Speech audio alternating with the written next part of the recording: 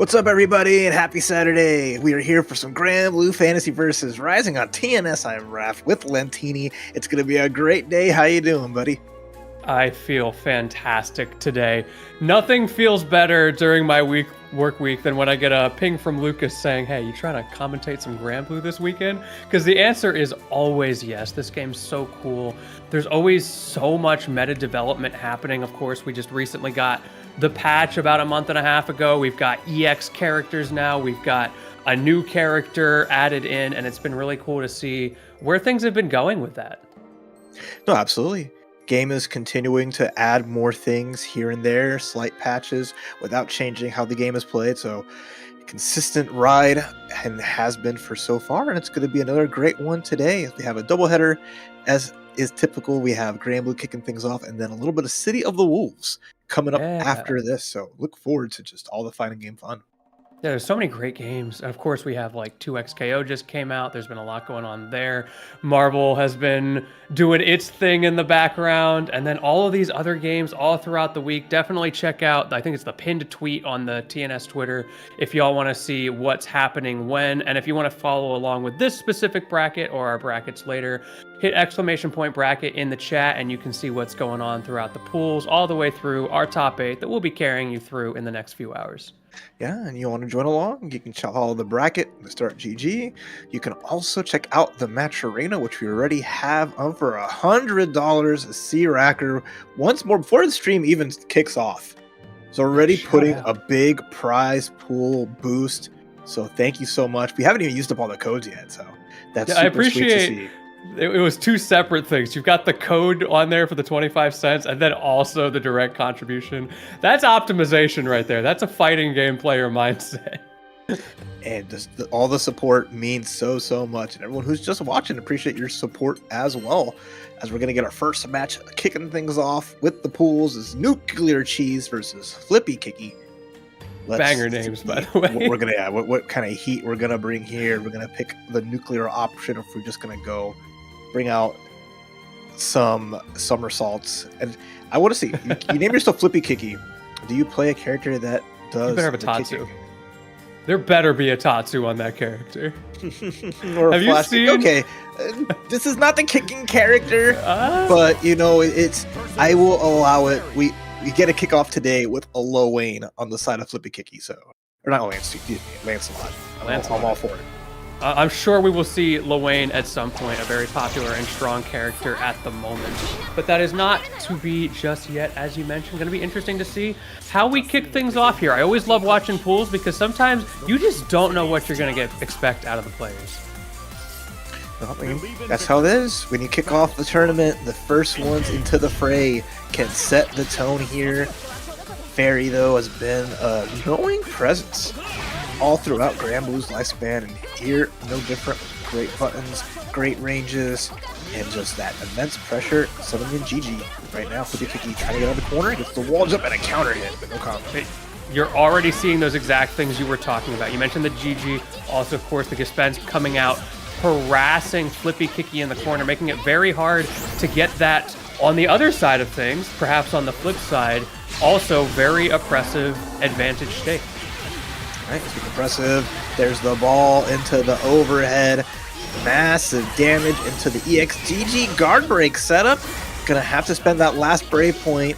Hard road here for Flippy Kicky, who gets tagged and bagged. Round 1. You just didn't get a turn. That's tough. You lost the original neutral interaction. Just like that, similar scenario, Nuclear Cheese just has the reads and just got pushed into the corner and looped on that pressure sequence. Yeah, always hard. I think Fairy does a great job of dealing with characters wanting to try to brave counter to escape from situations. And also Lancelot having lost his EX Turbulence invincibility ways back when. But Flippy Kicky's finding those hits just has not confirmed it into the damage that we would expect.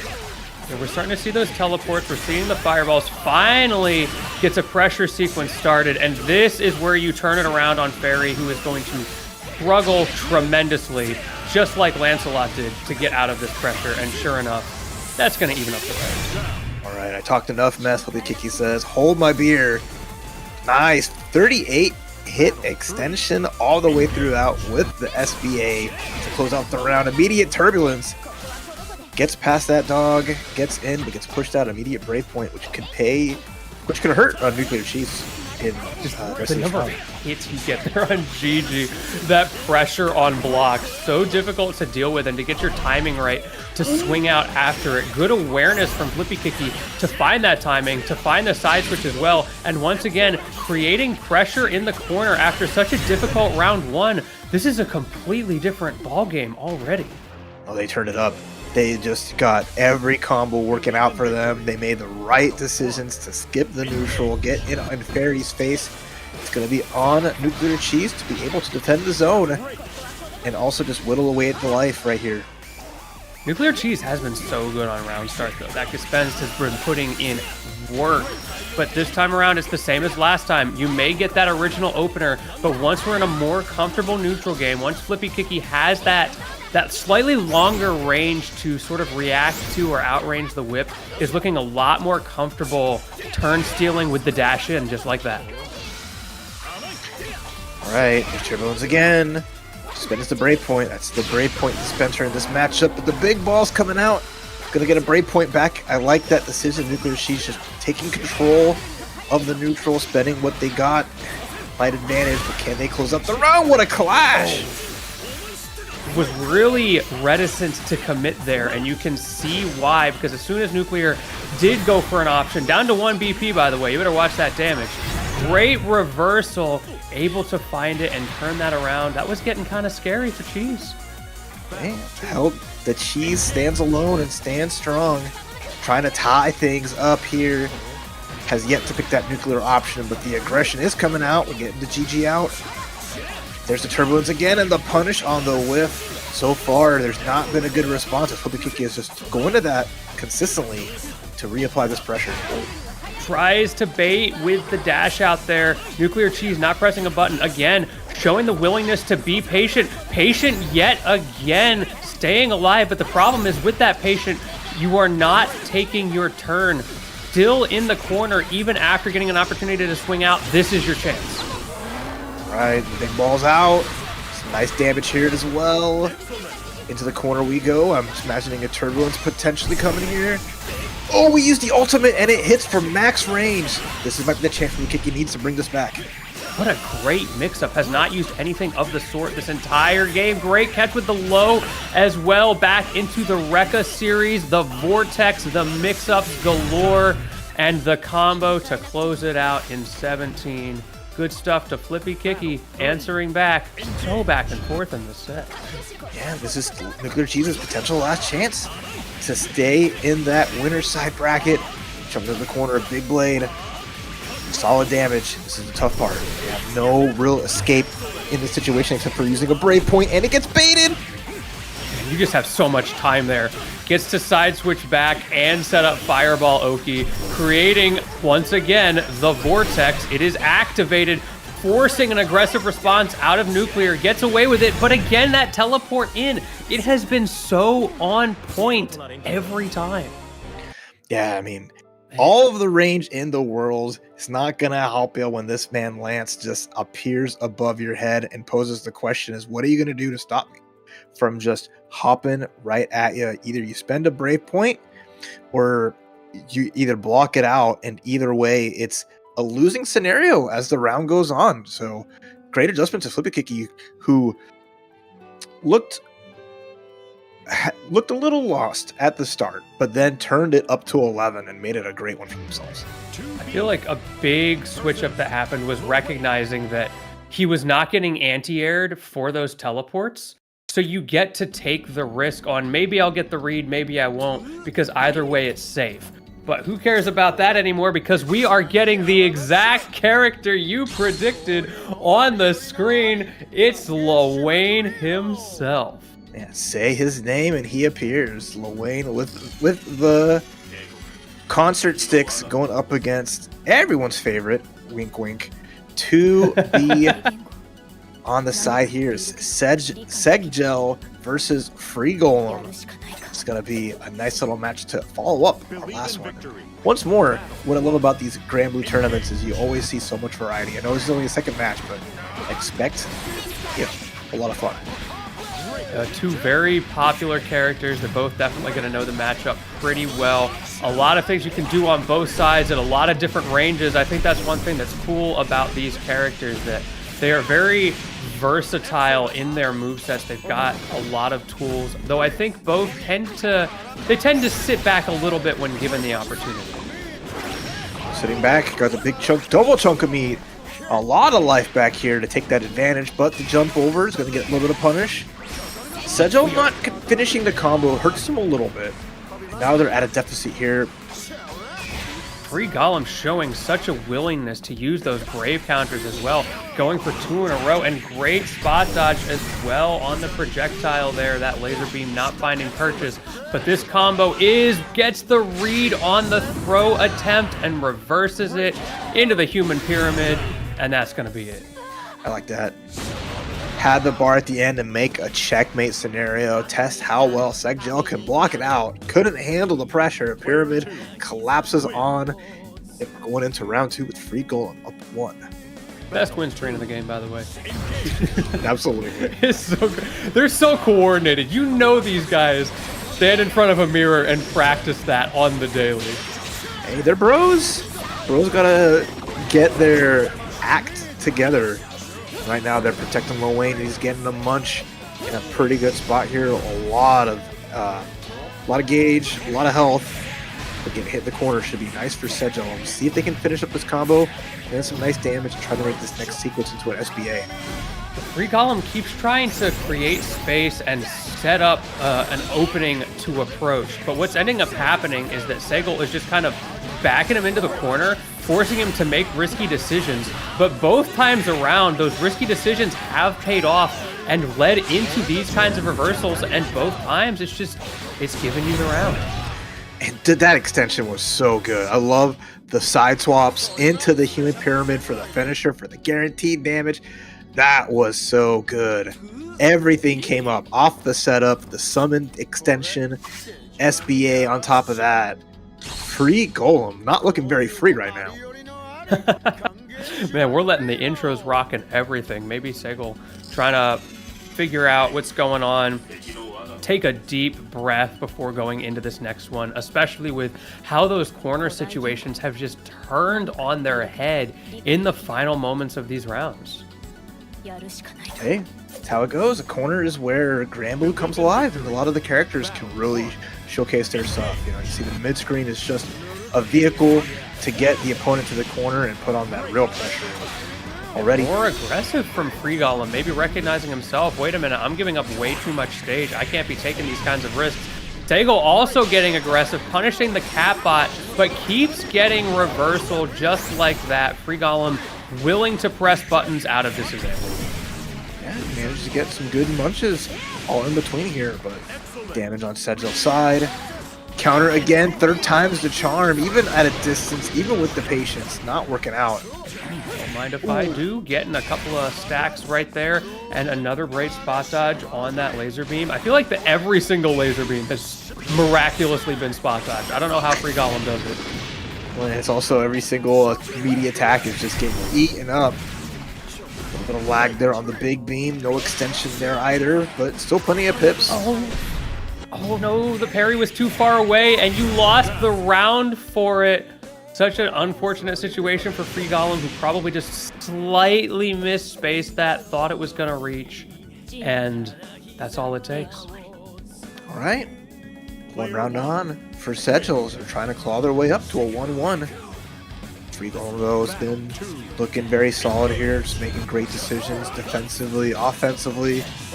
A couple of counter hits, definitely trying to challenge to be in spots where you might not want to, considering her buttons are super good, but that jump is going to be a good challenge. Nice damage. Yeah, full extension into the corner. You talked about this being where the game comes alive. Segal finally finding a way out of it. The wheel not going to connect. The laser beam once again not going to connect, and we are back to scrapping in neutral as another parry attempt comes out, but it does not get punished until finally Segal makes something happen. Right, use that EX and got the right distance for the chain extension as well. Once more, being able to use her skill points much more effectively, since the ultimate attacks use one less, so you at least have a little more resource to make that damage and sequencing work. And right now, Sedgel one more solid hit away from got half getting that this skill game. gauge to work with. Plenty of resources on the table. Spend some of them to keep the pressure going, but Free Golem finds the block string and starts to set up. You see those Don't Mind If I Do's coming out, the bros starting to come out, forcing Segel into a read, and this time around, it's Segel who takes the risk, who gets the reward, who gets the game. All right, a little chunky there, Yeah. but we take the slice and dice. We take the game. Sedgel, even in things out here, despite Free Golem's like good decisions in terms of like choices for spot dodging and using the counters, they are pressing some buttons at spots that are getting them into a world of hurt. So let's see if they ease up on trying to challenge 2B.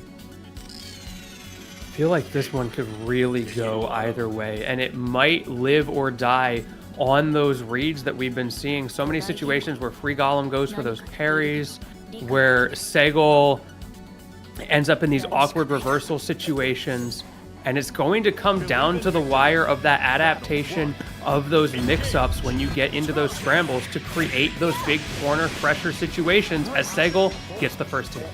Boom, baits the counter, doesn't punish it, but I mean, that's a cooldown, that's damage. Now Free Golem's just gonna have to try to play this by ear. The run-up throw, no good, but they get the crossover. And then the counter after the block, recognizing that Sedgel's always trying to take their turn afterwards. The air throw whiff, oh gosh. You gotta play through the chunkiness, such a stressful situation to be in. Goes for the wheel, finally that laser beam does connect, but Free Golem still finds the reversal. We're back to neutral, possibly for the last time in this game. It all depends who can get that wall corner carry. It looks like it's gonna be Segel. Yeah, it should be enough to finish off the job as well. Catching the up back, the challenge, paying the price. There is no escape from 2B. Far heavy just slams such a... All her swords are already huge, so it takes up all that space and makes you just regret trying to deal with it. Segel's starting to come alive, looking more comfortable in the neutral, not getting played as hard by that parry game, partially I think just because you're playing further away at that spacing where Free Golem is going to feel a little bit awkward on the parry. We saw it miss once, and now that is in the back of your head. Ooh, brave counter block, -2 on the side of the brave counter. Sedgel try to challenge afterwards, and now in a challenging spot. Only one more good guess here to survive this. They tried to press, and they get less. Ooh. Great catch there from Free Golem, evening it up. We've got one last round here to close it out. Segel looked so in control until Free Golem got the one opening, and then it's just that full screen corner carry. It goes such a long way in this matchup. All right, We're seeing the pressure string mix-ups. around here, all of the pressure, not just the strings, but in both players' heads. Can they withstand the storm? A little spaghetti snack. Not a bad way to carry yourself over, but the whiff slidey is going to eat so much here. You got that just block and you believed in yourself a little bit too hard. Goes for the chain as well to close the gap. You're plus on block. You're even more plus on hit. So many ways for Segel to get in here, and Free Golem tried to swing out. Now finds the parry, still alive, and just trying to set up for anything right now. Going for that Don't Mind If I Do, praying for some help. What a trade. Free Golem not getting a life up out of that, but at least Cross up. all the meters there. A couple more burl wheels, an HPA, or even Mom, who has not made an appearance yet. Put the wake up buttons. Huge! The beam. Can we finish it off? No, couldn't get the run up because of the slight delay. It's an awkward situation. Yeah, that stuttering is really not helping with the pressure that you're under. And there's exactly what you're talking about. Mom coming in to save the day. We're playing mini games, and the first round not going too well for Segel. Oh, it hits him block though. Last chance to beam from downtown. Oh! Anything goes here. A blast, a shot, and another. Oh, no. Raising the roof, but it all comes crashing down. Sedgel with the beam from downtown takes it 2-1 in this match sponsored by Campbell's Chunky Soup. Of all ways for that to end, The laser beam was what did it. We'll call it the mix-up. That move was really struggling to find purchase throughout the game. It just goes to show how much can ride on that little bit of chip damage on either side of things. And that time around, Free Golem just wasn't able to find the timing. It's hard. I mean, at that point, full screen, right? You are a Lowain with low health versus a 2B that needs to take a little bit of chip, but you have no meter for the bro wheel. You can call out the tank. Maybe there was cooldowns that were not there, so we're not getting our special out, but whichever way that went, Seville gets a sigh of relief. Going to our next match. It's Blagan versus Cosmos, all the way here from the Xeno series, making a rare appearance with the Nier. Shout out to our TOs, by the way. We are flying between these matches. Don't even have time to analyze what happened because there's so much more going on screen. I love it. And I also kind of love to see some Nier in good old 2025. This character, not as popular as she once was after the nerfs, but she's still got some stars. Cool. I mean, same with kind of Lucilius. Lucilius was like a hot ticket character a little while ago.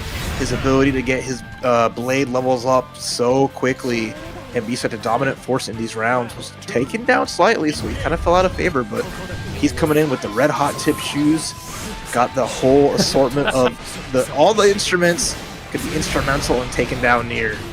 You mentioned that difficulty of getting the levels up, but in that last round, hit blade level 5, so that is something that Cosmos is going to have to worry about. That clearly Blagan has the combos, has the resource management to get there quickly.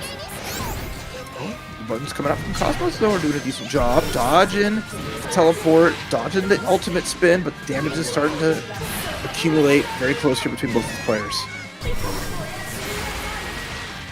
A little bit missed time there. That is just so active, and Blagan wasn't quite ready for the option that Cosmos went for there.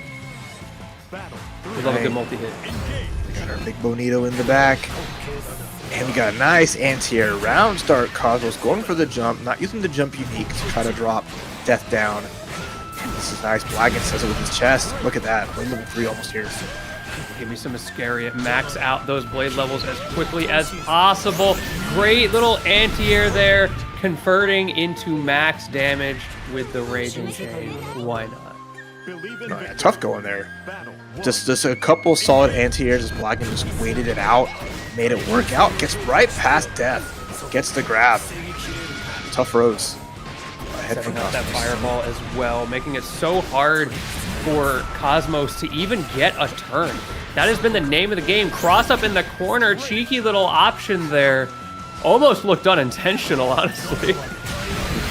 Oh, and then the final, the Sparta kick. Nice range poke here. Cosmos, despite having some good life in the earlier rounds, just is not finding these nice button hits. It's going to get the triple hit into a nice sequence. Death is down, recovered, ready to go again, but can you find a solid enough hit with it? Man, so good at finding those. And gets it again. Cosmos is stuck on the defense. You're holding down back for dear life and giving Blagan so many opportunities to start the mix game, to use those big buttons in neutral. Okay, and we found the counter hit. Going for the frame trap off of Death. It's costly. Death is down for a while here, but one throw or one small combo can keep Cosmos alive here. With some beautiful stagger pressure from Cosmos as well. Unfortunately, doesn't find the timing there. Blagan adapting so fast, and beautiful hit confirmed, but no! Oh no, that hit in fact did not confirm. Cosmos given one more opportunity and takes full advantage, turning it around, saving the day. Paradise was indeed not lost. A rough going for Blagan has to play another round here already in the sandwich.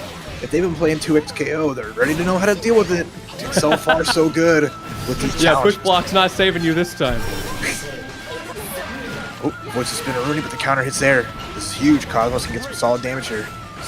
Extension there. Blagan, though, back in the strike throw vortex. And the patience! My man did not press a button, just waiting for Cosmos to move in, striking back. Ooh. But now Cosmos doing more of the same. Dude, we are scrapping back and forth. All right, just might not whiff this time. Instead of going for SBA said, you know what, let's hit that reset, get the grab, 2-0 for Blagan, and sending Cosmos to loser's side. But that was spicy at the stressful. end. Well, Cosmos went for the crossover setup with the death slashes, but even though the cross-up counter hit, it didn't push Bragan into death, which would have extended the combo and potentially given us into a game 3. So that minor drop, even though it was still the advantage of Cosmos, Bragan challenged, Bragan finished the job, and that was a wrap. We saw so much adaptation from Cosmos. Of course, it wasn't quite enough to get us there in the end, but things like those stagger pressure sequences coming out in the final game. You mentioned that utility of the cross-ups with Death was very good at getting up in your face while Death was summoned to create that pressure. But at the end of the day, just couldn't get there fast enough. Blink and you miss it. We're off into another big one here. We're starting to get further into the pools. Dragalia showing up, representing Onsai Gaming. Tillin with that Narmaya, the blue hoodie, just a nice little accessory here.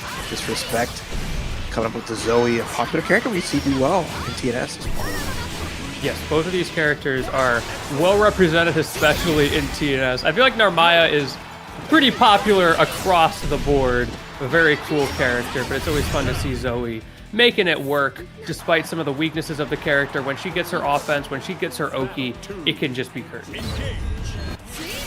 Let's see if these curtains will be enough to shut out the light. But right now, disrespecting this corner, another Brave counter, spin out, and the challenge, Dragalia with zero fear here, despite being down around. Okay. This character's just so fast with those dash pressure sequences. Finally, Disrespect finding a way out. See if you can set something up to make this worthwhile, but no. The timing from Dragalia is just next level. Right, challenges there. Quick lights. Let's see if they finish this off here. Nice and simple with the Rage and Strike. Round apiece from both players here. Disrespect, though, I know they are the underdog in this kind of matchup, but I believe in the power of Summer Zoe. When it's fall next week, she may have a little bit of a debuff, but right now she's raring to go. It's interesting to see. We finally saw that Setsuna starting to come out. But up until now, Dragalia, a player who is quite partial to that Setsuna, is been opting not to use it just by the nature of the matchup, by the nature of the defensive weakness of Zoe. You are much better off pushing your advantage and making her uncomfortable. Very uncomfortable here in the situation. In the corner, their counter hit. Hitting the different stance. Heavy out the distance. No sweat off Dragalia's brow. One round up. What a low strike. Okay. Again, just these mix-ups from Dragalia. That's something that makes him such a top player. It's so hard to get a read on what he's going to do, and it really lends itself to the character that he plays, having those two different stances, and Disrespect just can't keep up with it. Yeah, tough spot to be in, right? When you have a character like Narmaya that can play these ranges, can get in on you with various different tools.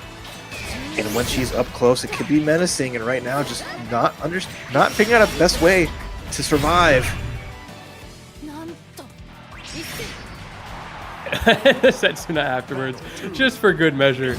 Yeah, Disrespect has not gotten any opportunities to set up that Oki. We see the Summon Dragon coming out, but we're not seeing things like the Dragon Breath pressure that this character is so known for, because that defensive state is just so difficult to get through.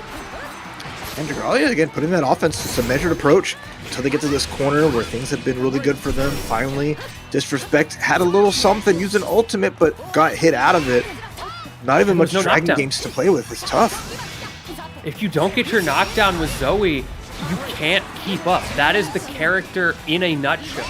You get knocked down, you loop Oki pressure, and the way Dragalia is playing, the spacing is making it so that you don't have any easy confirms to make it happen. Oh! Quick. And the catch as well at the end. What a cheeky little Tiger Knee Crescent Moon.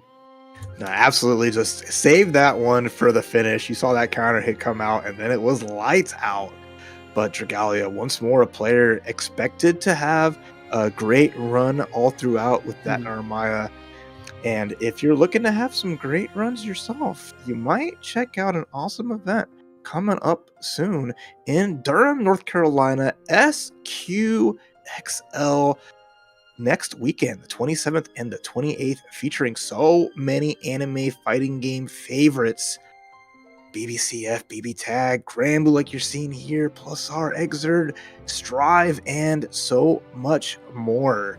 So check that out. If you can't make it, definitely watch it and have a good time. Big ups to the North Carolina crew having something really cool in their backyard.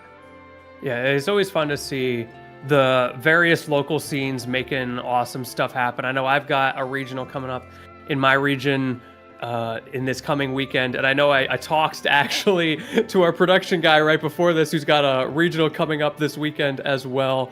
Very fun to see that even outside of the online stuff, outside of the heavy hitters like a combo breaker, the grassroots FGCs continuing to keep things alive.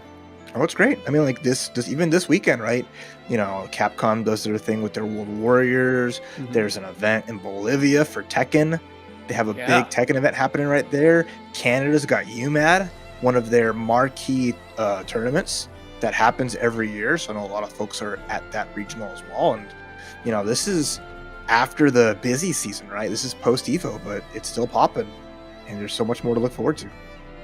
There really is. And then, of course, when the next busy season comes, you can tell who was it that was grinding in the off weeks, who was playing in TNS online, because it really shows. Like, when you look at the cross-section of the people who are getting top 8 at EVO and the people who are grinding online tournaments, that Venn diagram is basically a circle. Oh, yeah. I mean, everyone's really wants to succeed in either their favorite game or multiple games, and it's never been more competitive. So, you know, we got good netcode. A job, no job, free time, you know, whatever you might have. We all got 24 hours. We might not be able to spend it the same, but you got to do what you can with what you got. Dude, I've been seeing so many posts this past week. The jobless 2xKO grinders going absolutely ham, playing 16 hours a day. I'm like, bro, I'm still trying to do my placement matches. I don't know what's going on. Hey, for some people, 2xKO is their job. But right now, one of Granblue's strongest 9-to-5ers. They've made this game work for them. Riazzo with the trademark Anilla, bringing this out sometimes. Going up against Inochi, formerly Inochi Scarlet, on the near. We'll get those names flip-flopped quick. And we're getting more near action. Very cool to see this character. I love when people stick to their guns. And I'm also, I'll be honest, I'm a bit of an Anilla fan. I don't play this character, but I think she's so cool. I think so too. Fortunately, it's looking a little near in action as Riazzo just understands the game flow to such a good extent, and so hard to like stop once they're getting their game plan going. But Inochi, she's finding a little something here off the wall, the rebounds, the wake up runs from Riazzo.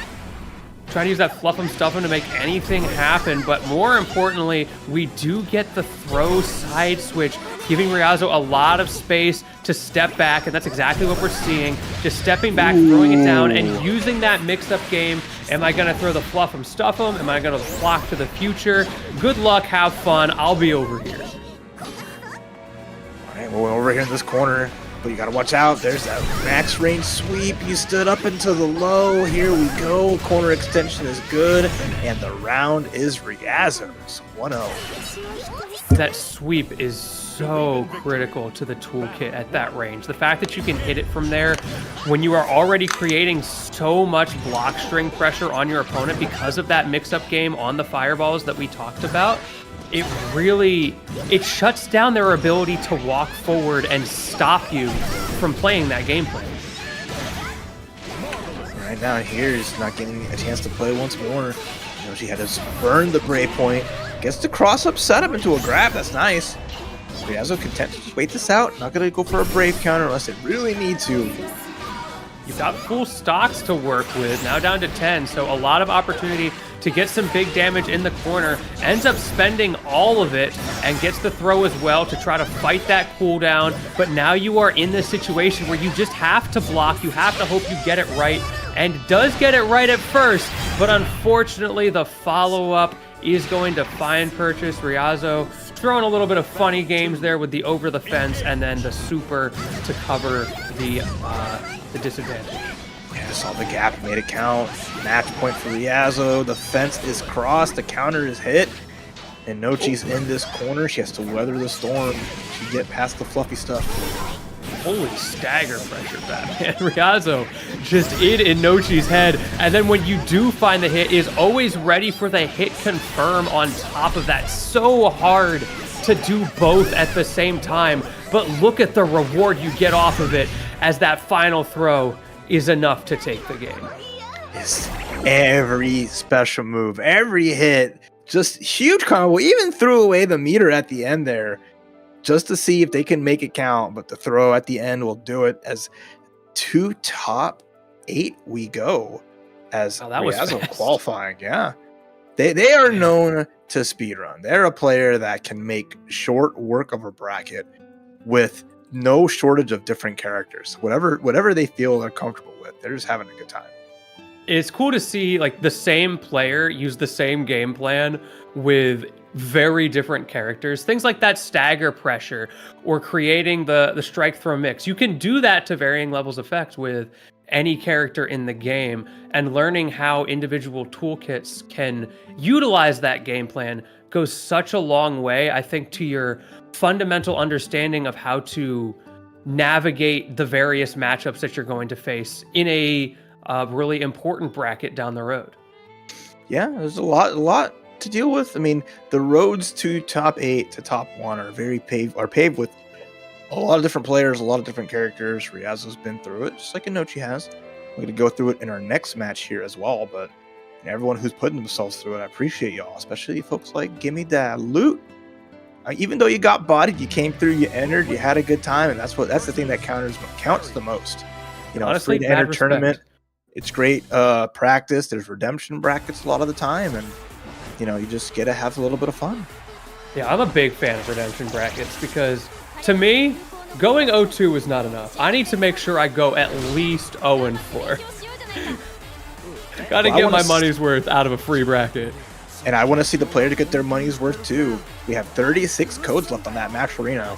If y'all check out the link that's in the chat, a quick 2-tap can use up some codes, throw in a quarter, and if you want to directly donate, that also means a lot to the players as well. We're at $103.50. Yeah, it goes such a long way. Just having something to play for, and again, shout out to those who have donated. The fact that we have that as we are getting into our top 16, top 8 qualifier, I believe here, of a Lwayne and Fairy. Some more long-range gameplay.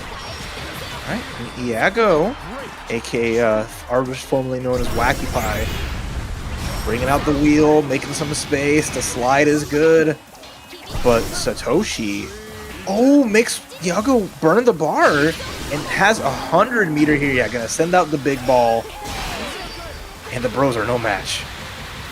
The big ball of gas going to do it, taking that first round. I feel like this matchup is such a interesting baiting who will blink first kind of game at long range, because you've got on the one hand Fairy, who has that long range and can get some very strong confirms off of it, and on the other hand you have Lwayne, who's got the setups with the Don't Mind If I Do, with things like the cap bot, the bros, that can start very oppressive pressure sequences. Well, pressure is the name of the game. The throw from downtown gets the 2-hit piece. The back off, I like it. Busting out a brave counter. This is a great spot here if you're Satoshi. Jumps over the reversal, has all the meter in the world. Let's see if they'll finish the job here. Oh, yes, he does. These Lwayne players have not been dropping anything today. So much damage. And I love the awareness. You know, getting a brave counter with the dash back, then jumping over that reversal, getting inside of its dead zone. Super smart. But right now, Iago getting the charged whip on the belly flop. If that would have hit counter hit, it could have been extra spooky. Dodges the wheel though, not gonna let Satoshi get any free hits in neutral. And now you can see that fairy pressure string. Once the GGs start to come out, has so much frame advantage in these situations where Sato is trying to break out with the bros, trying to make anything happen, goes for the parry as well, but it doesn't matter because there are so many things polluting the screen in Iago's favor, and that is going to be it. Yeah, and a Hail Mary, just trying to get the ultimate just to get out of the corner. But I love that range from Iago. Pressing the right buttons, getting the hit, taking the trade, taking the round, and the game. Love that cross up. Such a cornerstone of Luane's toolkit that I feel like hasn't historically been used quite enough in those pressure sequences, but now we're starting to see it a little bit more often as you are once again in the corner at a third health. And welcome to the other corner. I'm just gonna eat some food in the background, don't mind me. And just another block, another ultimate just getting sniped as Satoshi's gotten a good read on how Iago wants to challenge. Clash is there. The dodge was there from Satoshi, but Iago not dodging was able to get a punish. Interesting. Yeah, good stuff from Satoshi there with the idea, but the execution was, I think, a little bit more in Iago's favor. Great catches with these lows here, and now we see Sato trying to approach, getting a little bit aggressive. It paid off that time, but it goes to show the mindset a little bit. The fact that you are opting to be more aggressive because this long-range game has been going more in Iago's favor. And there's no more points. We're going to throw the ball out. We're going to get a punish here. The counter is a phenomenal answer. Gets past the ball. It's away. The hit was good. Even though Iago's with the slight life lead, they did get a brave point back, but they're going to spend it immediately again. Great spot dodge timing from Iago to get out of that. But like you said, spending those BP, that has been such a critical part of Iago winning neutral interactions. It has been that resource usage. And the downside is if you can't get the follow through afterwards, you end up in situations like that where Sato's already massive damage output gets that much higher. Yeah, basic bread and butter can spell your doom, and that was just another attempt. It's hard for Fairy to get some characters off of her in those situations with how many Brave counters that didn't really work out. It's just a tough road as Iago just wants to make space. Even the dodge was not a bad answer, but the second part just catches and punishes. Satoshi just making good guesses. Yeah, those active hitboxes really, speaking of active hitboxes, doing numbers in this game as we go for the big ball of gas one more time, extend that damage with the Beppo, and look at that reset. It is still Iago's turn. Finally, Satoshi makes something happen. The party starter, though, from all the way downtown, had the bounce as well, baited out the Brave counter. Uh-oh. Doesn't have meter to go party, but if you are Iago, you got to be extra careful. Bust out the GG as the overhead. We are loving that awesome sauce right now. Getting called out for it there. Iago, both actually down to no BP. Not that it really matters with how much health is on the table. And a tiny little poke is going to be just enough. GG coming in clutch. Yeah, there we go. We lift button, get the anti-air, little extension. Jump is good though. Knows a counter hit. No full confirm, but happy to burn 2 Brave points. Oh, no. Scary spot here, and the backdash. So good. I feel like getting that anti-air was so critical for Iago with a character who can kind of struggle to get anti-airs, and Satoshi has been taking advantage of that. But in the aftermath, spending 2 BP is going to make the neutral game so much harder for the rest of this game as another call out with that anti-air, and finally, we're seeing the aerial mix-up.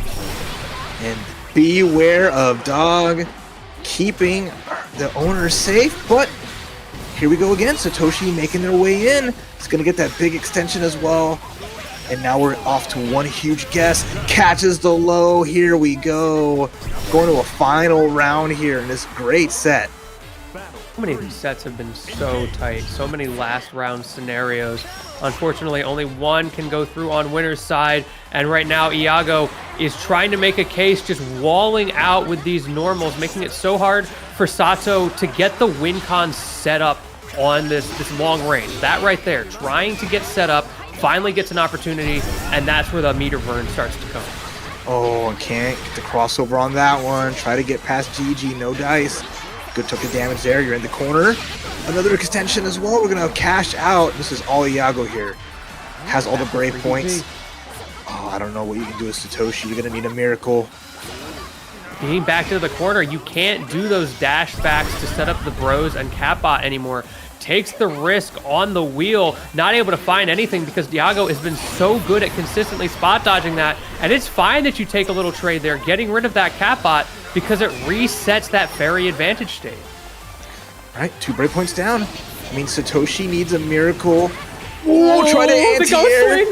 Oh, Tarzan saving the day. What a mix-up. Saving that for the 11th hour. Does force out the final BP. You're going to get one more here with the big ball of gas. Sato feels the pressure, feels the need to go in because you're going to get chipped out, and Iago knew it. No, masterclass of defense. Manage those brave points like perfectly. Recognize that I have one more I can spend. I knock you back. I make you block one thing. Immediately cancel. Get the brave point back. Control this screen space. This has been a living hell for you to get past. You might have a team of 3, but Fairy and those puppers just looked insurmountable in that final round. That was great. Yeah, that was a tag fighter. That was a 3v3 match, come to think of it. Calling in the assists like it's no big deal. It looks like that was a lot of fun. We've got some heavy hitters coming up next. Dragalia versus Nothing already. Hey, getting to that top 8. It's a tough road. We saw in the last 2 matches, so this will be a barn burner here at TNS, and I hope y'all in chat are enjoying it, having a good time this Saturday.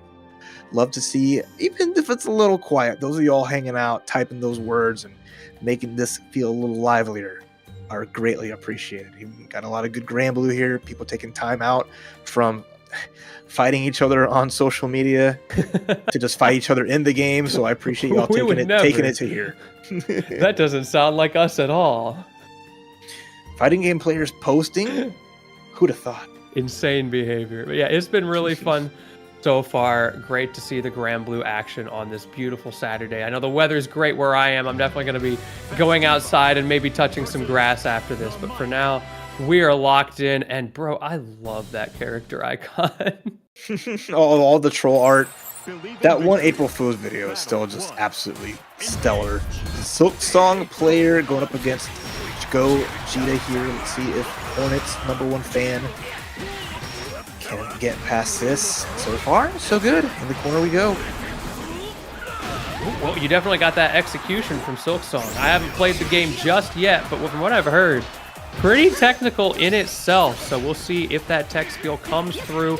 Playing the big body grappler, and Dragalia has one goal. Get you into the corner and do not let you press the funny SPD button. No, it's a little rough road, but you got to give the space as well. Show him a little bit of respect to put the jump. Medium, dive kick like grappler specialty in the coast to coast. Oh, goodness. My man does not like that Dawnfly. Says, get over here. Good walk back too. Just give it enough rope for Dragalia to maybe second guess the options. Nothing react with the command grab. No problem here. The counter hits good too. Let's take you to the home. One corner for you. Dragalia trying to set up the spacing there to catch the approach on Nothing, but Nothing just had the timing, had the positioning right. Finally, we're seeing that Dawnfly come out. We're seeing the Setsuna come out, the bread and butter. But speaking of bread and butter, those headbutt into lariat combos from Nothing into the SPD. It's just a return of the first round, and you thought the combo was over. Not quite. Misses the timing on the wake up, and that gives Dragalia an opportunity. It's going to need everything here. Even Chip is potentially going to become a problem.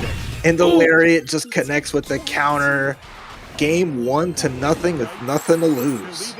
Whether it's chip or a trade, Nothing does massive damage with this character and has been so good at zone breaking Dragalia's defense. I mean, yeah, getting around these long range specials and also making sure that Normai doesn't get her party started. Although right now, Counter hit. yeah, That's big. turnaround. That's so big.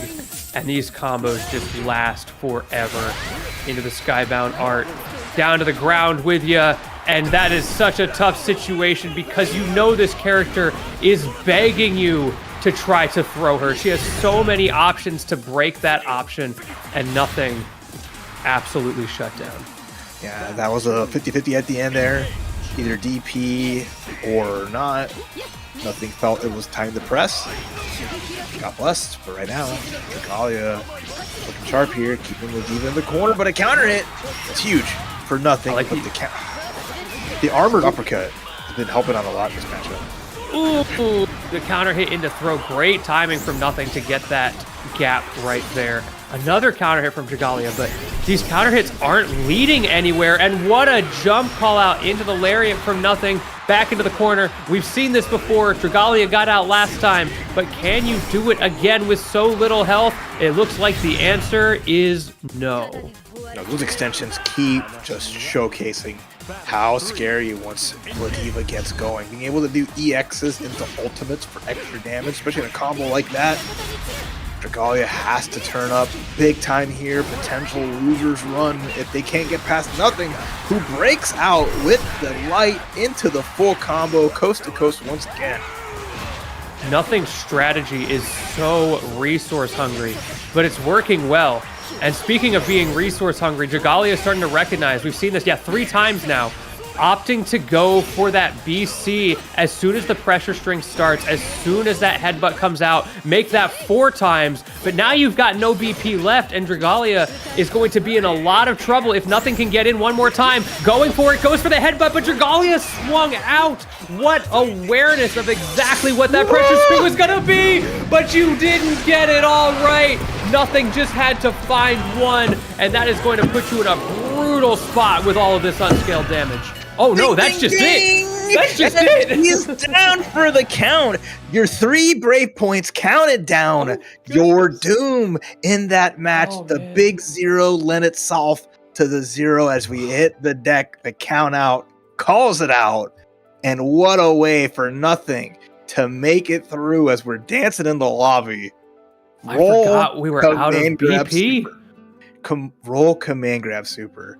This is a tactic that has been finding success since the year 2000. Shout outs to CVS2.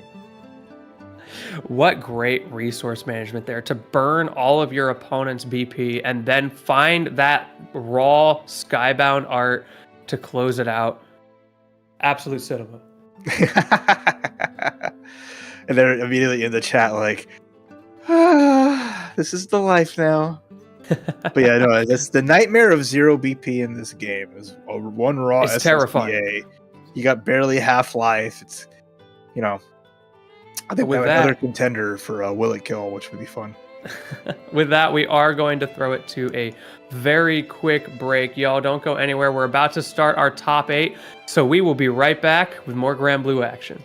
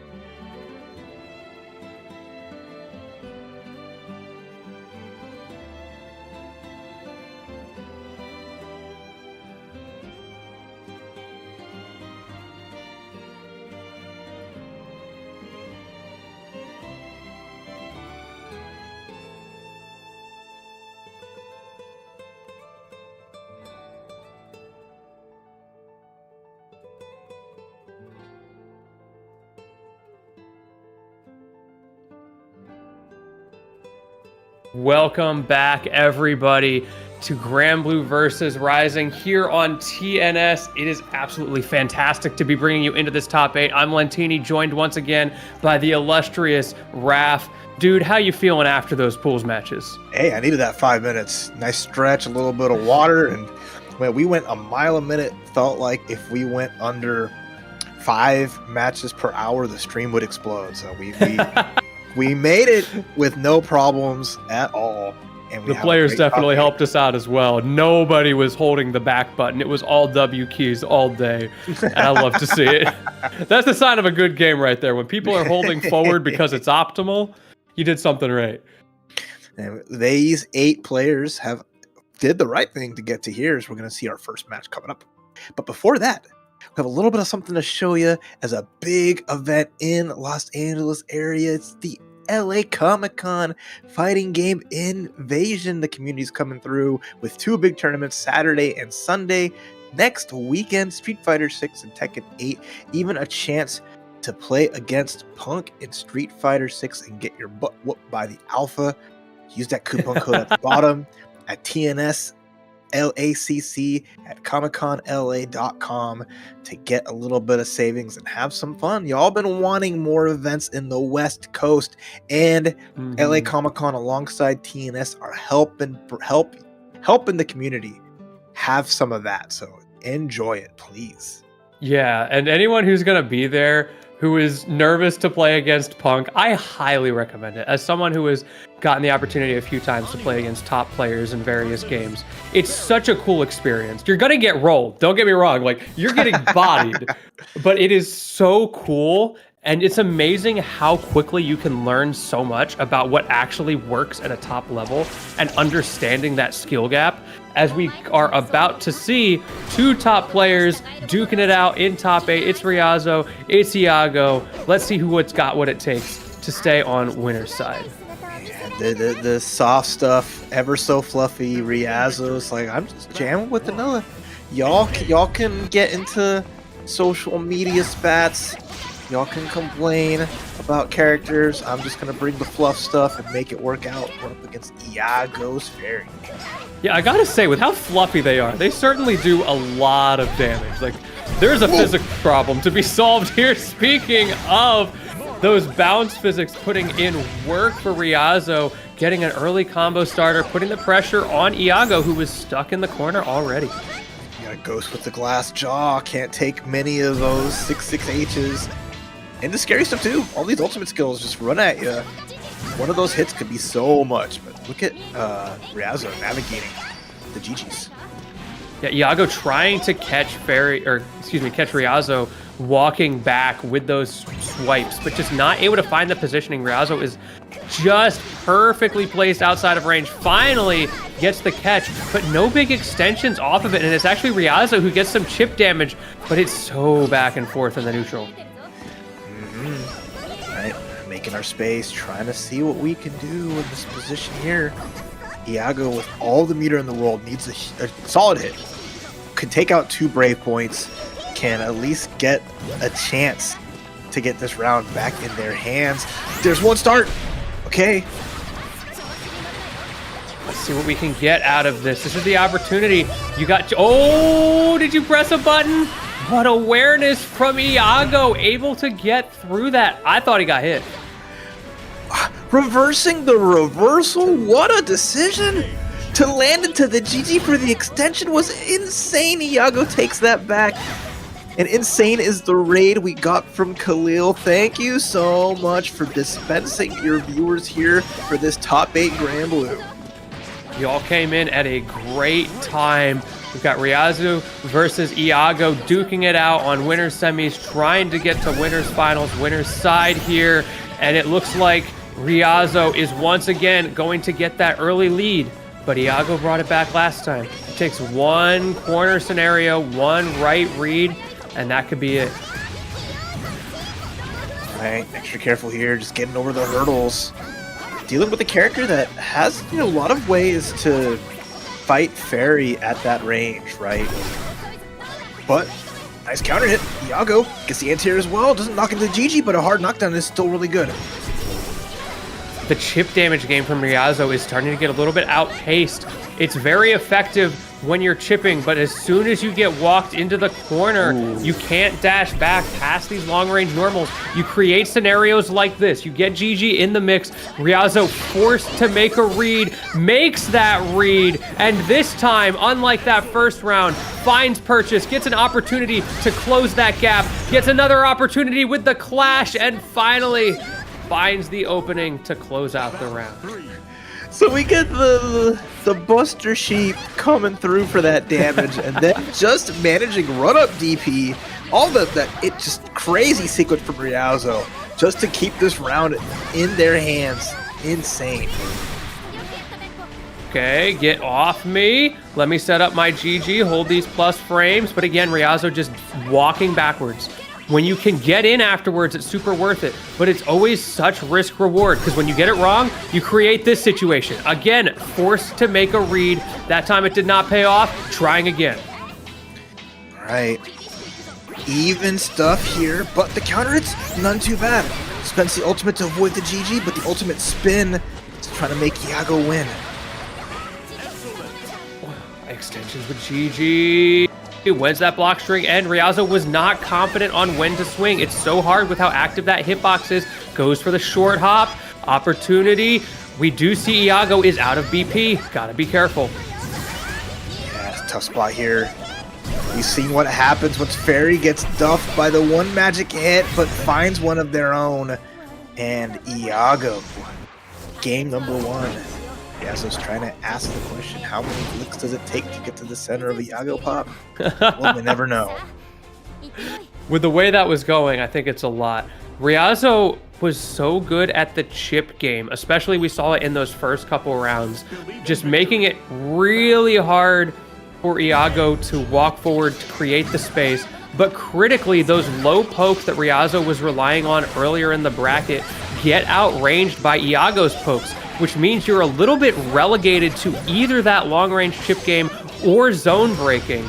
And what kept happening is those dash backs repeatedly trying to stay out of range were getting Ryazo cornered, forcing the hard reads, and Iago was so good at punishing them. Gonna punish, another wait and bait, just happily just letting another reversal just die to the GG, and now in this corner, I don't know, over the fence is not going to get you out of the corner, and this is going to be a tough little position here where one small combo can spell match point for Iago. I'm loving the stagger pressure from Iago, just making it so awkward for Ryazo to know when to press a button. It's very clear that Ryazo is a little bit uncomfortable in the corner.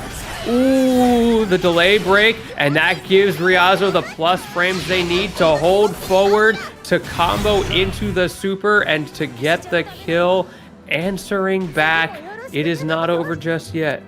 And that was a big player call out there from Ryazo, recognizing that it's an Iago with 3 BPs. So they've always been eager to go for Brave counters, so did every option to bait a Brave counter with the throw, with the hop over into nothing, just waiting for that chance as Iago's trigger finger just gets called out.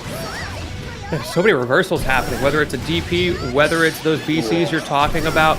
Resources are being spent. Ryazo, the one who finds it. And I love that little walk forward during Iazo's getup, just making sure you are all the way in the corner so that I can get this max damage corner combo, which pays dividends, getting you on the board. It's one apiece, but reminder, y'all, we are in 1st to 3 territory for all the top 8 here. So there's going to be a lot more to play for. There we go. Well done there, as our wonderful staff says, buddies, don't misinform the viewers here. They don't know any better. So that was just a game 1. Or that was just a game 2, by the way. We're in it for the long haul. Can the hungry wolf take a nice chunk out of the sheep? Or will the fluffy army manage to make it out? And so far, Ryazo's making some good answers here. I always feel like in canon, it's got to feel so bad when you lose to a character like Anila. Like, she's just throwing sheep at me, and there's nothing I can do about it. Like, how is this a real fighting style? It's sheep versus ghosts, which is like only in Granblue May you see like- these type of things. Ghost dogs. Surely Go there's at a each type other. disadvantage there, right? Well, typically normal isn't very good against, not very effective against ghosts. If And it's right normal now, and ghosts, then they just like can't hit each other. Yeah, right now, Iago's making sure the ghosts have the advantage. No ghost slander here. Ooh, great timing on that sharp angle dive kick. Using the exact right tool for the job. Able to take the round there, making sure Riazo knows you can't throw out those sheep for free. But what does Riazo do in answer? Have another one. Oh, counter though. Small little hit. Gonna get GG out.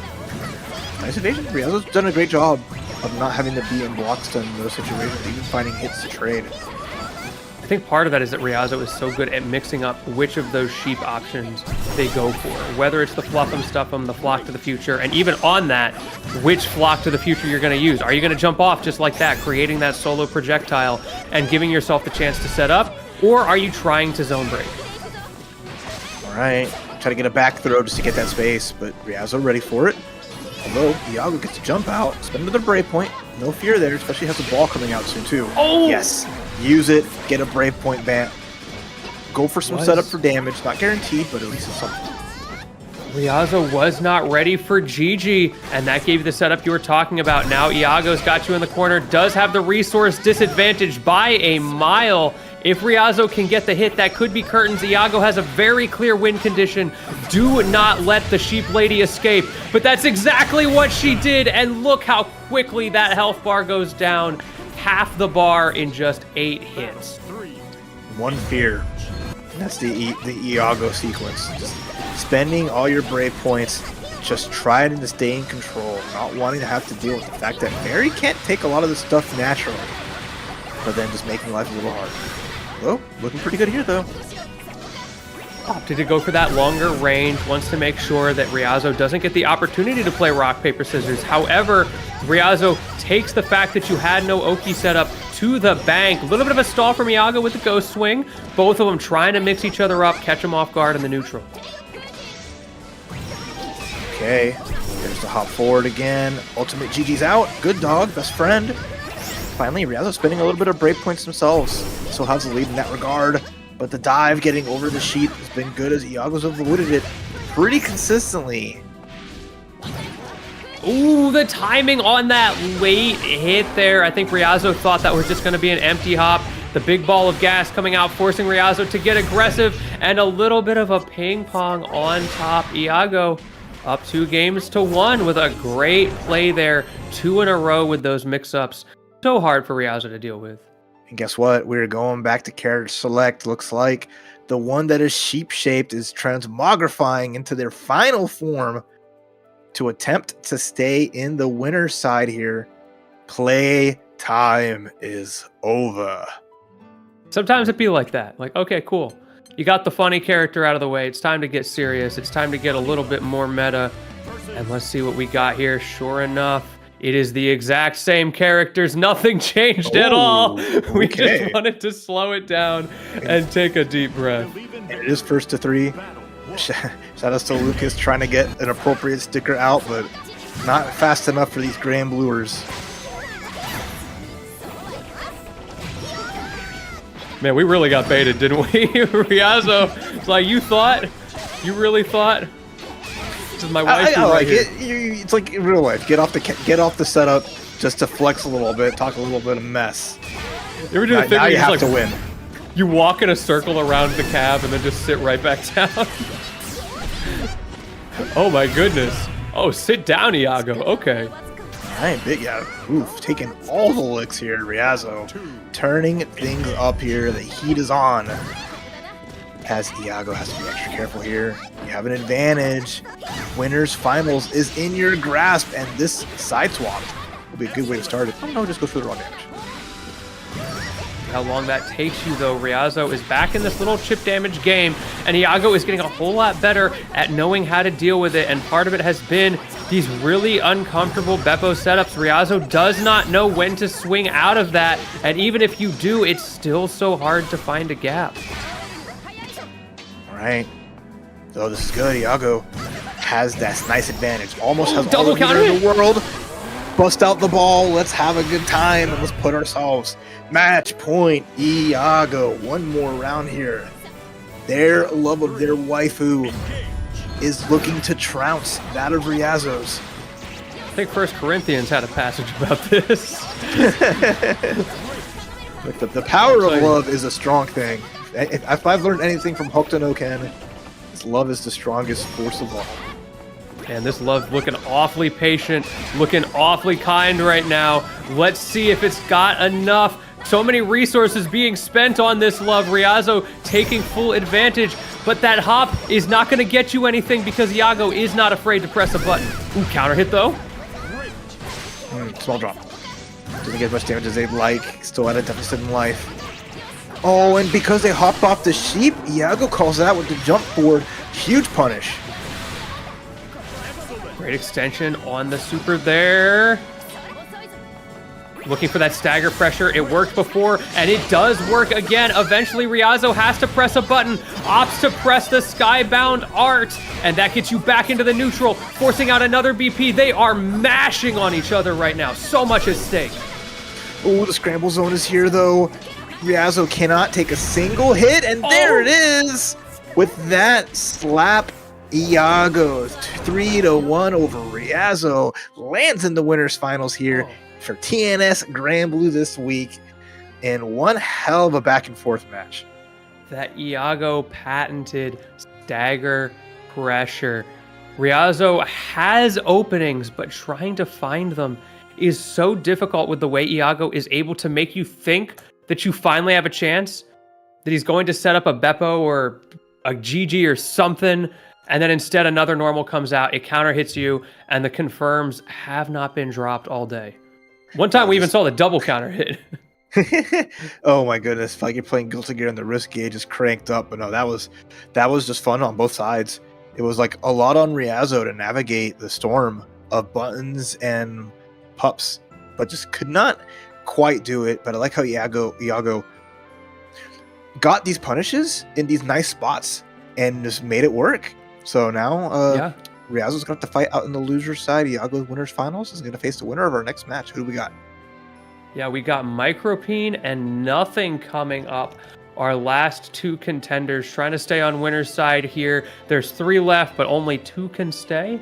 We're about to see who it is. And just to keep y'all updated on the bracket, of course, exclamation point bracket if y'all want to check it out. But Inochi and Dragalia has also already qualified on loser's side. So we still got 2 more to round out this top 8. All right. So we have Soris versus Ladiva. If I am a fairy player, I am licking my lips at any of these matchups that I have to fight in an extended set. I'm here rooting for Soris, but Ladiva is always a fun time. Either way, this is going to be great. Yeah, they are going to scrap. So many things that you have to watch out for on either side of this matchup that really boil down to you have to get in close, which is exactly where your opponent wants you to be. Oh, it's a tough spot. We're getting pressed. But the counter hit 6XL off the wall. Ladiva's a healthy gal, but all that health ain't gonna save you. Gotta say, talk about a momentum, a pacing switch up from our last game as immediately those muscles are coming out the counter.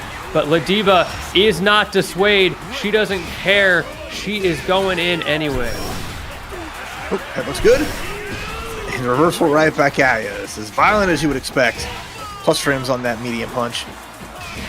Spinning that break point both sides. We're leaving nothing on the table. No one wants to be blocking anything in these situations.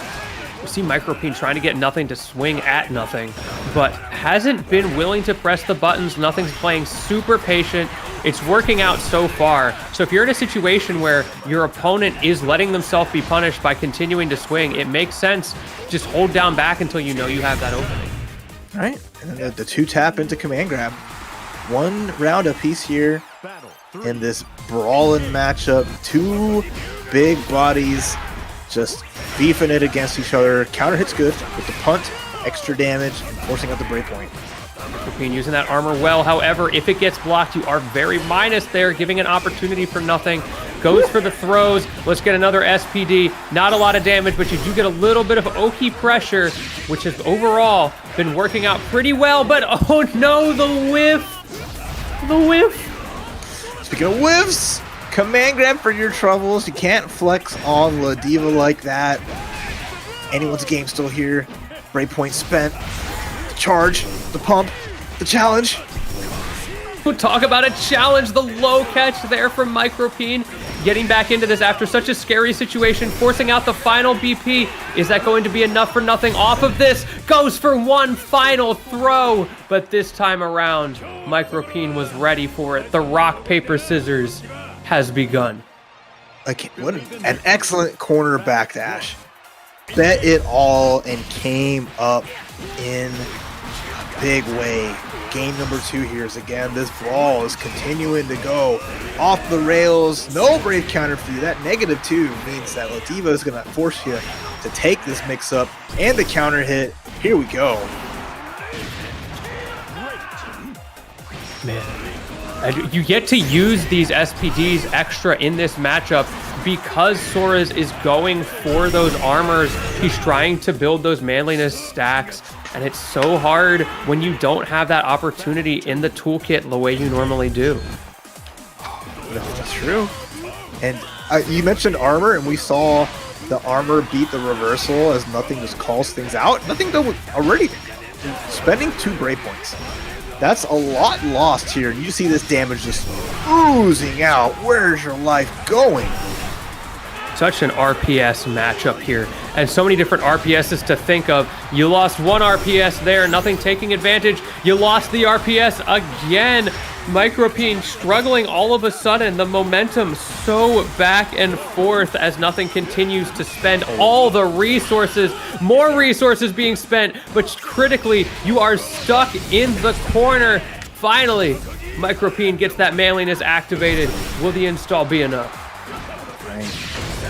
Oh my god, that sucks! All your meters spent for one last chance. But the breakpoints defense both sides goes crazy. And no one cares. Nothing was like, you know what? I bet the farm to get this far. I'm gonna wake up buttons, the neutral jump, baiting maybe a wake up command grab, don't mean nothing. And the survivability of that Macho ultimatum went such a long way, but nothing just kept getting the right answers there. Multiple throws, finally the strike at the end. Not even the buff was strong enough to save Micropene. However, it's still an even match, and we still got at least 2 more on the table, so plenty of time for that RPS to swing the other way. Man, we are RPSing all the way. They are throwing rocks all over the road. It's a mess here, but we're finding that nice damage in the corner we go. One more mix up. Should be no problem. you Too far for that. No, thank you. Micropene taking full advantage of that misspacing. Nothing maybe expecting an approaching normal there, but gets punished for it pretty hard. Yeah, really crazy way to go about it. But hey, you know, if you keep your space enough, even as a character like Soares that wants to get in the grill and make things happen, just if you don't let a grappler cook, even as this, it works out. Great get off me's from both sides. The side switch trying to fake you out there. Nothing, not deterred, fighting back, and those instant BPs on the headbutt. Those have been the name of the game for everybody going against Nothing's La Diva in this bracket. And you can see why, because as soon as Nothing gets in, that can just be curtains. Absolutely stellar. Recognizing that a reset after using up all the brave points could spell the doom of Soares and Micropen Pasta. It's a tough road, but we're fighting through. Oh, that's a lot of damage. Stuck in the corner. That defense is not great on this character. Armoring through as well. 3 manliness stacks already on the table, but Nothing finds that tried and true command grab. Oh, gets low, as well as looks like we're either standing up or trying to escape the situation. Goes to Dynamite, and now we're at a guessing scenario here. Able to block, but your brave counter again gets baited. Ugh. Man, every time it seems like Micropene's got it solved. Nothing gets one SPD out of the corner and then just walks you to the other side with perfect reads 5 times in a row. And they've stuck to it, right? The entire matches, they're just going for lights. They're waiting for these Brave counters to come out. They're finding these spots to hit the reversal headbutt with the ultimate, and just they've played enough that they know how players kind of play through these situations. Nothing maybe getting a little bit predictable there. Micropene finding the anti-airs with that armor and then reading the jump a second time, making it so hard for Nothing. If you don't get that RPS, you can just lose. Spends all the resources here, and we are in block jail. Finds a way through. Micropene doing max damage. Might not have the resources to get the kill, but you've got a terrifying Oki situation, and finally the low catches it. I think you were going for a jump there, because Micropene is going to be expecting the SPD eventually. Man, the SPGs after a blocked Brave counter aren't guaranteed, but it looked like Nothing made the call out saying, okay, I'm just going to block. This is the one time you're going to try to keep it your turn. And then just made that count as Nothing just has a read on the flow, and then it's just working out so well. Ooh, the misspacing though. Both of these characters a little bit stubby that time around. It affected Micropene. The other time it was Nothing. But at the end of the day, one thing is certain, and that is that SPD damage. All right, this is the ultimate reversal starting to miss their mark. We're going to get the Larry the Love. And now we're in a one-touch scenario. Say it with your chest once more. 3-1 as La Diva qualifies for winners finals. Nothing versus Iago. A zoner versus a grappler for winners finals as the gods intended. Take me back to 2001 with that one. It's going to be exciting to see what happens, but I believe we're going to be running down to the losers side first. We've got Inochi and Sato coming up next. Excited to see what happens. There's so many great games to happen. I believe exclamation point bracket, y'all, if you want to check it out. We do have our full top 8 decided, and y'all have to see in a few minutes what that other side's going to look like. Mm-hmm. But no, and I saw like Mr. Quotes, you came in at the funniest time because every blocked Brave counter from Sori's that led up to that was Sori's getting scooped by command grab. So it looked like Micro was trying to was taking their turn back, saying, you want to command grab me, I'm gonna bust out. Instead of just trying to jump away, made a hard call, and it was like, sometimes gambling don't work in your favor. And here we see the current state of our bracket. We've got Inochi and Sato that we're about to see, and the other side is Abidabi and Dragalia, both of them fighting for their lives on losers 8th, and of course losers quarters going to be the losers of the matches we just saw, Micropene and Riazo.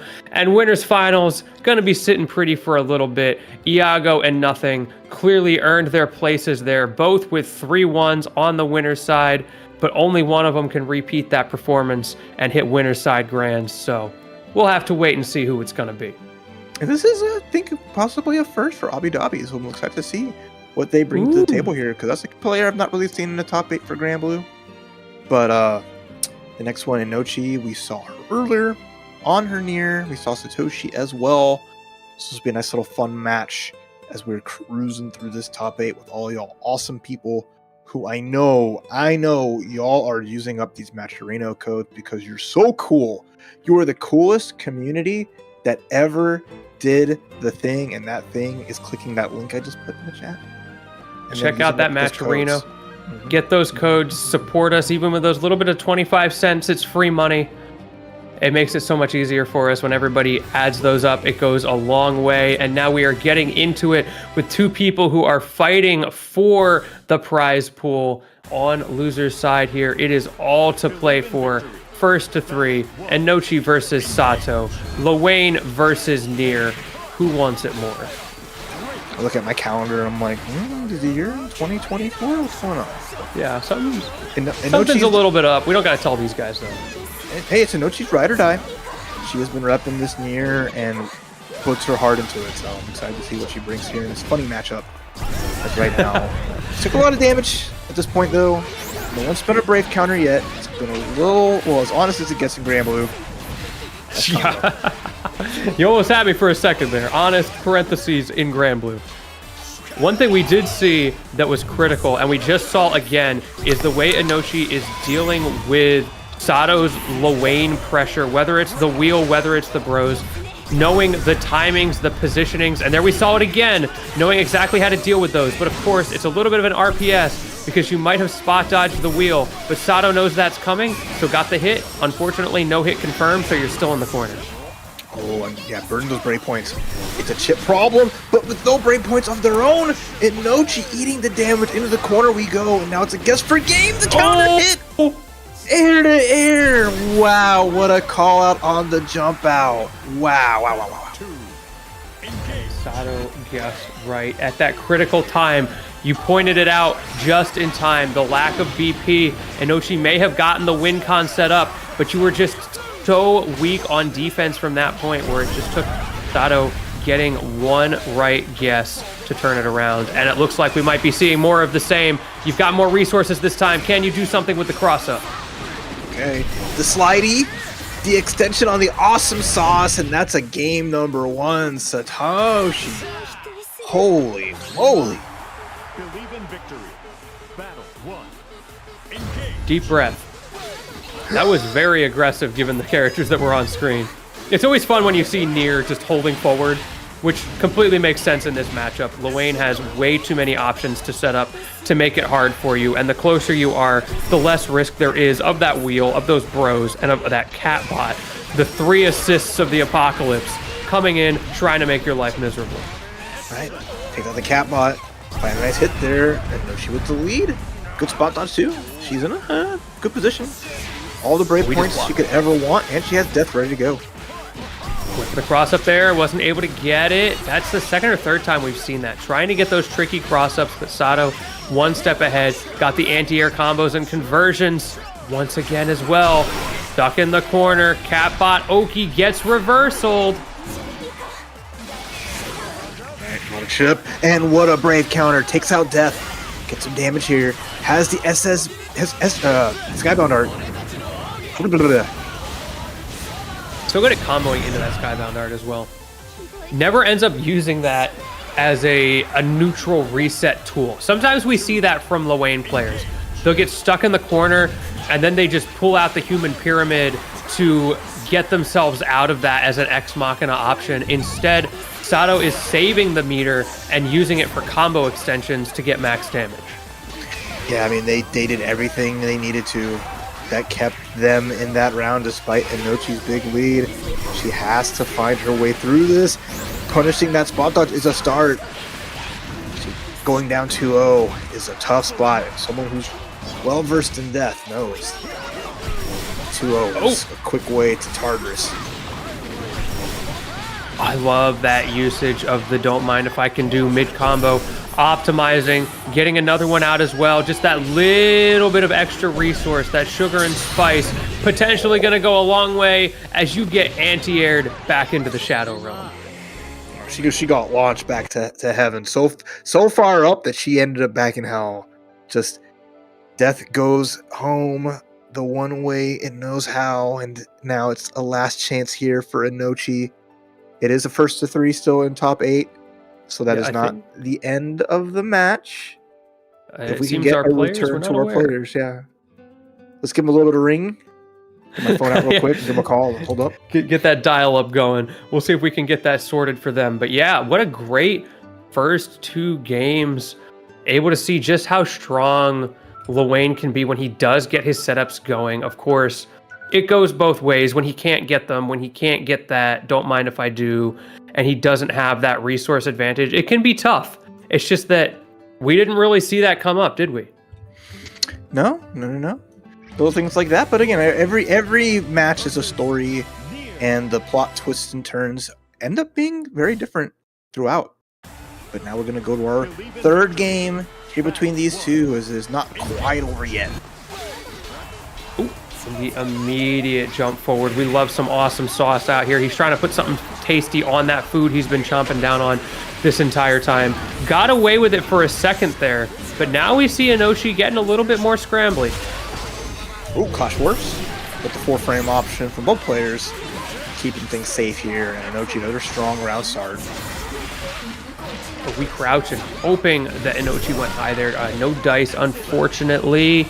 And Sato, about locked down right now. Finally getting a chance, but it might be a little too late. And they've come back from scary spots. Doesn't get the combo, got a little bit of food, but the ultimate spin, that was nice. That was like one of the only options that could, like, from that range to counteract the meal. We love a good spin to win, but it goes both ways as Lewayne again pulling out that awesome sauce. But Inochi swinging back and forth. We're playing ping pong, using that entire death meter to good effect because you've got Lewayne in the corner.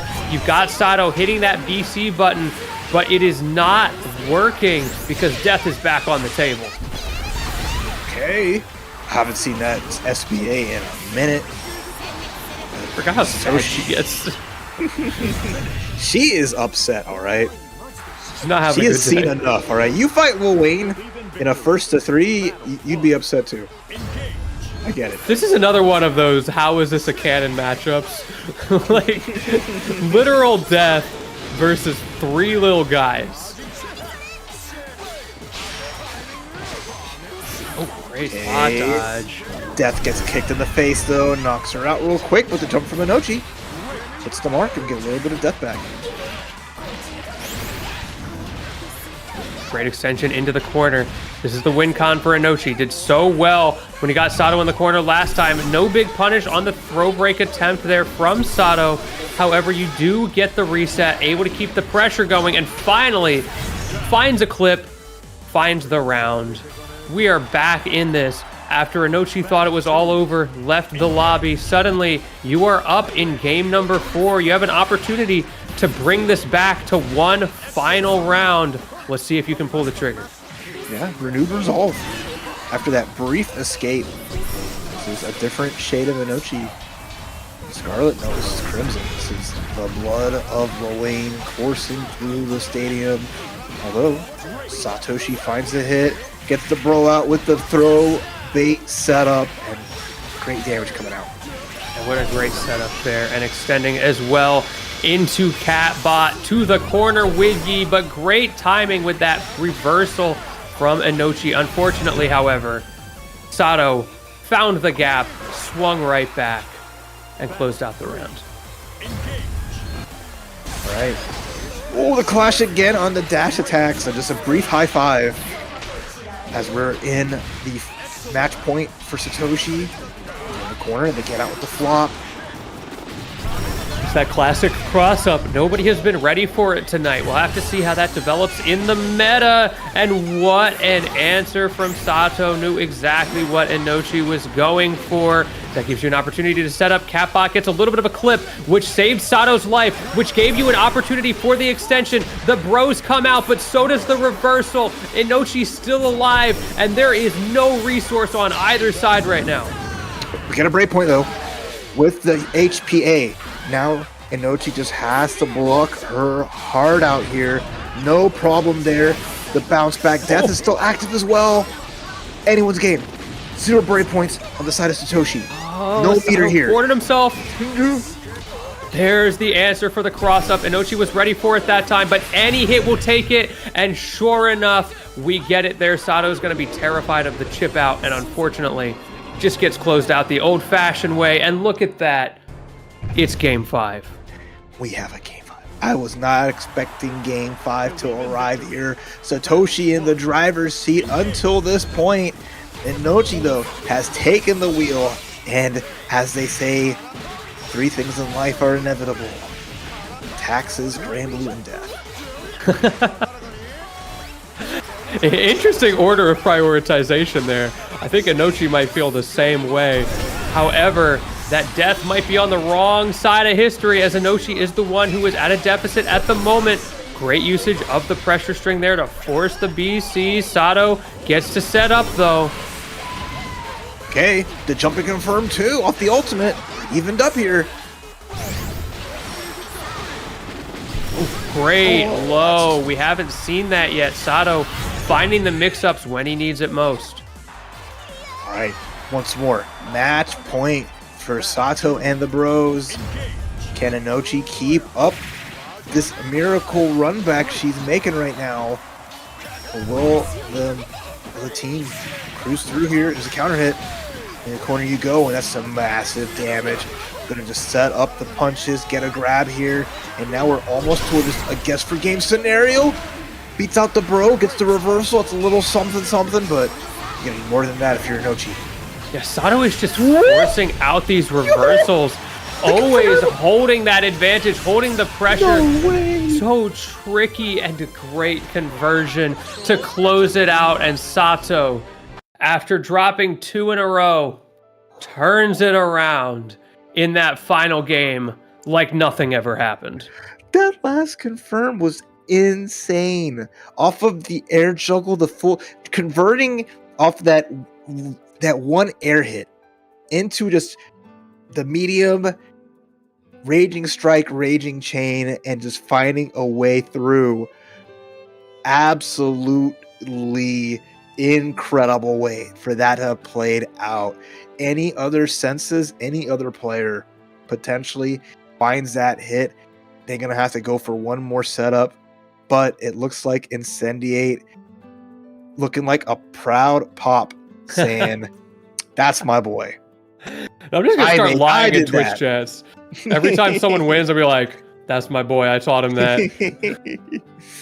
No, that is a crazy way for that to play. And again, I mean, the Luane army in North America has like one of the incredibly good fighting game player in Incendiate to give them the tech and help them get better. And Satoshi with this top 8 run showing that they have the right stuff. Shook with the clap back. That's crazy. And what a fun tournament. Super cool that we finally got to see a Game 5 in this top 8. Still many sets to be had. That was just the first of our losers round 1 of top 8. Up next, we got Abu Dhabi and Dragalia. Promises to be another heavy hitter. Honestly, I'm a bit surprised to see Dragalia on loser's side this early, but it just goes to show the quality of competition. Mm-hmm. No, I mean, it is particularly just ridiculous. Everyone's busting out some really good stuff. And again, I say it countless times, variety is like the spice of Grand Blue. We've seen La Diva, Soris, Fairy, Anila, Nier, Luane in top 8 so far. 2 more players in Abu Dhabi and Dragalia. So we're going to see the Narmaya versus Vasaraga on Abu Dhabi side. That is 8 unique characters out the gate again. And I say it every time I'm on commentary for TNS for Grand Blue. Y'all deliver all the characters all the time. Some other fighting games you might see 6 of the same character in a top 8. Those are team games, that can happen. But here it's always just really cool to see so many people bring so many different things. I can feel the Yasuo slander. Deserved, by the way. But that's not what we're playing right now. We got Vasaraga for the first time this tournament on the stream. Super excited to see. Up against Narmaya from Dragalia. This is going to be a high-octane match, isn't it? Oh, absolutely. I think Yasuo would go crazy in Grand Blue. I don't know if this kid would be ready for that. We are not ready. Okay, some hits from Abu Dhabi though. They got some small conversions and look at them rushing down. This is standard Narmaya. Not gonna brave the EX wave. Yeah, I mean, your game plan as Dragalia right now is don't let them walk on you without getting checked. Don't let them get that Soul Forge started, because once the momentum swings, it can be so hard to shut down. And sure enough, didn't even need it because you're so worried about those other options. The classic strike combos, the high damage is going to do it. Okay. We're in this corner here. It gets the Soul Forge. extra scary part, but a good reaction with the reversal. The armor DP going to be good against those mid-screen charge attacks as we've seen already from Dragalia. Not having a 5-frame normal makes it so hard for Abidabi to get out of the corner. Does manage to do so, using that Soul Forge to gain some screen, and great usage of the EX as well into the ultimate, making it so difficult for Dragalia to find an opening. But critically, Dragalia gets through the pressure, puts those skills on cooldown, and takes full advantage of the strength that gives you and the speed of that dash that Vasaraga just cannot contend with. Oh, and then just run up ultimate destruction. Just, you know, that's not fair. This is like 6'1" versus 4'2", and I mean, he's taller than that, but it's just like this man's just able to stomp out Narmaya. Feels bad. That, speaking of stomping out, I gotta say that Savage Rampage has not been working. Dragalia knows exactly how to deal with it. However, what patience and timing from Abidabi getting in anyway. Because I talk about moves not working, I talk about Dragalia's ability to reverse these situations. But at the end of the day, it's Abidabi who's up 1-0. Ooh, the reversal whips though. Meter gone. Dragalia in a situation where, you know, it's a healthy lad. He's gonna need one more thing here. Never mind, I lied. The last hit of the combo just does enough to say Wrath, shut up. Sometimes it feels like that, but Dragalia does get on the board. And we're seeing the same thing we've seen every single round. Abidabi is so good at getting that Soul Forge right at the beginning, but has been struggling to get it in the neutral after that. And I feel like that is a place where Dragalia can potentially find a win con. If you can prevent that early Soul Forge, you can potentially turn around this early game so you're not fighting from a deficit so often. Okay. Big scoops. Soul Forge is there with a Brave Point and some armor, the full charge, and nice throw punish. Dragalia being patient here. Bro spent the money, cashing in, getting the command throw, and another round on the board. Abidabi looking pretty good right now. That time we got 2 Soul Forges for the price of 1. Invincible command throw too. It was full committed. Like I'm tired of you challenging. I want nothing of it. The tackle with the armor just to get out of the jump in. Interesting way for that to work. And now we're just getting more Soul Forge going. This is looking good for Abidabi.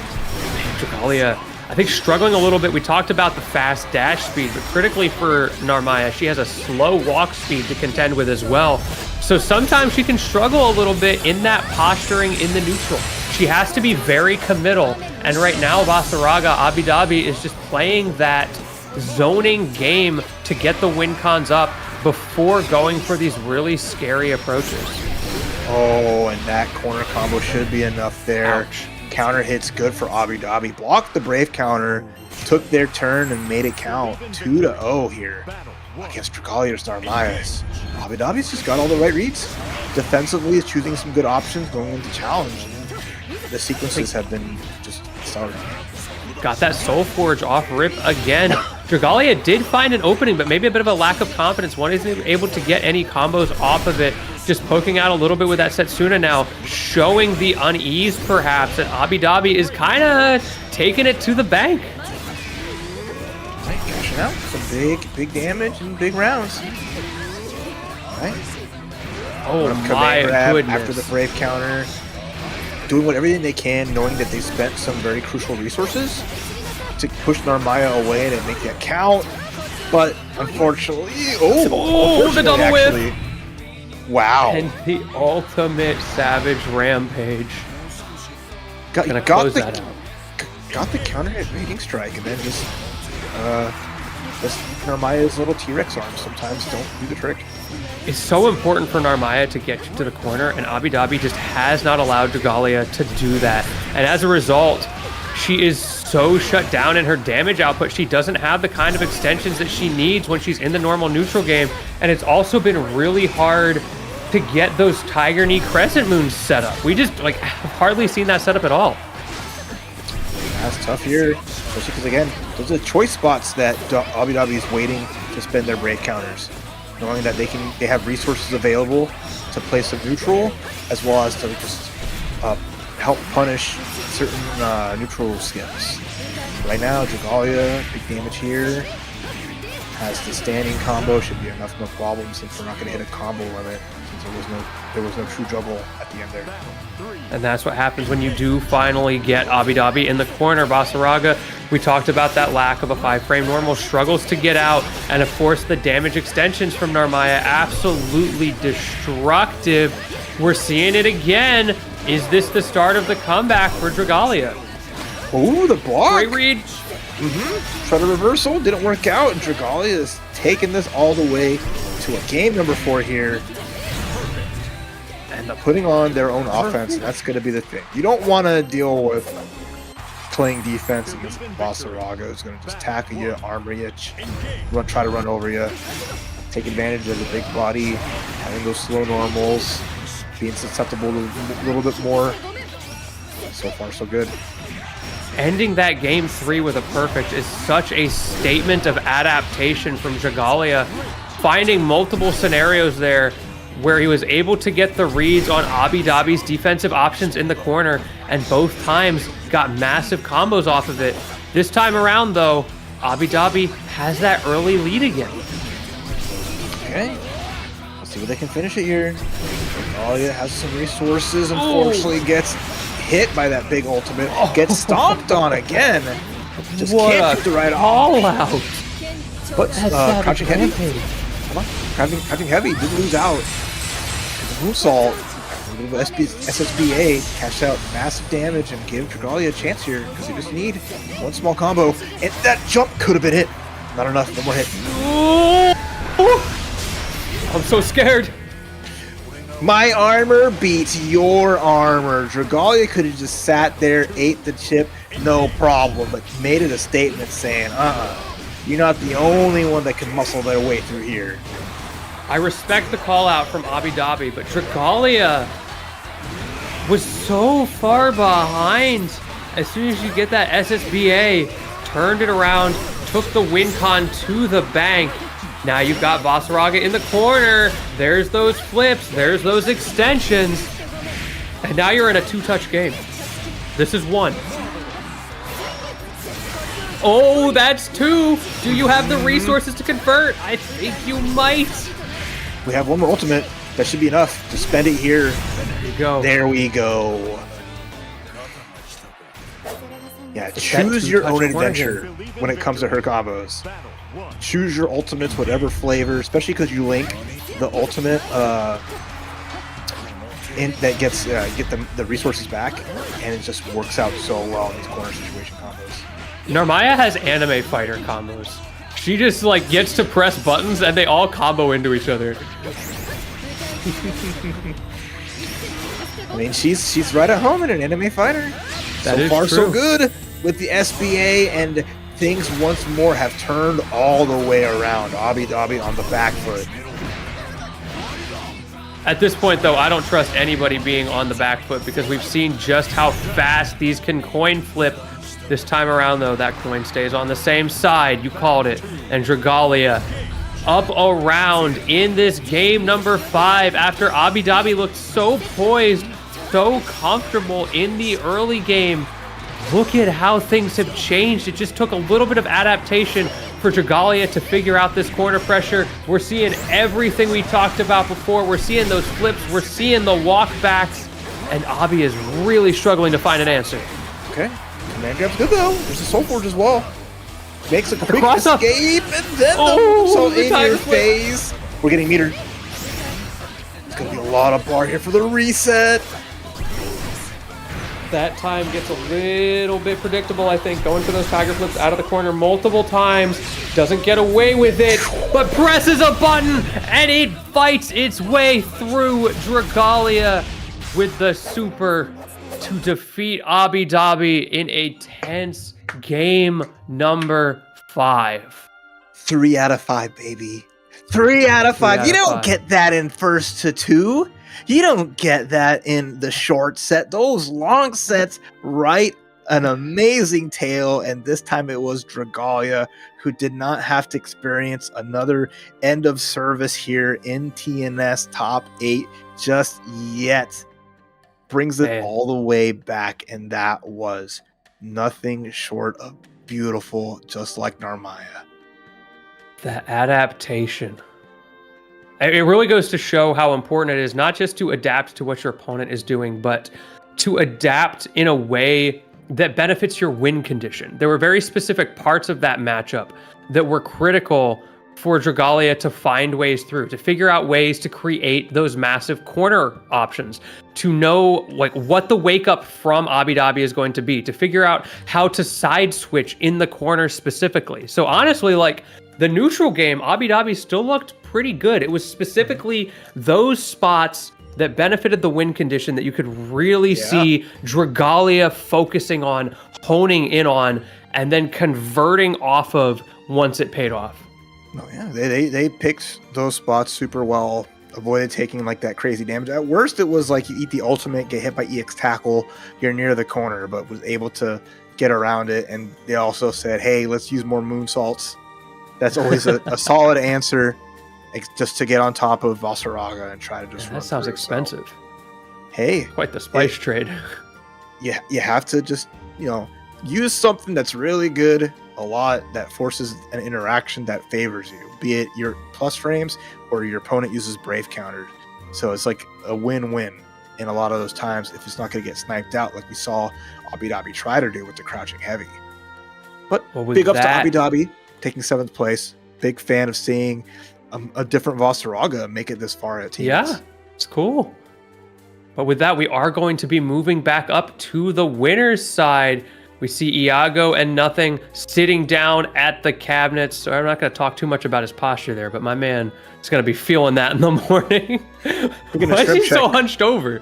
Give that shrimp check on stream. Hold on. I mean, it's a stool, so I will give you that. It's a stool. It happens. There's no back to that chair, so I get it. I've been in the arcades, a long time ago. I've sat on various terrible seating. You do what you gotta. Yeah, shout out to the unbranded great chairs that we've got at our homes. That's one thing that's really nice about having the home set up. You get to be in your super fancy, expensive office chair. No back pain for us. We get to enjoy it all the way through. And we also get to enjoy something that chat had alluded to earlier. The Galleon is coming out. It's still a grappler, but it's a very different flavor against the Zoner matchup. I'm about this. I mean, I'm looking at it and it's like, if you're Nothing, you have been up the road of Ladiva versus Fairy so many times. Let's pick a grappler that has, a couple of full screen options, but, looks like Iago so far ready. Good blocks though on the side of Nothing. Gonna try to summon some rocks. I love what they did with Galleon. Such a unique tool set, because you mentioned it's the full screen grappler. Such an odd, interesting archetype as we see the rocks coming from the sky, and now you are in one of the most terrifying strike throw games you have ever seen. Okay, spot here.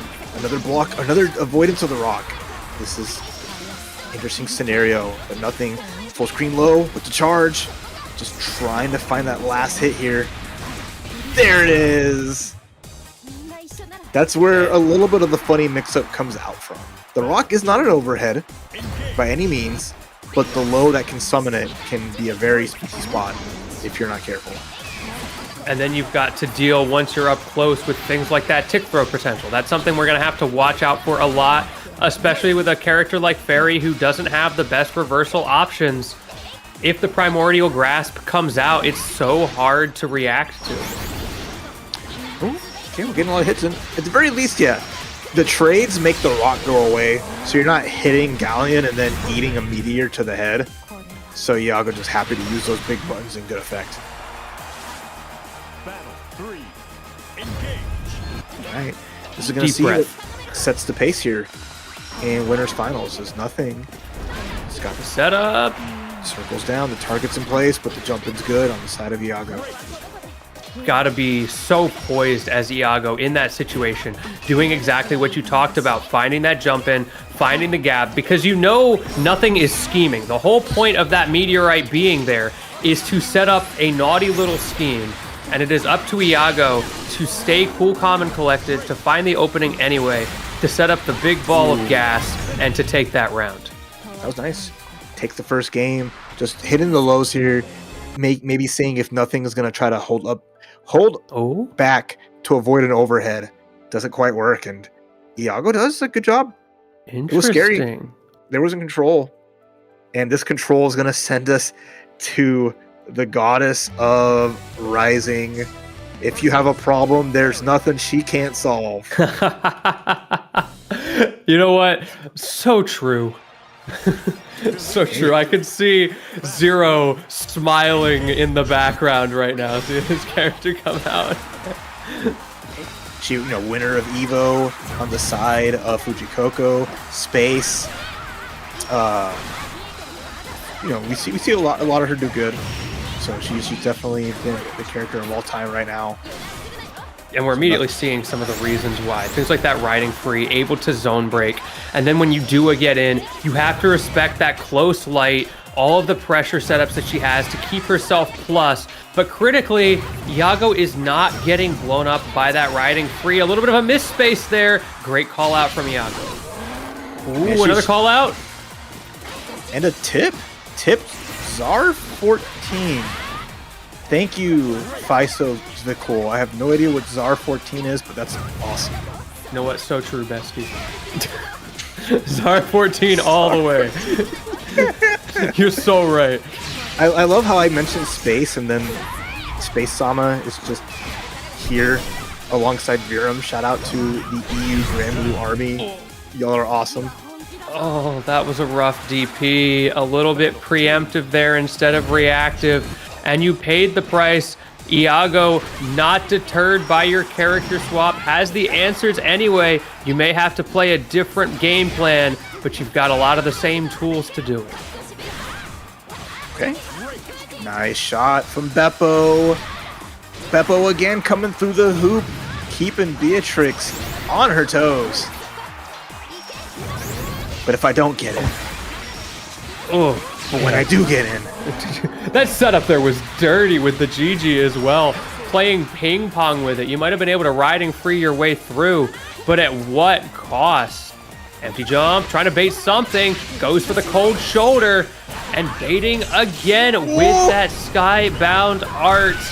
It's gonna get you back in the game, but you need a little bit more. Cha! 60%, stay blessed. A couple of 6-6Ls are coming through. The up back. Iago Waitin has to be very careful here in the run-up uppercut. Said sayonara, please press anything. What a call out. That's so risky. You bet your entire round. You bet game 2 on that one read. It seems like nothing is starting to find the answers. Maybe starting to warm up with a different character. Nothing's letting it rip. Again, they're not nothing for a reason, because they got nothing to lose. Almost had to dodge and a small punish on the Brave counter, but the tech from nothing was phenomenal. We're seeing such a preference for that riding free as an approach option, mixing that in with the dash close light.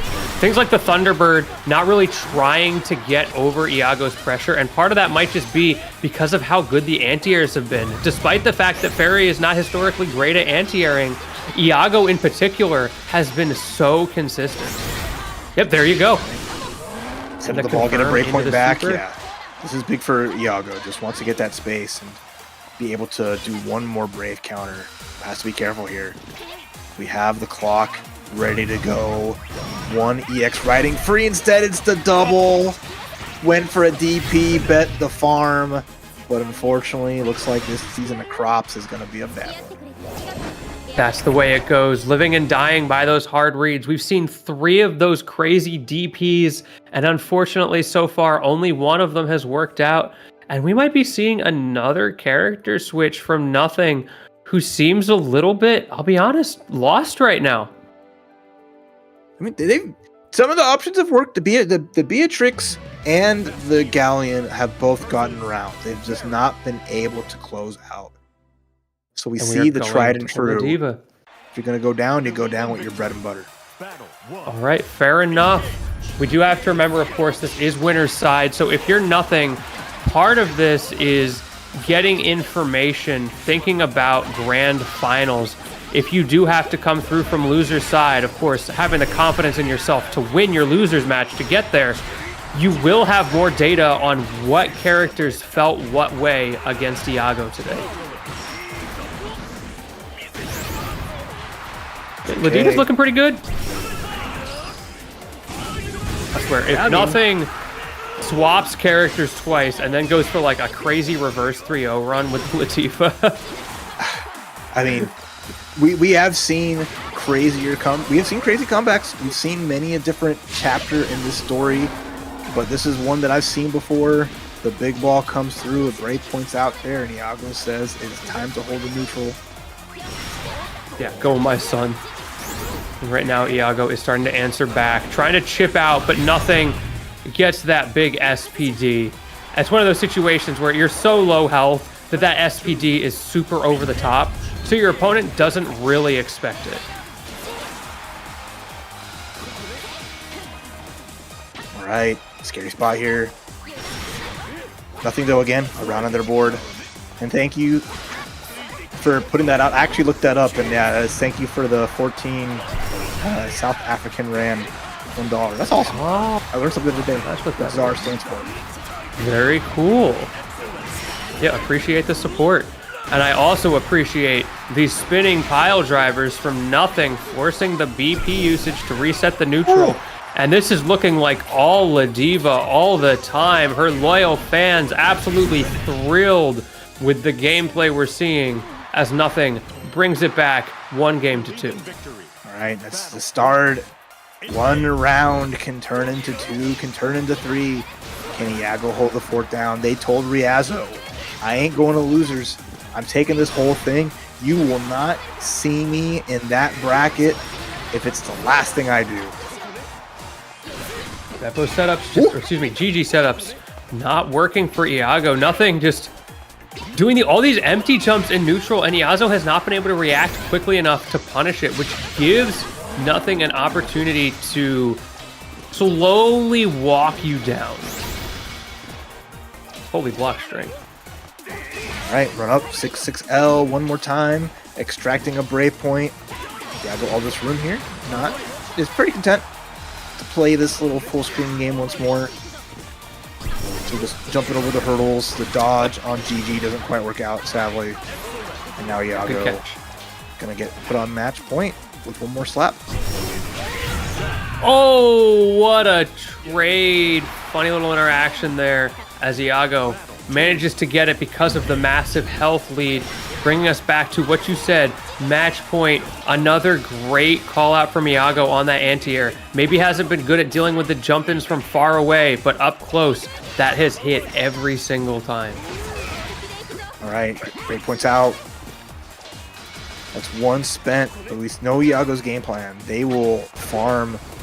They will keep their break points in their pocket, spend them, get some back, has the ball ready to go. Any moment now. The clash, hold on. The punish, spot dodge. Here we go. This is where it starts. Max resource utilization here from nothing. Spend it if you got it. Ooh. Speaking of spending, Iago spending that last BP, going for the EX as well. All of the resources on both sides going into optimal damage, but it is Iago who has a slight resource lead right now. Are we gonna see that super come out? No, we're just gonna see the get off me DP. Yeah, that was huge. If that was blocked, that would have been the end of that round.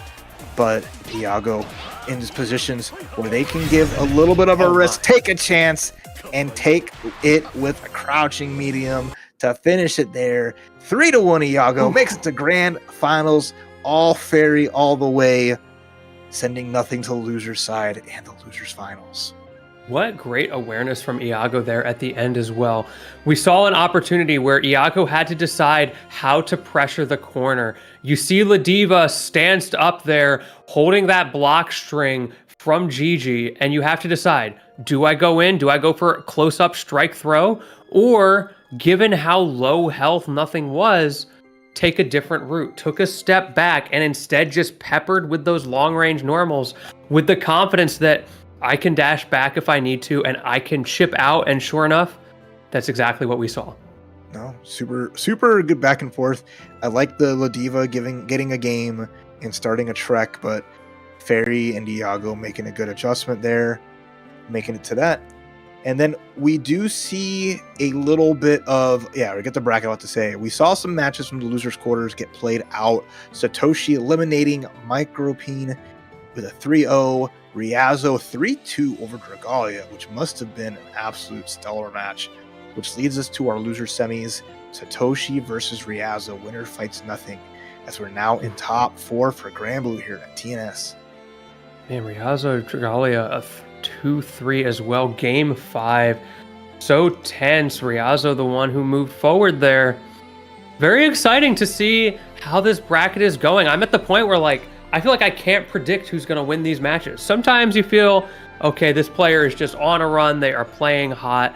But there's been such crazy back and forth. So many, like, reverse 3-0 situations happening as well. Mm-hmm. And now we are into our final 3 matches. How you feeling going into this, Raf? As good as we started, we have a little over 2 hours of what we've done, and it feels like a breeze. It has been fantastic. How about yourself? It feels like it's been like 30 minutes. I'm having a great time. I need to go back to the lab and look at some of this stuff like, man, why didn't I think of that? Hey, these players, they got the good stuff. They teach us a little something every time, and we're going to learn a little something here as the Catalina coming out from Riazo's pocket book of characters. The little black book got to the page with the K's and said, hey, Cat, I need your help here against this Lil Wayne character. Catalina is such an interesting one because, like, she's got so many, like, strong neutral tools and things you have to deal with those long pokes. But then she's just got that very clearly defined weakness in the low game. And up against a character like Lil Wayne, who is pretty mobile, I'm actually a little bit worried about how that weakness will make your neutral game pretty difficult. We'll see.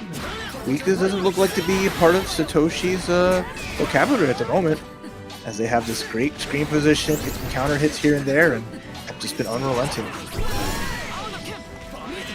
Okay, Riazo answering back.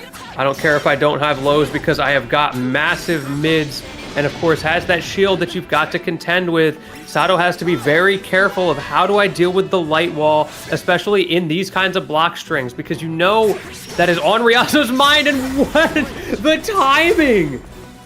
The timing was insane there. And the gap gets blown up. Awesome sauce there. Not going to make a safe pressure string.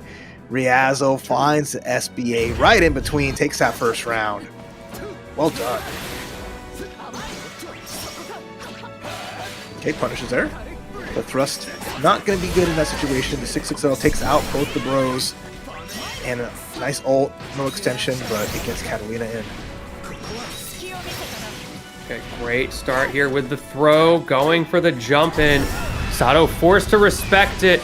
Speaking of respecting, Riazo respecting that wheel. That's something that Sato's going to have to recognize. Like, wait a minute, Riazo's not very comfortable against this wheel. I can abuse that. We shall see how it goes. The wheel again, though, gets a hit. Trading EX for ultimate. Setups here. Another brave reversal. And the jump out. Oh, what a call out. Oh, gets a combo? Almost.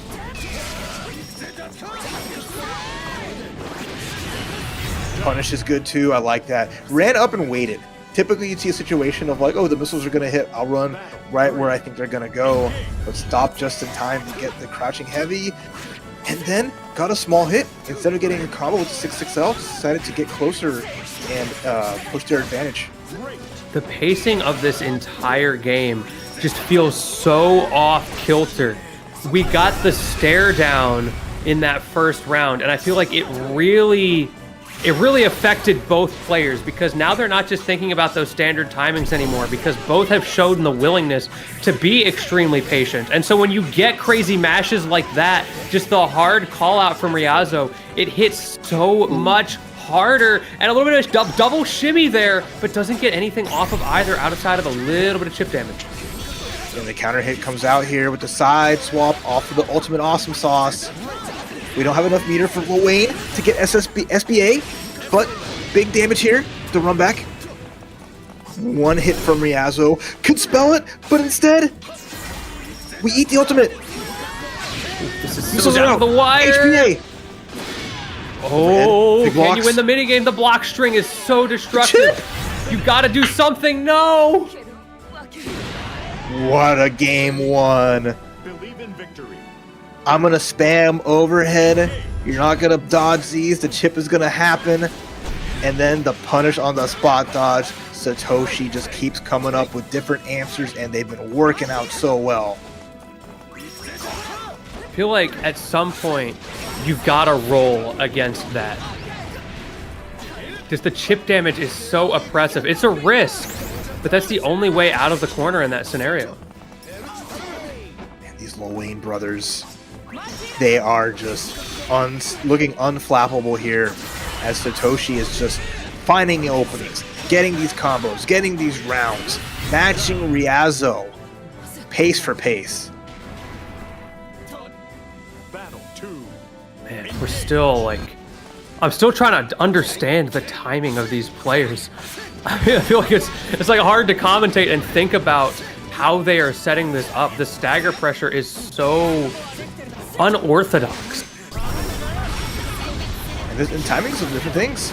You know, they're putting out the wheels at good spots, not being too overzealous or too far away with them, not relying on just the counters on reversal. Riazzo, though, big corner combo. The whiff throw, though, and Satoshi actually getting the punish here with the side swap confirm again. This could go a long way in the set. The opportunity to go up 2-0, all because Riazzo made a critical error there. Riazzo does swing back, but Sato has the spacing just right, and again, the timing is just in Satoshi's favor.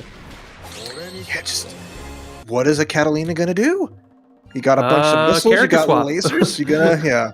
The bros, there's so much BS on the screen, and then the setup has worked each time.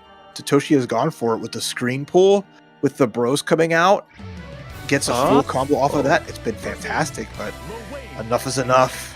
No sheeps, no cats, no games. I do feel like a lot of it just came down to the difficulty of shutting down the approaches because of that weak low game. This time around, though, a very different game plan. I'm going to just approach you all the time. So many aggressive options on this berserker of a character, and we're already seeing that aggressive pressure game force the resources out of Satoshi just to get out of the corner, but you're right back where you came from. Yeah, but now we can eat a full combo as well. We have the meter. Riazzo, I want to see you dump it. No problems here. We can get it back again without issue, and that's one less break point to worry about. Bro, I don't even need a demon step to get in. I'm just running forward, and Satoshi has not found an answer to that just yet. Does get the cross up, though. Great mix up there. Now it's your opportunity to turn this back around, but the Abare from Riazzo going to take the round. It does a good job pushing the button. This is one of the characters that Riazzo, this is the character that Riazzo's made a name on, right? So big ups to Satoshi for pushing Riazzo to this limit here. Counter hit slidey though. Wait a minute. There's the teleport. Get me out of the corner. But Satoshi keeps the pressure string going. There's enough end lag on that you can kind of set up your game plan regardless, but oh, what a call out. Okay, that was good. Riazzo's offense starting up. Pulled out the Bray point. Satoshi finds a counter. Awesome sauce. Going for the light version. Very even between both players. No counter hit confirmed, and a great counter on the overhead after the triple attack. But like, how many times have we got to teach this lesson? Do not leave that gap. Bro is mashing. The Abare, oh, there you go again. The cross-ups into press a button. The Abares, the supers, not afraid to hit a button, forcing Sato to be more patient. And now's your opportunity, as Sato is the one who gets that Abare out of the pressure. Riazo with a mistiming there gets punished even further with that awesome sauce extension into the corner. The bros making it so hard. The parry not going to connect and trip him while he's down. Continuing the pressure sequence. Oh my goodness, Sato will not take a break. Oh, and then gets the mix up with the low into the overhead. Riazo caught, not blocking right, and match point Satoshi. Potential to eliminate Riazo at 4th place. Gets hit by the missiles, trying to teleport out of there. Spending our brave points because we are tired of this Lil Wayne character. This guy is making our life a living hell, but a counter hit confirm is going to be great here. Satoshi, one more huge route to get this win. Bro, these guys gotta chill. This is insane. All right, let's see if you got it. Nope. You don't. You got blessed across the head, and that's a wrap. That's tough.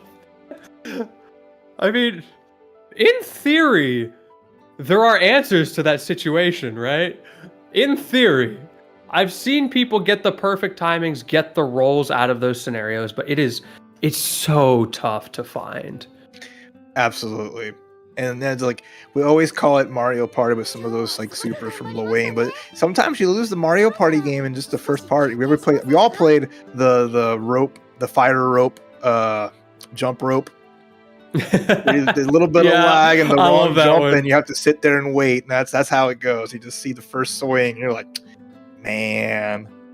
I'm a big fan of the Luigi wins by doing absolutely nothing strat. I just hope that my opponent messes up in that scenario and I get off scot-free, even though I don't deserve it. Has not been very effective, I'll be honest. Well, you know what? Some people do deserve matcherino doll reduce. Thank you, Duels, for reminding folks in chat. We have 21 codes left. Over $100 in this matcherino. Thank you to C-Racker for the 100 and the code they've used up. So please burn through those real quick. And as we're going to burn through our losers finals, Satoshi Lil Wayne versus Nothing Galleon. Let's go. I love that we're seeing more of the Galleon. I think this character is so cool. We talked about it earlier, very unique. Someone in chat pointed out that there's an NPC character that lines up kind of similarly, but for the most part, you don't tend to see this kind of character in a modern fighting game. Super fun. Jump right into the ultimate grab, get clapped up. The giant fist. We get our best impression of specific Blaze Beat Witch. Of course, shout out my wife on the screen. We're back in the mini game dimension. Look at the health on Satoshi. You better pray he doesn't know the mini game. Unfortunately, he does. Now you're in Magic Pixel territory. Great spot dodge to stay alive, though. How are we still in this? Okay, we're fine. Oh my goodness. Gotta hit him with that Titan. You know punch. Nothing was sweating. Okay, run under though. Target in place. The Looney Tunes target. There is something gonna land there if you're not careful. I can hear the sound effect in my head. That's a pretty good impression. Okay. Let's see if that gives Nothing the power that they need to close out this stock. Right now, Satoshi looking pretty good. The round's going the other way. You were called out as a Smash commentator. Yeah, I know. I just said stock. I'm like, oh no. I outed myself. I got. Oh, it's all good fun. Like the bros are having a good time. Nice anti-air. Okay, hold on. Should go around here, no problem. And we're all rounded up. Battle 3. Engage. This is a tense match. So many mix-ups that have yet to be played. I feel like that's a key factor here, especially on the side of a character like Galleon, who has so many specials, so many options, and so many terrifying setups that you can't just learn your opponent's level 1 game plan in this first round, in this first game. You have to be ready for everything that comes next. And what comes next is a dead Lowain. This damage incredible, and that's the power of having the target down with the command grab. Leads to that huge extension, although not for nothing. There's a chance here for Satoshi. Oh, but the Brave counter is not going to actually work out. Gets a Raging Strike, gets punished. Galleon, with eyes closed, takes that first game. When you know bro commentates Smash, but you can't prove it. I don't know what you're talking about. I have no idea what you're talking about. and we know Vera. There is no hate. It was just funny. Just to hear that word after. It's so fun. A little bit of a Freudian slip, I guess. Man, nothing is doing damage right now. Oh, nice cross up. Good jump you with the Broly saving the day a little bit. Toshi's gonna need a lot here though. Get the 6XL into the command grab setup. Clap him up. Clap. It has been so hard for Sato to break through those pressure strings. So we talked about it earlier on Winner's side when nothing pulled out the Galleon.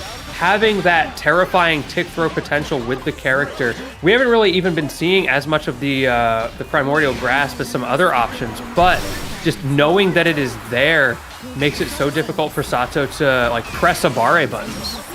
I'm so scared the longer Lowain sits on that target. Yeah. He's the exact kind of character I expect like Looney Tunes BS to happen to, so I'm just worried. Okay. Triple attack. Let's see that round. Very good. Lowain's the kind of character who only falls when he knows there's nothing beneath him. And also very good to Ninja. _87 for the sub, the gift sub out here. Really do appreciate you. Oh. Goes to the belly flop, ends up in just a funny, awkward cross-up scenario, and it was Sato who was a little bit better at getting something off of it. Finally, starting to come alive in the set. Nothing struggling to get out of the corner. Oh, we really just ate a milkshake in his face. That's crazy. I would do that too. I mean, Galleon's probably just angry as why aren't you sharing? Yeah. And right now she's making a point of it. Yeah, how dare you not share with me? This is an insane animation, by the way. Like, have you ever seen those things, just like videos of which attacks do the most damage IRL? It's that one. That one right there does the most damage IRL. Yeah, took Lowain to that one like game show where they slap each other and just ends it. Oh, jumping's good. Oh, spot touch. Oh, and there's tick. grab.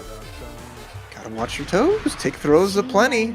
Nothing to... Oh, despite Satoshi's best efforts as they've been pushing forward, you know, those situations working out great for nothing Galleon. Satoshi was looking well throughout that game as well. I feel like when you do get the corner pressure... Oh, okay, forget that. Talking about corner pressure, we got a different idea of it, and I think it leads into what I was about to say. When you do get that corner pressure against Galleon, it's really hard for her to deal with it. And not only that, she's got pretty weak light confirms. So when you're up close and it's your turn, there's not a lot of fear against this character despite her being a grappler. I am just in awe. If there's a character that I'm not going to ever say, oh, they're going to bring out their Pocket X, seeing Mr. Eustace, one of the most handsome lads here in Grand Blue. There's a lot of them. He is trying to do it here for the doggos. Fairy's waiting in the end of Grand Finals, but he's got his gun. He's blasting his way, trying to make this count. This is a lock-in for Satoshi. You can see the way that the neutral game has changed here. Nothing opting to use more of those meteorites in the neutral, playing a little bit further away, trying to do that cheeky little zone neutral skip game plan as opposed to being more aggressive right off the rip. Meanwhile, Sato has a very clear game plan of their own, and that is hit you with the big gun, put you in the corner, set up that back turn stance. Unfortunately, the drop on the SBA is going to bring us back to Rockin' the Dragon. Bonk. Taking him down a peg, just giving her palm a nice little smooch. Letting you know this is not the kiss that you want, bro. We should just like leave him in the rock. Like that should do enough, right? Just leave him there and leave. You don't have to keep fighting. Like bro's cooked. He's not getting out of there. She took all the time to turn into a giant dragon. You know what? That's true. We saw our first instance of the rat race coming out there a second ago. Not able to get too much off of it, but Sato starting to find those win cons a little bit more. Okay, there's the red grenade. Just to keep some advantage here. And we're doing another good lead, but we saw what happened last time, so Toshi gonna keep it tight. Or else Galleon's gonna come out with a big slap. Nice shot. Yeah, that was a great catch. Battle 3. This Eustace character is so safe in the neutral, and that is something that Satoshi has taken to the bank, forcing Nothing to play cautious, to commit to those openings. Finally gets one, gets the command grab there, but it's not going to lead to too much because Satoshi's able to just get out and reset the neutral. Yeah. Ooh, great counter whiff. Big chance here. Satoshi has to corner all this room here. There's no, well, there was not a target on the floor until now. Reversal again. Switching up a lot. That's what I can see from Satoshi. They're changing up their game plan consistently. They're getting the anti-air into the grenade setup. They do not have enough meter for SBA, but they do have the counter hit, and that should be the round here. The bait and punish game from Satoshi. We just saw a great example of it there with the Will of the Earth coming out from Nothing, who felt obligated, like, I've got to press some sort of button to make something happen here. I'm down in health. And Satoshi was so ready for it, so perfectly spaced, and then creating checkmate scenarios in the corner. Absolute masterclass in shutting down that game plan from Nothing. But you took down the Galleon, but we have our next potential character coming up on the side of the Silk Song player. Will it be the Beatrix again? Will La Diva come through to finish the job? I'm betting La Diva. La Diva was the one that worked well on winner's side, even though statistics say it'll be the harder one. So if I'm Nothing here, I'm remembering that. I'm thinking I should just go to the tried and true, see if that's going to work for me. Be confident in my skill as a player. We'll see. We'll see. Against the Eustace, and each pick can be an interesting one. Oh, yeah, it's a hard matchup. Mm-hmm. But just happy to see Eustace in a top 8, and it's not like Insurgent or other such players. Just doing a really cool job showcasing this character, and with a lot of bravery. I mean, those ultimate DPs definitely was good to throw in there. But if you get a little too overzealous, you may pay the price. So we'll see what price that'll be once we go into our fourth game. In the meantime, thank you all for continuing to use those matcherino codes. Thank you to those who are pushing them in the chat. It would be awesome if we could see all of those used by the end of this tournament. We've got 5 left. Fruity is saying, let's see if we can run through those, make sure that we get the maximum prize pool for everybody involved. And of course, if y'all want to sweeten the pot a little bit more, we will always be grateful. Mm-hmm. All right, so the timer is ticking. And we are thinking. We're locking in La Diva. Silk Song player got through to this point with this La Diva. Sorry for the delay, as polite. And now we'll see, can the Eustace get through this grappler army on the side of Nothing? Thank you, Goon, for the raid as well. Welcome, everybody. We are in losers finals right now. Had a little bit of a break there where Nothing was taking a deep breath. Does opt to go for the tried and true. The matchup may be hard, but the skill is there. Nothing is impossible. And we're already seeing the vortex start. No, Nothing is inevitable. It looks like the start of this round, but Satoshi fighting back with it. This is good. You have a lot of great long-range tools. You have little things you need to try to keep La Diva at bay, but if you spend those brave points, you're just making life a little bit better for Nothing here. Ooh, the whiff! Hold on. I can't believe that whiffed. The spacing from Satoshi. Absolutely perfect there. There's the rat race pressure as well. There's the back turn stance. We're talking about the crazy plus on block prowess of that setup. Have another rat race. Have more high-low pressure. Eventually, surely, Satoshi will find a way through. or so will nothing. Thank you for spending all your BP. Here is a finishing combo that's going to just send us potential match point.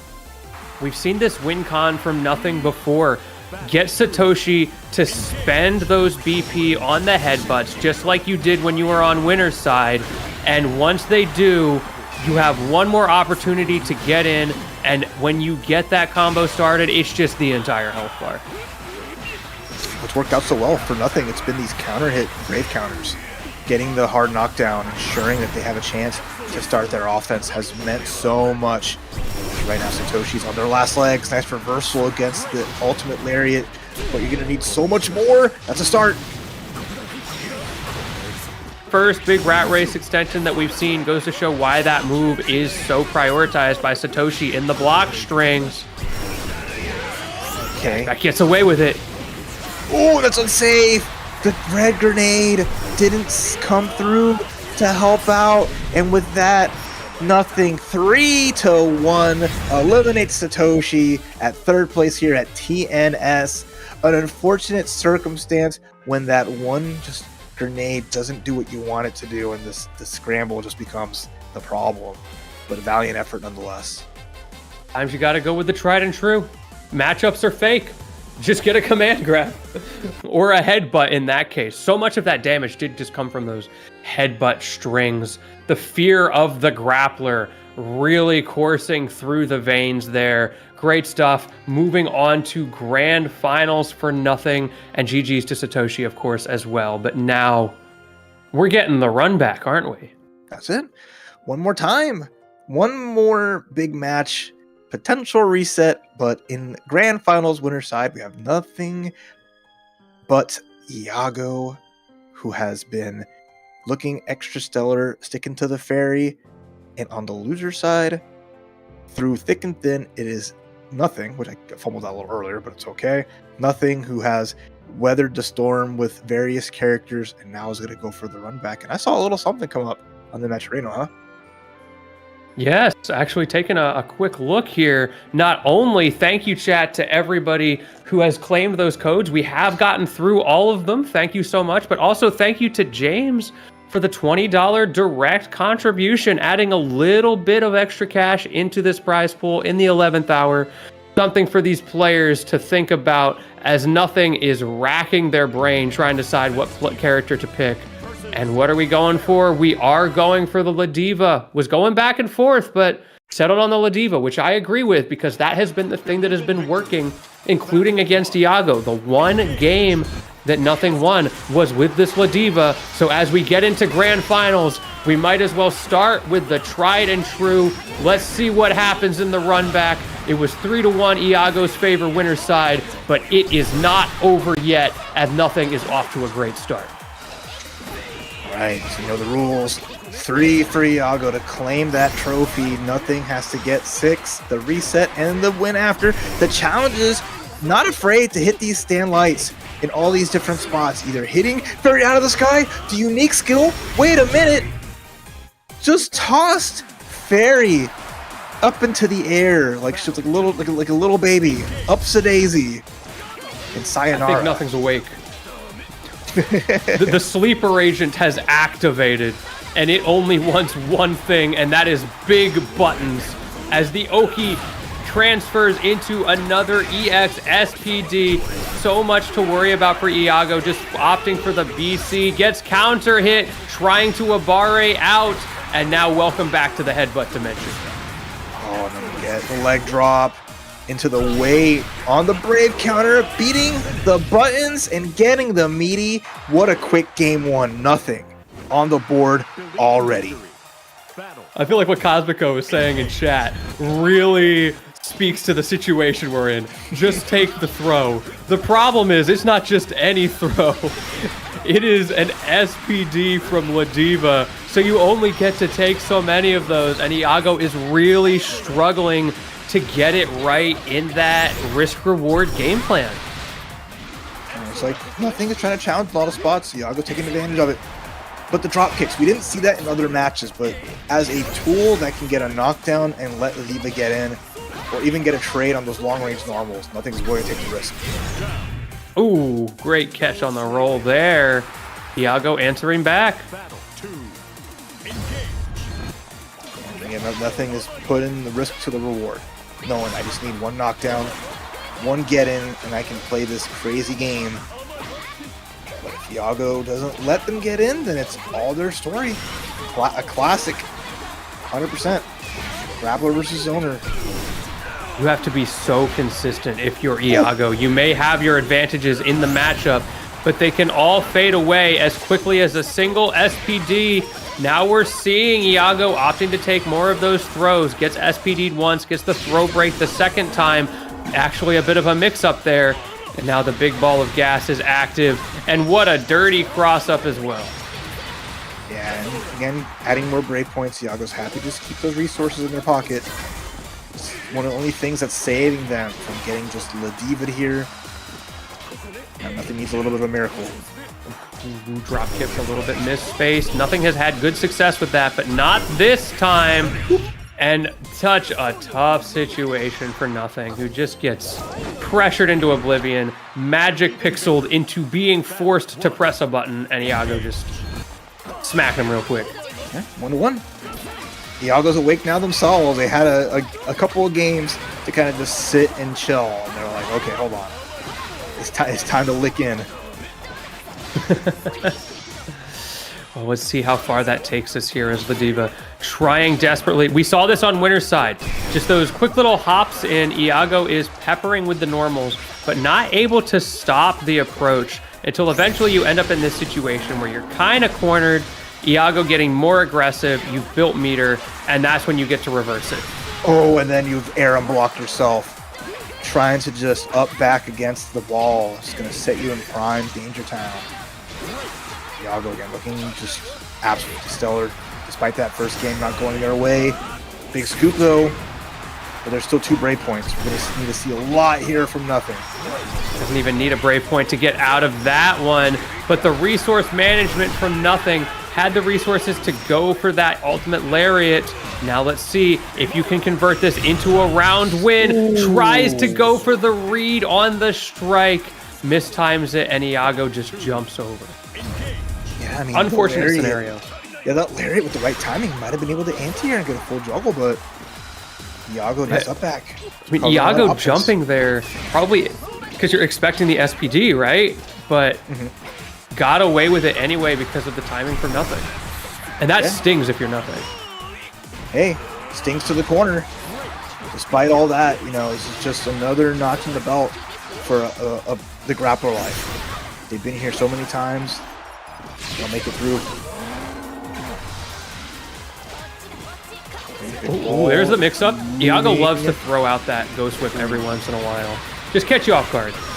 You gets the instant overhead. Once more. Not huge damage, but it adds up.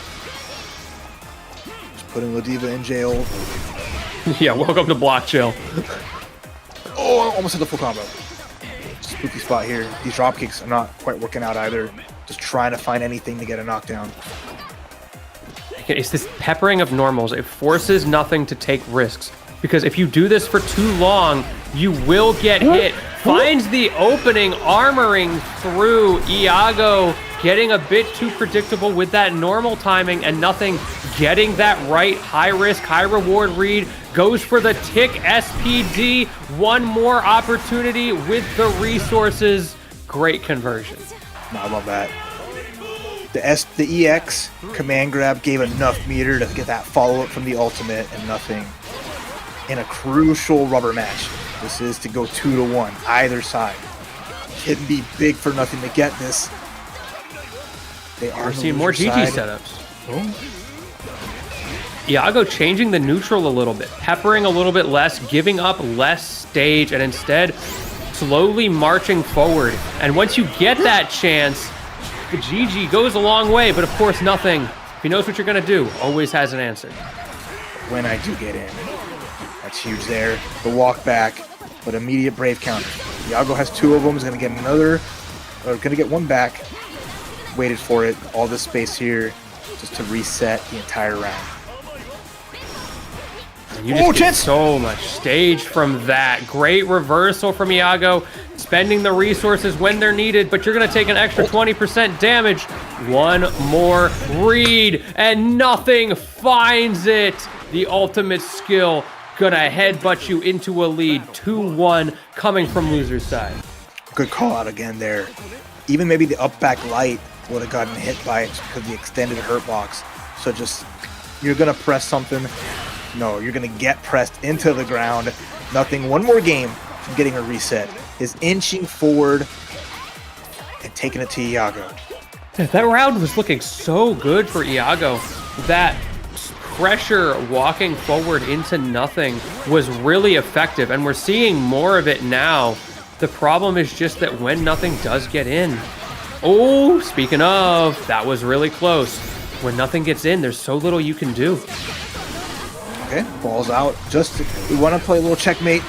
The dodge is good, the throw is there, and all this meter from nothing is pretty much spent. Although, one command grab, two command grabs. Two command grabs. One for Red spin. command grab, blue command grab, chopping him in the head.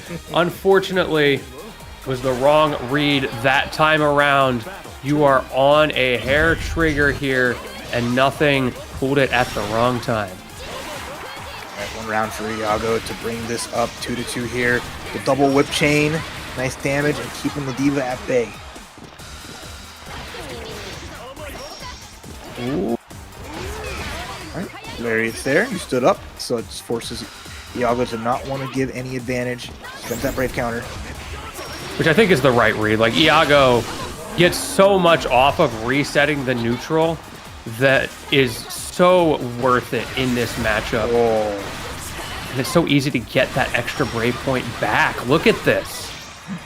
This is brutal. Okay, EX Ultimate Lariat probably coming soon here. A lot of chip already though, but catches the backdash. Iago trying to make some space, but wasn't prepared. You got your opening, you got half the health bar, but unfortunately, lower on resources there, had to make a read. Iago evening it up. Right. Game number 5, our first set. Can nothing force this reset and take us the distance?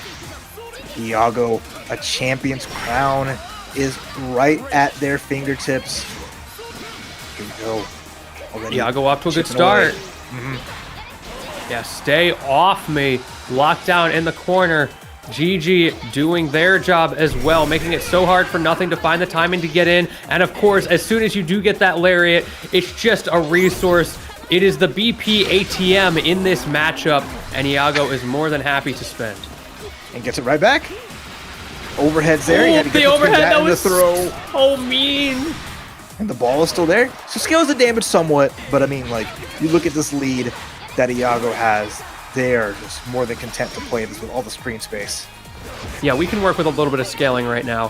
Hold this ATM. I've got so much in the bank right now, but nothing finds a way through. He was looking over your shoulder when you put in that pin. Gonna make you pay the price. Spending another BP. You're down to your last, but the trade, the Abares, going in Iago's favor. I mean, that confidence. Brave counter and an uppercut, recognizing that I know you've gone, nothing has gone for a lot of SPDs after a blocked brave counter. So Iago just setting the pace early, but this round is looking strong for nothing out the gate. The damage into the leg drop, and let's see how this pressure goes after. Ooh. This is the last chance for nothing, and nothing is making it count. You are locked down in the corner. Hold the skybound art on top, drop kicking you into a final hit scenario. Nothing swinging for their life, and finds it. Here we go. Final round of Game 5. Reset or finale. It can only go one way. Grappler or zoner. The two distinct archetypes battling it for Interesting supremacy. We're playing a resource game here. For Ladiva, it's the health bar. For Iago, it's the BP. Who will run out first? Iago down to 1 already. Doesn't have the opportunity for the super yet. I imagine we're going to spend it very soon. Yep, there we go. Get me one more on the table. Use it right away. DP right away on top of it, and we are playing ping pong with your life, La Diva. One more wake-up opportunity. Can Iago close it out, or can nothing pull out the miracle? There it's there. The backdash is going to save the day, and with that punish, Iago weathers the storm, says no to love, and takes it here at TNS Grand Blue number 56 with the Fairy. Big ups to them as the Hail Mary from nothing misses the mark, but lands them in second place. Oh, I understand why nothing went for that. You are so far down in your last round. It was so high risk, but there's so much reward, so much opportunity to reverse the whole game. Because you get that hit, they lose 50% of their health, they're stuck in the corner, and you've got one more mix to even it out, to reset the bracket. And if you don't get the hit, you were probably going to die anyway. So big ups to nothing. Risk reward did not pay off. Great awareness to Iago for recognizing the scenario you're in, trying to mitigate any opportunities for an RPS situation against a grappler. And sure enough, manages to close it out with a win here at TNS Grand Blue versus Rising, number 56. No, excellent tournament. Second going to nothing. Third to Satoshi, who had an excellent run, so it was very, very fun to see. And avoiding the reset, I know our next tournament is very happy about that. So the City of the Wolves team is going to come through in just a moment. Make sure you jump in and stay in to watch that action coming up right after this. But we really do appreciate all of y'all hanging out with us for some great Grand Blue, an all-unique character top 8. It was a blast. Any last words, Lentini, before we go? It has been a pleasure to be here. Thank you, Raph, for commentating with me. You were fantastic to work with.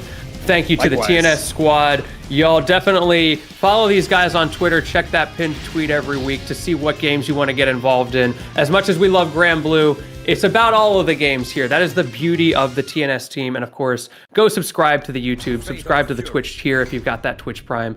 Goes a long way. And we will catch you in a little bit with some City of the Wolves action. Yep, y'all have a good one. Enjoy the rest of the fun, and have a good night.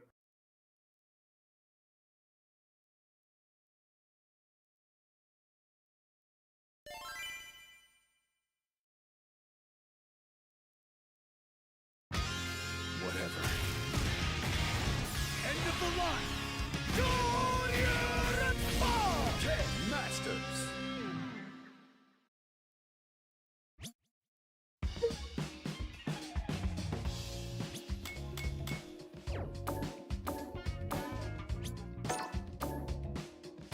System.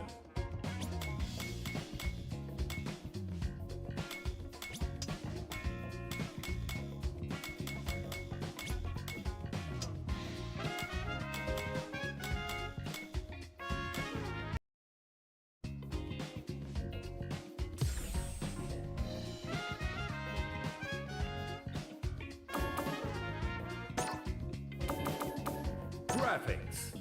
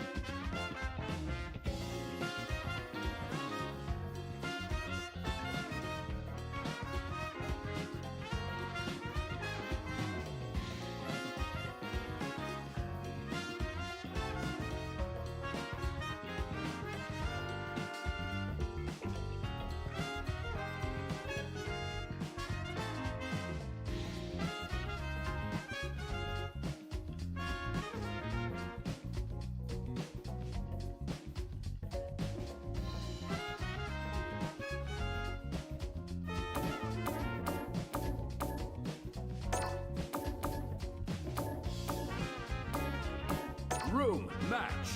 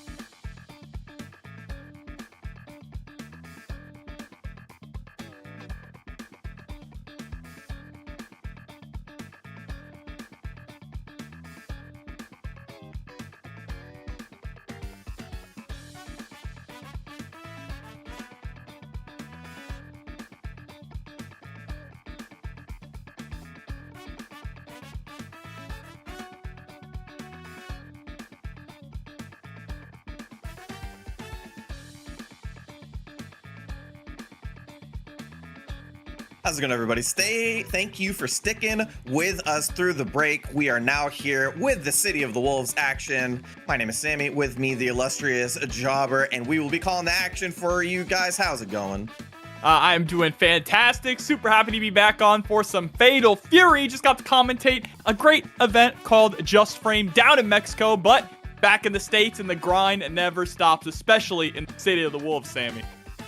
How was Mexico, man? I've always wanted to go down for a tournament because obviously, you know, being in the SNK scene, it's always been one of the first places I've looked to for character specialists, for the best players in the world.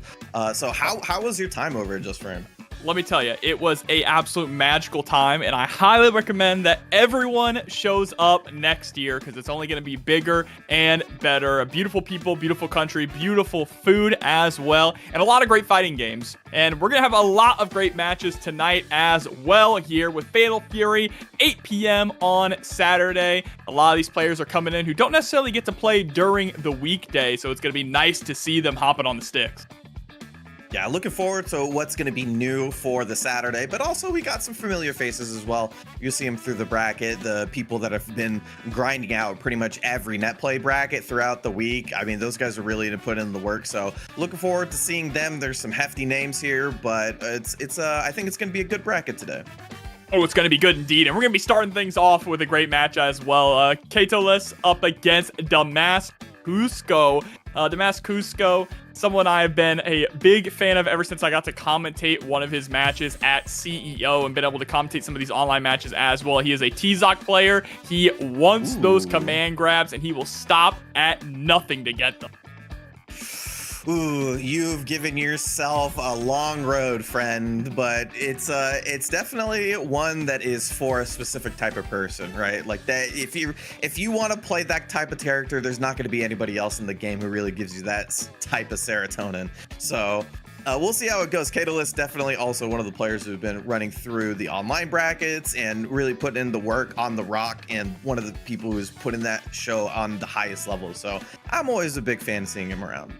Absolutely. I'm about to be a big fan of this match as well. We're going to jump into it. Game number 1. Look at that color, bro. Purple leopard print. That is crazy. But it's going to be TZOC versus Rock Howard. Like you mentioned, $194 already in the matcherino. So there is some money on the line. Make sure to claim those codes, y'all. Exclamation point matcherino as we jump into our very first set. Get ready. Fight. Yeah, this is one of those that it's like very standard, kind of difficult for TZOC, only because he just can't really do anything about Rock going back full screen and tossing EX Shippuden, and then he gets in, stays in for as long as possible, and then he just, you know, kind of controls space for the entirety of the round. Yeah, it's really difficult to deal with, especially when your opponent has SPG just going straight into that red blow. A perfect right off the bat. I mean, obviously, TZOC did get some buffs to where his Oki is slightly better, but the first part is getting in close enough to get that hit. Kind of like the overall problem with the character, right? It's like he has to ask people to basically come in and make a mistake. That's a start, though. Yeah, that's my own mistake right there from Katolis, and now we are just going straight into Suplex City. Already putting himself into overheat here. Alright, empty jump, super command grab, if that's not the classic. Gonna need one more, gonna do it with the regular throw. Alright, and here's something I want to point out, alright? I want to point out, this is something that I noticed all the way back in June at CEO. This man doesn't do combos. There was not a single combo done in that round. He is just fishing for the command grab at all time. This might be the character that least needs combos, maybe, but he's got other ways to do that big damage. Trying to get through the rest of that SPG. Reached a little too far to try to grab Katolis, but he's the one who responds with the hidden gear. And that hidden gear should be enough to close out the first game here. Absolutely is going to be Rock Howard, the Galaxy Jacket, getting game number 1. Yeah, just unfortunately kind of went for the same mix as he did last time. The command grab into the air flip. Just trying to get rid of that last SPG which would have put him in a better position, but it was a good read from Katolis. Yeah, fantastic work there. So let's see. I imagine it's just going to be the TZOC once again. Not going to be changing any characters as we jump back into game number 2. Yep. Yeah. just keeping it up with the T-Zoc. Maybe moving the SPG. Honestly, I didn't remember where he put it in the first time around because it wasn't really a big factor. I think he put it point because I think I remember him starting like round start air rev blow, but yeah, I we'll think point is a good position to put it on for T-Zoc as well, right? Oh, we just needed to change the mask, putting on the Raiden colors. I see you. Sometimes we need to go for a costume change. I feel you. I caught the roll though this time. Gonna confirm off this very nicely for Catalyst, who has a healthy lead. Uh-oh, yeah, Catalyst cooking up another perfect here. That's what we saw in the very first set, or very first round of game number 1, and it's gonna be a repeat. Yeah, just needs to find that one hit that really gets that stuff going for Cusco, but it's so difficult versus this character. He's gonna get rid of the SPG. That's a buff for sure, but oh, I think he missed a special or something like that. I don't think he wanted rising jump heavy kick. Hey, that's all right. He still has the life lead here. Gonna wake up with a back throw, a vertical suplex, and just gets the running bear grab. One more. Oh, nice JD! Oh no, was a little too far. We actually needed to see a combo there, but maybe not gonna matter because he's gonna get the lariat and tie it all up on the round count. Needs one more. Bro, this is I love the way that Cusco plays, dude. It's definitely scary. You know he's gonna go for one thing. You know he's gonna go for one thing. You just gotta stop him. One thing and one thing over with the spinning pile driver. Over half your health just gone. The guard cancels into the command grabs. Who needs combos anyway? Blows through that real quickly with the rev blow. Just needs a little bit more. Ships in the night, neither punishes. Nice confirm off the lights from Catalyst. He just needs to find that one last command grab. I mean, even a button into Lariat will be enough. Try to go for EX Lariat instead. And Catalyst now still on the verge of taking this. Needs one solid confirm. Nice, got him out of the air. Is that going to be enough? Yes, it is. Catalyst with a nice confirm to close it out. And we'll take it 2-0 over Cusco. I gotta say though, that was quite a round there. Was so incredibly close. I'm just stealing a game away and taking it all the way to game 5 to kick things off here at TNS. Yeah, that was close. It definitely was giving Catalyst a run for his money. Just kind of chasing him down. You felt like there was a little bit of panic on Catalyst's side as he was trying to create some space first. And as I was mentioning at the beginning of the set, it was like, yeah, one of the things that's really difficult for T-Zoc to deal with is like jump back EX Shippuden. It's just almost impossible for the character to do anything about. So that's good stuff. I mean, he put on the gas pedal. Cusco really felt it at that moment, but just couldn't get it done. Yeah, unfortunately, but he still is in the loser side of the bracket, so there is always an opportunity for him to push on further, right? I think the scariest thing about Cusco is that if he actually learned like straight up combos, he would be terrifying because his neutral sense and his game sense of when to go for the command grabs and how to maneuver the screen is really next level. Like, it really is. Yeah, I mean, if you get like a little bit better on the combo stuff and really start mixing in, you know, the strike with the throw, then the character actually does have some Oki. Like, the real problem with the character is that he just can't get anywhere very easily. So yeah. It's not like, you know, Kain controls the entire stage at all times, so he doesn't need to be anywhere. Hotaru has like some of the best run speed in the game. Hokutomaru just teleports on top of you. Like, you know, getting to the place you need to be is so important. And T-Zoc unfortunately doesn't have great tools for that. So that's why a lot of the T-Zoc players are like really good guard cancelers because they just know that, you know, guard cancel SPD is kind of my best starter, honestly.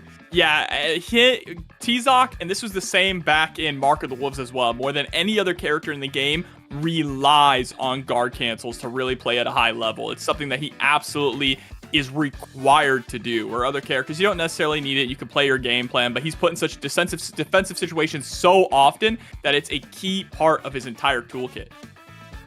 Yeah, it's definitely tough. You have to be kind of a different level of sicko to play T-Zoc in this game as it stands. But like I said, you know, if that's the type of character, there's nowhere else to go. So if T-Zoc's your man, T-Zoc's your man.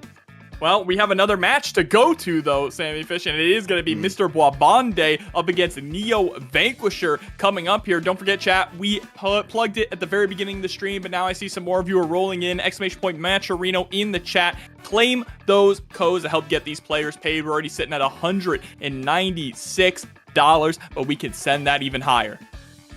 Yeah, and I'm sure the players would appreciate it themselves. So just from them, I'm sure they'll want to say their thank you. Give them a little bit of appreciation for giving us some action on Saturday. I personally really appreciate it because it always gives me a little bit more stuff to study on my free time. And Absolutely. Yeah, it's one of the benefits of having this game out and seeing how roaring it's been since the get-go. It feels like I always have, a bracket to study, all of the good players that go out to every one of them, including this one. It just means that I always have something to look at and something to see where the kind of meta is developing as we're going along, and especially when SWC is around the corner. It's really kind of culminating into one of the biggest events in fighting games for the year. A little over a month away at DreamHack Atlanta is going to be SWC. Make sure to come on out. DreamHack is a fantastic event, and having SWC on the top ticket is going to be a fantastic time. But, we're still seeing some of those online qualifiers happen. Forgive me if I'm wrong, but I believe that an Andy player actually won the most recent online qualifier, so has qualified for SWC. I think I saw that earlier today. I was playing so much Borderlands 4, I wasn't looking at, anything. Did we have, because I know Europe 2 either started today or... No, okay, so Europe 2 got to top 8 today. So, okay. So top 8 will be tomorrow. Yeah. But what's right now is that Mr. Boabande versus Neo Vanquisher match. It is going to be, our boy Vox Reaper up against, is that Joe Kusanagi?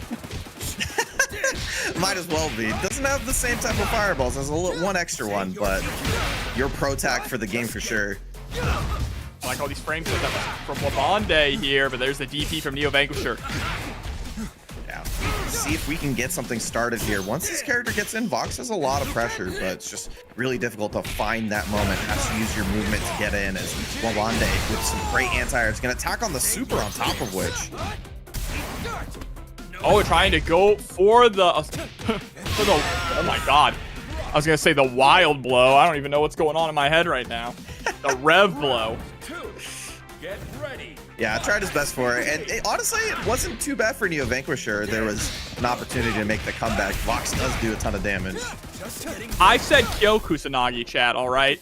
Chat can back me up. But Joe is coming out very soon, by the way. Oh, dude, you don't know how excited I am to see what they're gonna do with that character. The way they changed Andy, I'm like so interested to think what are they gonna do with Joe. Ooh, but what are we gonna do with this combo? Did get the crumple. Attack on the super at the end. He needs to recover a little bit of that rev meter, and just gonna go with a very simple high dodge. Kind of cage him in the corner here, and Boabande will take the first one.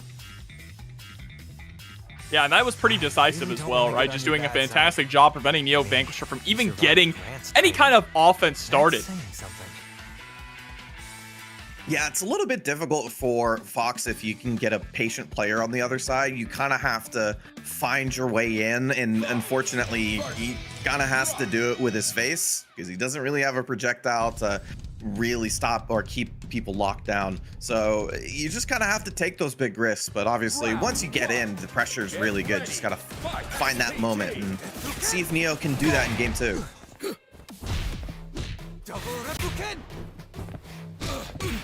Oh, just gets a clean jump in there with the JB. These frame kills are phenomenal here. Just trying to bait Neo Vanquisher and going for a DP, but also baits out the throw with that neutral jump. Keeps it simple, not going into the super just yet. The air flip will give Neo Vanquisher the ability to get a reversal throw, but was still able to close it out. One more for Boabande. 2. Get ready. Fight SPG.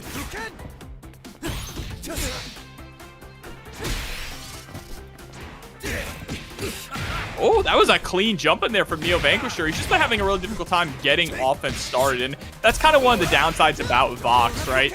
He doesn't exactly have like the scariest mix-up, just a strike throw character looking for those counter hits or those whiff punishes.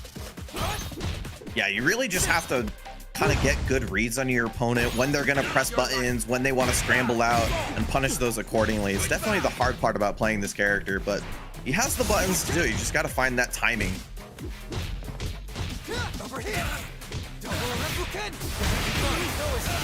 Oh, big pickup. No, went for the rising tackle instead, so wasn't able to get the super to close out the game, giving Neo Vanquisher another opportunity. I feel like he kind of just missed double buttons or something. It felt like he wanted to route into like EX Rising Tackle, EX Shippuden into Raging Storm and kind of close it out that way. I felt like that would have been the kill. Nonetheless, mostly in the control of our Rock player who takes it 2-0. Yeah, absolutely. And I do see the discussion in the chat. Yeah, Vox is actually very, very on it. He's got some like built-in frame trap stuff with some of his special moves, and he has great whiff punish buttons in the form of Far C and Standing D, but that's really all he kind of has. It's difficult for him to keep pressure on you, and he doesn't really have any mix-up at all, right? So that's one of his biggest weaknesses, is lacking mix-up in a game where mix is either having mix or screen control is so incredibly important. Yeah, he's a character because he's strike throw with a command grab, and obviously having a command grab is good in this game. Being able to combo off of it using your EX version and canceling into a rev move, very strong.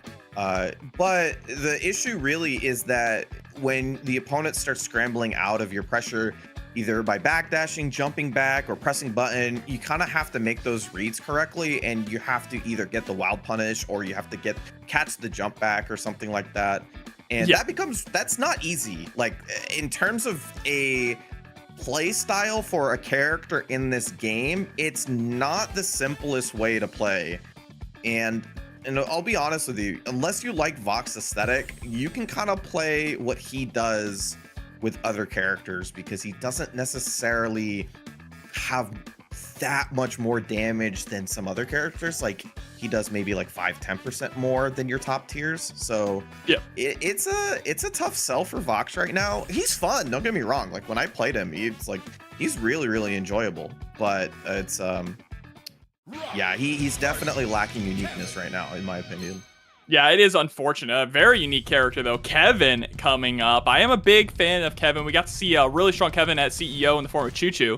Loved what I got to see from there. He was playing Kevin unlike anyone else. But Salsa in a Bowl is going to be bringing this Kevin up against Katoles, who we saw earlier on the Rock, back on the sticks.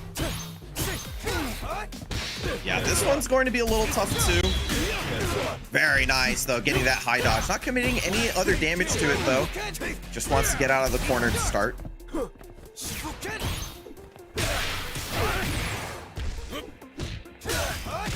Oh, nice frame trap there into the Standing D. Yeah, very nice. Once again, Katoles, actually both of our Rock players, doing really well to get the opponent in the corner first and then kind of keep him there with anti-airs and pokes. Oh no, both of them trying to grab Ghost. There's double Rakuken, dash up into the 2B. Don't know how many times I've done that. It's just instinct. Nice, gonna keep the pressure going here. Goes for the safer option that time on the rev cancels. Oh wow, actually no cancel there. Got the clean JC, but didn't really believe in it. And now Salsa in a Bowl with the opportunity here to get a little spicy. Got rid of the rest of the SPG, so that's a win while you're still in it. See if we can find an opportunity. There it is. And that's what Kevin can do. Huge damage off of his Far C. Needs one more, though. And there it is. And what I really, really love that Salsa did not go for a second super there to secure the kill. Had a decent life lead and knew they just needed to find a single touch, and they felt confident in it. Now going into this third round with an extra bar ready to go. A delay throw, but does throw him out of the corner. Cross up back to take positioning. Healthy 50% right now. And Katoles, any touch will do with the hitting gear behind it. Oh, and that's going to be it for game number 1. Barring we don't drop any combos here. Yeah, very easy routing there for Katoles. Make sure you don't drop it. And that's going to be the first one. And that double Raging Storm clean. This hand of mine burns with an awesome power. Cool it with the wild accusations. That was I really did like it. You mentioned it, Jobber, a second ago, that Salsa did hold that bar, because it was kind of scary with 2 bars, 50%. Salsa on the Kevin, he could lose in like 1 or 2 touches in that second round, but he knows he has to play a little greedy in order to make the comeback, had the tools, but just unfortunately couldn't find that hit that he got in round 2 that got him out of the corner just like he did. So I mean, a little bit of adjustments here on the pressure and kind of figuring out your defense. I think Salsa Bowl definitely has a recipe for a win here. That's gonna help for sure. Yeah, big damage here from Kevin. If there's anything he has, it is that. Pretty good Oki as well. Keeping that pressure on. No challenge though on the hop over, and now your back is up against the wall. Yeah, back into the corner here. This is where Catalyst has been working out really well.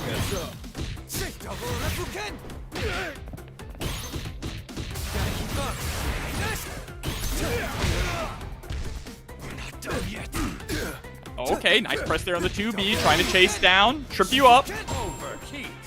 Oh no, unfortunately got to overheat at the wrong time. Gonna be able to close it out with the super. I like that. Let's not get too greedy, especially with Kevin with 2 bars. He definitely can kill you with a moment's notice.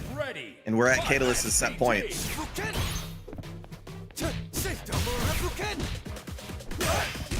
Oof. Very nice. Gonna put him in SPGs though, so you have to worry about that. Keeping it pretty tame here on the pressure. Really like that from Catalyst. Yeah, and the backdash there too, just to try and cover a wake-up roll option. Again, that frame trap, close B into close D is so nasty, just catching Salsa in a bowl here. You can't even jump out of it. Oof. Yeah, once again, no confirm on that, unfortunately. Salsa needs something. Wow, got aggressive on that as well. Can we get the punish on the throne? Catalyst comes back in with the jump C. Takes it 2-0. Catalyst just looking very, very consistent and dominating as he moves forward here in this bracket. Already getting close to, let me take a look at the bracket here. Looks like he's actually getting pretty close to qualifying for top 12. 1 game away. Gonna have to go up against the winner of Alex, Mozzie, and Robert. That should be a good one.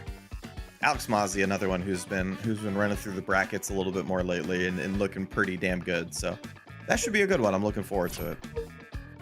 Gonna be good indeed, but it looks like we're looking for our next match coming up. Thank you all for hanging out with us here on a Saturday night for some Fatal Fury, City of the Wolves. Don't forget to check out the Matcherino. Claim those codes, ! Matcherino in the chat is going to bring that up. Hope you all have had a great week, a fantastic weekend as well. There is a lot of games on the horizon, man. So I'm glad I'm able to sit down and commentate some fighting games, because I already know Borderlands 4, Silent Hill F, all that stuff is about to take up so much of my time. I am gonna do my best not to lose my life to Hades 2. Because if you know anything about me, I don't have the best impulse control. So I tend to stay away from games like Final Fantasy 14, like anything that's like a real time sync. Like I try my best to stay away from. But oh, dude, when I first started playing Hades 1, I fell in love like literally immediately. I stayed away from it because I knew how much I was gonna like it. And then once I got into it, I was like, oh yeah, there it is. There goes like 300 hours, just like immediately like that. Bro, let me tell you too, not only do I have these games coming up, obviously there's also Hollow Knight. Like I haven't even touched the original Hollow Knight, so I gotta, play that, and I gotta play Silk Song. Plus, all these characters that are coming out. Joe is about to come out, right? There's new fighting games that have just dropped. New fighting games coming in the future. Is a good time to be a video game fan, and a good time to be a fighting game fan as well. I cannot wait to try out some Joe. Like you said, to see how they change him up, right? How they really make him very different from Preacha. We'll have to see. I think Preacha's already very different from Joe, right? She doesn't have a lot of his special moves, but still, I want to see what they're going to cook up here, because Andy is so much fun. So I can't wait to see, how that's going to turn out. And then after him, of course, is the Mrs. Chun-Li coming on in. We already saw how great Ken was. Ken shown so much love. One of the most exciting versions of Ken. Really looking forward to seeing what they do with Chun as well. Yeah, I'm definitely curious with Joe, only because there isn't really a character in the game that is like truly just a fireball chucker. Like even with Hotaru's fireballs are super strong. Like she wants to kind of run behind them more than actually just throw them at full screen constantly. And Joe's always had in the KOF games, he's always had like one of the best fireballs, sometimes the best fireball in the entire game. So like, how's that gonna go down? I'm really curious, especially considering that he's always had some good combos, right? Like Joe combos are a thing, and I want to see how that translates into City of the Wolves, if he gets a new special to kind of change things up with the playstyle. If he has like even something like, does he have EX Fireball like he does in King of Fighters? Like Mai has one of the best EX Fireballs in the game because they're two separate EX projectiles, which means that they usually blow through almost every other set of EX projectiles. If Joe gets 3, then like, what does anybody do about that actually? I mean, I would like to see him get the best fireball in the game, because currently the best fireball in the game belongs to Kine, right? Covering both jump in and grounded, moving him backwards as well. So someone having a fireball that can just flat out beat Kine's fireball would be very nice. I would love to see that. But, you know, even if he does have the triple fireball when it comes to EX, I think there's still ways to get around it. There's a lot of moves that, you know, a lot of good air mobility in this game. Obviously, you could just defend in the air as well in case you land on them. So I don't think it's too far-fetched that he's going to be getting triple tornado. It'll be cool. I just, the fireball game is definitely a very interesting thing to think about because of the way that EX durability works with the game. So it's definitely one of those things where it really changes the way that matchups go. Even something like Marco not having an EX fireball that's like a projectile changes so much about how he has to play versus other characters. Like despite having one of the better regular fireballs in the game, just having that access to EX fireball at any given point because of how rev meter works it definitely changes the way that he approaches matchups. So it's very cool. We'll see if, you know, he gets that or if he gets something else. I'm curious to see how valuable something like 100 Hands will be, because like Preacher kind of has something similar to that with backspin. A bit, like yeah. Not the same, but it's kind of similar. But it's curious. Yeah, they just did such a good job with Andy. This is like easily the coolest Andy ever. This is so dope. Honestly, this is like the coolest version of some of the characters that SNK has done, right? Or just some of the coolest versions of characters in general. I would argue that this is the coolest version of Ken. Ken with literally everything from every Ken from every game. It's so wild that he has all these tools. It's the coolest version of Andy, definitely the coolest version of Marco for sure. And I'm just curious to see, you know, going forward, finishing up season 1, and of course the possibility of even more characters, possibility of a character like Blue Mary, how they're gonna shake up these characters that we've played for ages in games like King of Fighters, right? Or in the past Fatal Fury game. Let me tell you, I'm getting flashbacks to getting Jump D'd in King of Fighters by Mary. I'm not excited for that character. I'm excited for her, all right? You know she's going to be in it. She's got a model in there. We got to make it happen. Got to make it happen. But it looks like our next match is locked in, and we do have our players. It is going to be Mr. Wabande back up on stream up against El Rosa. And turns out the fans in the chat are on Team Wabande, because it is 84% predictions towards Wabande, while Rosa's got a measly 16%. Wow, absolutely. Well, oh wait, hey, we saw. I'm a fan. I love Jetty. I think she's a really cool character in this game. So, but a little bit of a surprise for me, popping it out here versus the Hokutomaru. So we'll see how this goes. What is the reference that this Hokutomaru color is trying to achieve? Rosa always plays the bright colors, so I'm not exactly sure myself, but it's gotta be something. I just can't place my finger on it. Green pants, pink hair, blue shirt. Is it like a JoJo thing? Just going for the rainbow, I think, honestly. Oh, it's just a rainbow? I think he's just going for the rainbow, yeah. Oh, okay. Trying to go for the overhead into the throw. Man, what a close C wild punish. Oh, this is going to hurt a lot. Let's see if Wabande wants to tack on the super at the end. Yes, sir. Recover some of that rev meter.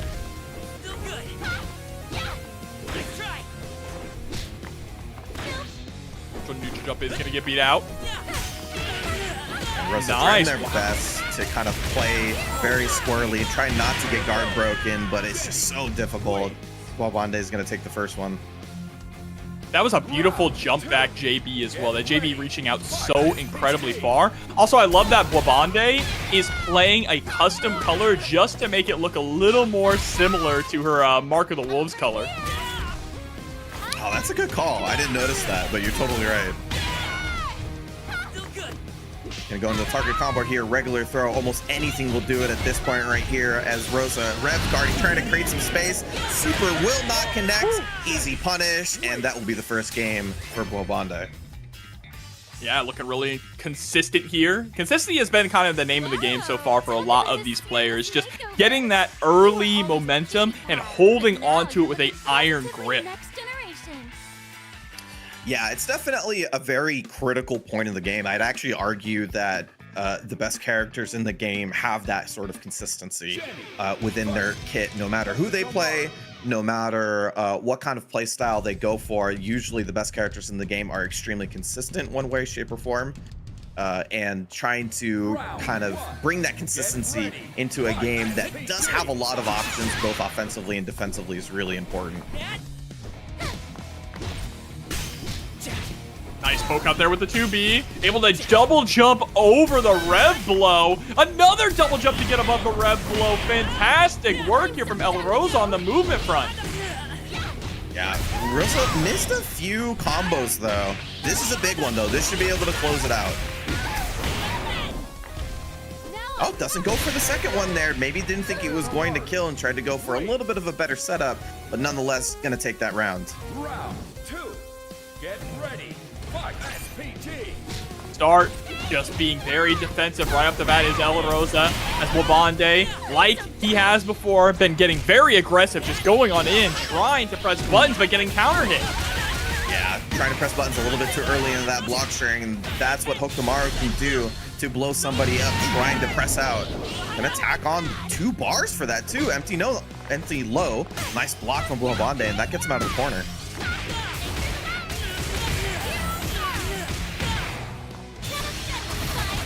Super, yep, and that's gonna put all the way into the other corner here. Try to go for the meaty fireball, but that was a nice challenge there from El Rosa. Yeah, still kind of a scary situation for Rosa here, who is one touch away with a super, because Wabande can spend all of it necessary to close out the round. And now set point here for Wabande. Trying to send El Rosa to the loser side of the bracket here. Great just defend in the air, building up a little bit of that meter, and the anti-air rev blow, because it was a counter hit, got that massive launch. Yeah, I like him keeping it simple too. Some of the air combos for Jenny can be a little bit weird on the timing and spacing, so just kept it really simple, went for an easy knockdown. Good position to be in now. Ooh, that was nasty, but missed the pickup there. That was a pretty key drop for El Rosa. Yeah, there's some situational stuff that Rosa isn't picking up, unfortunately. Fakes the high, goes low. Gonna need one more. That 2C not confirmed. Gonna give Rosa another chance. Oh, catches in the air, but too far away to actually pick anything up and didn't get the counter hit. This is so dangerous for El Rosa, but it's sitting on a ton of meter right now. She's looking for that one hit, trying to lock him down with the EX Shuriken. Has the 2 bars. Anything will do for a hit. Does the anti-air work out? It does. Good heads up play, and we are tying it up. Banked everything on it too, because that was a level 2 super, so knew that he wanted to get the kill. And right on cue too, with the question of chat about level 2 is not worth it. That is actually a very, very good question. Level 2s don't do enough damage over a level 1. Like, they do more damage than a level 1, obviously, but not enough to make it worthwhile in a lot of situations where you could hold on to that level 1 for another combo. Usually level 2s are used to kill, essentially. Yeah, if you're out of SPG, so you don't have access to hitting gear, but you need just a little bit more extra damage, usually you're gonna go for the level 1 instead, because largely speaking, the level 1s have really strong Oki to get off of it. As we do switch it up, we're going back to the Rock. Rock! I see Dante from the Devil May Cry series on screen. See if the switch up works out here, happening late in the set. Already an overheat here. Kind of scary for Rosa's already 60% down. The guard break imminent. Well, not if you keep getting hit though. Becomes a big problem. Yeah. Oh, and big guard crush here and a lot of damage coming through. That's fine though, because after you get guard crush, you do cool down, so you do get a better chance at playing the game. It takes a lot of damage, it hurts, but honestly, sometimes it's better to get guard broken earlier than later. Yeah, but things aren't good right now for El Rosa. Mr. Wabande sitting at set point was nearly able to bait out that elbow with the neutral jump. Oh no! Yeah, usually the better answer there is try to timing your high dodge with the Crescent Moon Slasher, but didn't get punished for it too hard. Still an SPG, that's a big deal for Hokumaru. All these royal guards though in the air, just preventing themselves from getting knocked down. Nice, gonna get a light confirm into the super here. Safe jump setup, tries to fake it by going for the cross up. Speaking of cross-ups there, that JB just goes straight into the auto combo though, actually. Couldn't have gotten a lot more off of that, and now is an overheat. Nice, no confirm off of that one. That's been something Rosa's been missing, even without meter. Wabande is just going for auto combo on every single jump in. He doesn't care. Run in, goes for the frame trap there. Keeps the pressure going. That's either gonna guard break, so it's gonna hit him almost no matter what. Might as well take the guard break there. Yeah, trying to go for the cross up there, knocked out of the skies. Nice throw tech. Wabande just needs to find the one hit. Doesn't go for an anti-air attempt, but now it is El Rosa. Both of them in overheat. 2 overheats in one game for Wabande. He needs to find the moment, and he can't. Tries to press Rosa with the super. We are at our set point. Yeah, Wabande wanted the throw there. Definitely wanted the run-up throw to try and close it out. Great light confirm into the super. Get a little bit of that Oki as well. Empty jump. Another shining knuckle. A big hit will do it. Nice, finally getting that high dodge. Doesn't spend anything on it though.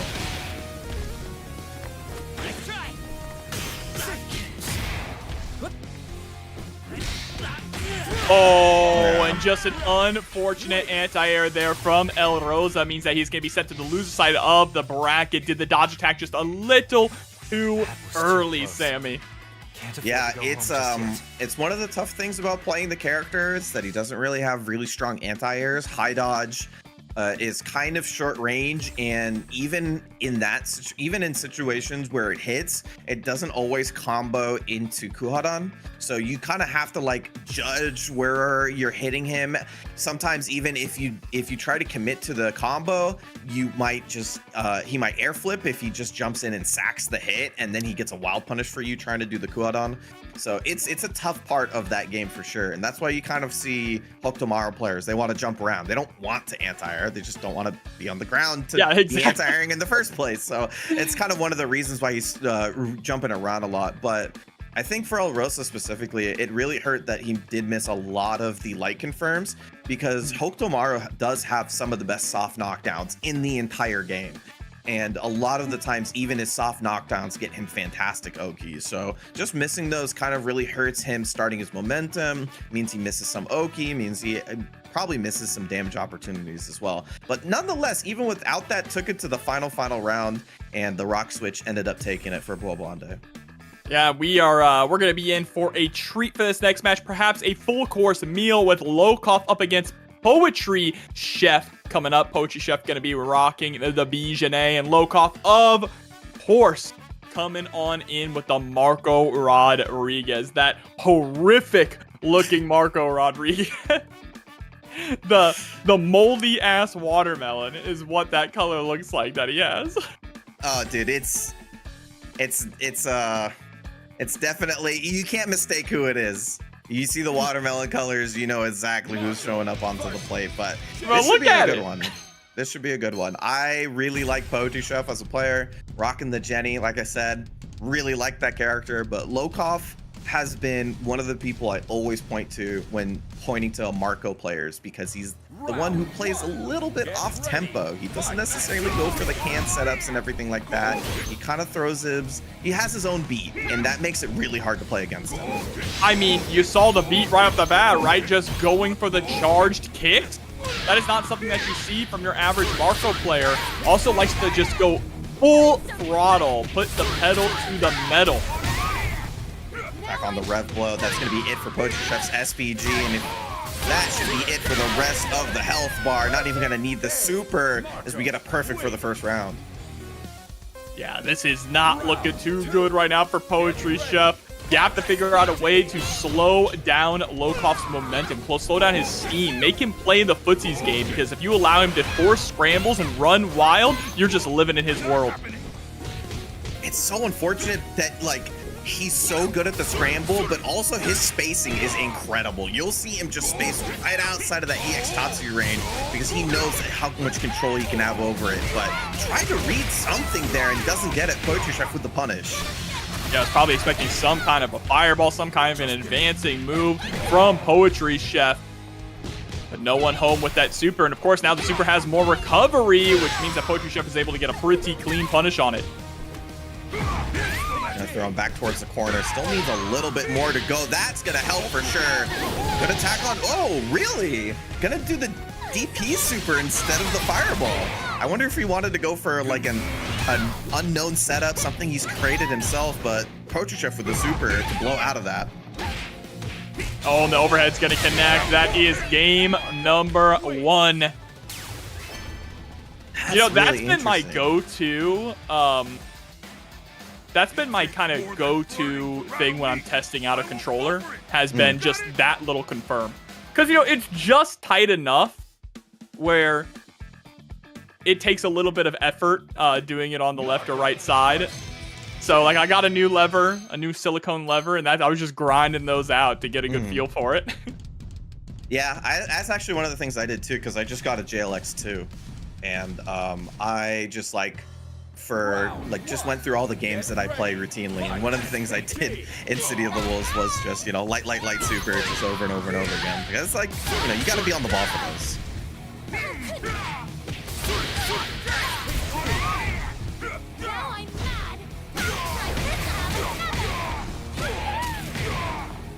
Nice. All right, dash on in. Not trying to go for any kind of oak. He was afraid of the wake-up DP. Lokov is not scared to go for wake-up reversals. Yeah, but one of the best tools that Jenny has, that guard cancel rev blow. Fastest rev blow in the game, makes it really difficult to pressure her if you're not ready for it.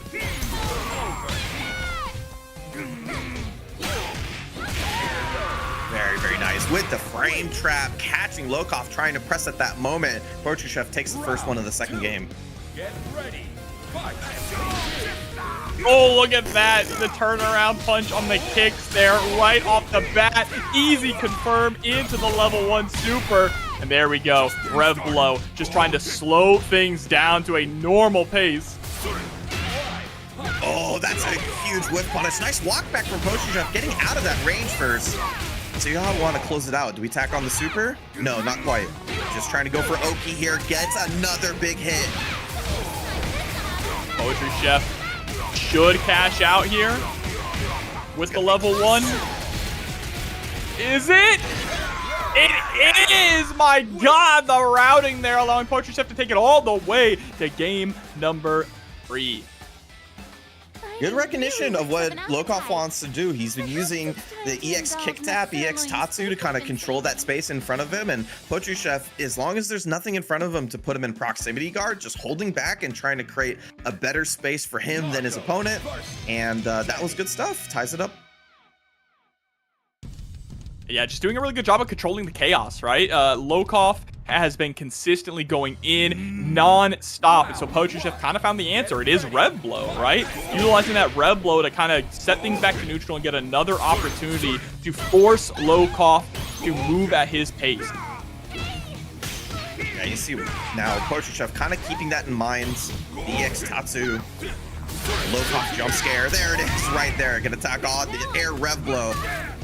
Just goes for the throw. Rest of Poetry Chef's SPG. No, he has a pixel left, so he's gonna get the extra damage for this combo.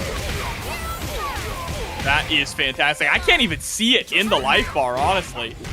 Oh yeah, you Wow. just have to look at the character and they're just like on fire a little bit. And sometimes He also that's the only way you can just tell. used, I think that was the light parry he used to actually time his Oki.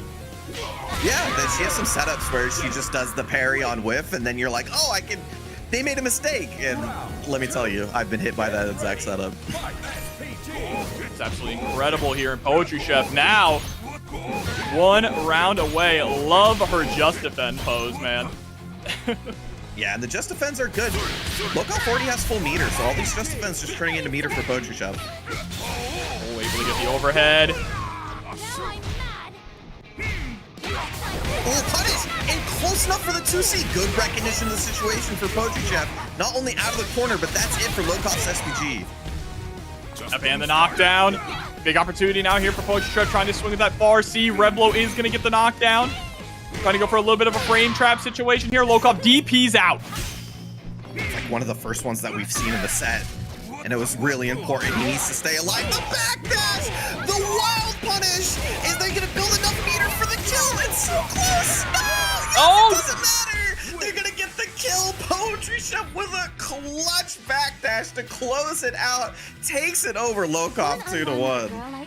Absolutely crazy work there from Poetry Chef to move on in the bracket. LACC in losers already. Wild to see, Sammy Fish.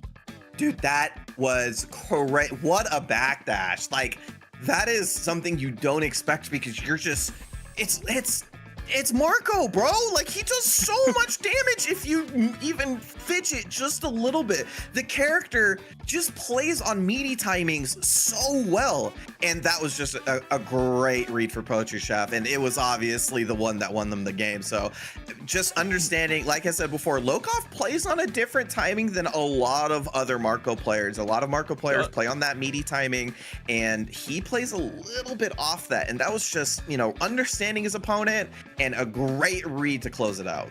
Yeah, great read to close it out as well. But as more doors close, others open, and there is a lot of opportunities to join in on plenty of great tournaments. One we want to talk to you about very, very quick is Vegas Climax, coming up October 4th at the HyperX Arena in Las Vegas. Going to be featuring all 4 of the games that are part of the SWC Finals. That is Fatal Fury City of the Wolves, Samurai Showdown, King of Fighters 15, and of course, the Path of the Warrior, Art of Fighting 3. So if you need that last minute practice, October 4th in Las Vegas at Vegas Climax is where you need to go. This is going to be like one of the first offline Art of Fighting 3 tournaments in ages. Also, this is a big opportunity for people who want to enter SWC for Art of Fighting to get the opportunity to actually play it offline, right? Yeah, I'll admit, since I'm a relatively new SNK player, I started with 13. So it's, man, I have like legit no clue what Art of Fighting plays like or looks like or anything like that. And so, what does that even look at high level? I have no clue. Art of Fighting 3, the easiest way to put it is it's essentially 2D Tekken. That's the easiest way to put it. It's like 2D Tekken. That is frightening. I don't, that cleared up so little in my head. It like throws me for a loop. I'm just like, bro, I'm so interested to see what that plays like, especially for like anybody who actually remembers how to play Art of Fighting 3. I guarantee you there's not a lot of people who are playing it day in and day out. But after that announcement, maybe we had a couple of people hit it up. I see you and other people asking like, what? I'll elaborate a little bit. It's a lot of string-based confirms and string-based combos. And then when you do get launchers, you are kind of juggling them in a launcher while you're grounded, like in Tekken. So that's where like the Tekken aspect comes from. It's all about your spacing and then trying to get hits into those strings. Okay. I see what you mean now. All right. There's not a lot of jumping like you would expect in a lot of other SNK games, right? Especially in a game like King of Fighters or even like Fatal Fury here. Not as much jumping as you would expect. It's more about that grounded, footsies based kind of stuff. But you do get launchers, and those launchers do allow you to basically juggle the character while your feet are on the ground all the way to the other side of the screen, just throughout your kind of canned in strings that the characters have. It's a really unique game, very unique. So it's cool to see that it's getting some official tournament support. As we jump on into our next match, Danny Almazo versus Pedro. Danny, of course, already qualified for the SWC as well. Yeah, big win over, I believe it was Smash Factor if I recall correctly, but Danny's definitely been one of the Billy players I think I've been pointing to even beforehand, because even after the pressure nerfs that the character got, this guy is kind of pretty slow paced as it goes for Billy players, and I think it's the way to play the character now. I agree. Doing a good job utilizing that long spacing. Billy has always been about, being a zoner. He's always got really solid spacing and zoning tools. So it's kind of weird to see him be so rushed down in the last patch. But I think he's in a decent place right now and still incredibly strong. But Pedro with a pretty solid life lead here, Sammy. Yeah, and he started off really strong and great confirms as well. So looking really good so far and keeping the pressure on the Billy, not giving him an ounce of space, but Danny's got some great defense and be able to get a big hit here.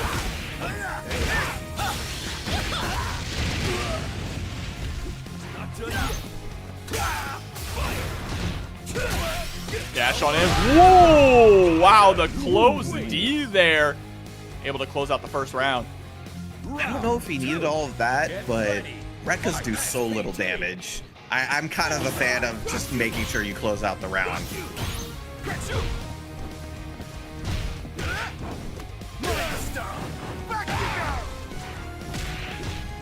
Ooh, got the hit. Doesn't get the confirm off of it, though. A little bit hard for Billy at that range, in all fairness, but Pedro's doing really well to keep the aggression going with the EX power waves, jumping in behind them. Oh no. Small punish, too.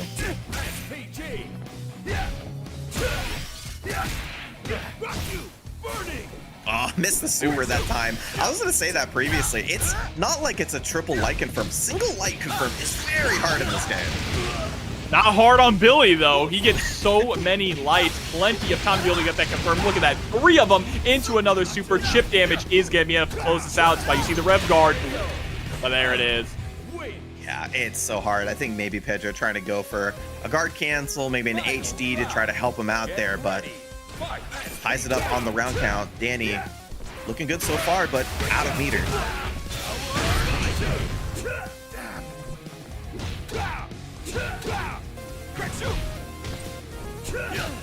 Pressure in the core, nice dash. One thing I absolutely love about Danny's Billy is his movement. His movement is incredible. He knows exactly when to forward dash to get underneath those jump-ins and turn the tables on his opponent.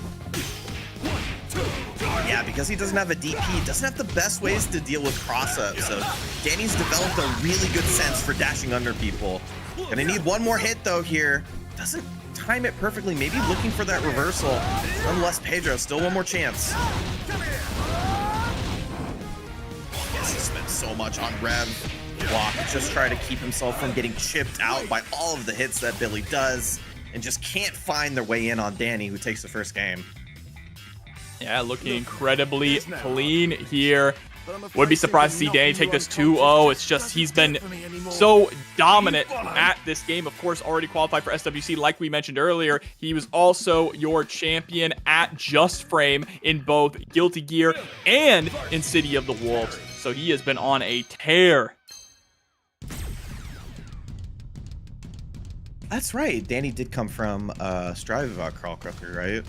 and then like he just like won a big tournament with I believe it was Smash Factor, and like if ever since then it feels like Danny's, I don't know, maybe it's like the win of a tournament gave him the confidence to be at this high level, because ever since then it's been on up and up for him.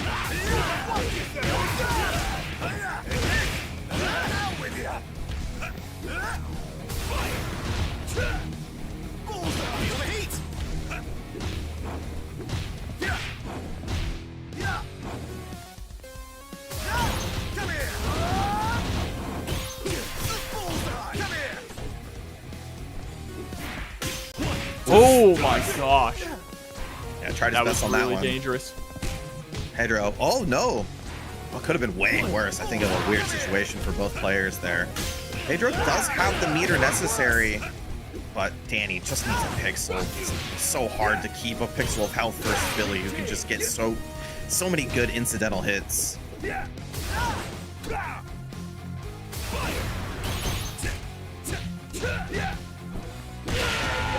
Oh, yeah, it's so hard, man. To some degree, you have to spend your life trying to run in on Billy. You have to tank a couple of hits, and when you're at that pixel of health, it gives Billy so much freedom.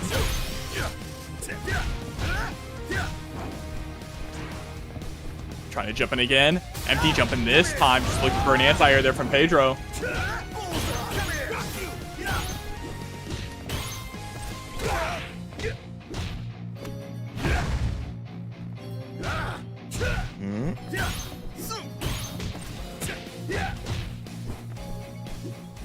Oh, look at that dashing in, trying to go for that 2B. Yeah, he's doing so well to control that space in front of him that Danny actually earned the respect to double dash forward on Terry. Oh no, got hit, no confirm, gonna use it as a mix-up. Danny gets another throw out of Pedro, and that's gonna be the closeout. Takes it 2-0. Man, the level at which Danny is playing at right now, definitely, I think, the favorite to win the tournament tonight, but the night is still young. Danny is going to be the first player to qualify into top 8 on the winner's side here. And up next is going to be Robert up against Catalyst.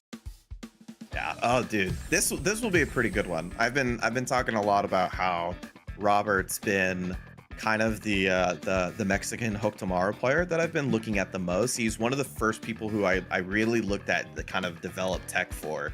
And I feel like one of the first Hope Tomorrow players who hit the ground running. So I'm a big fan of his.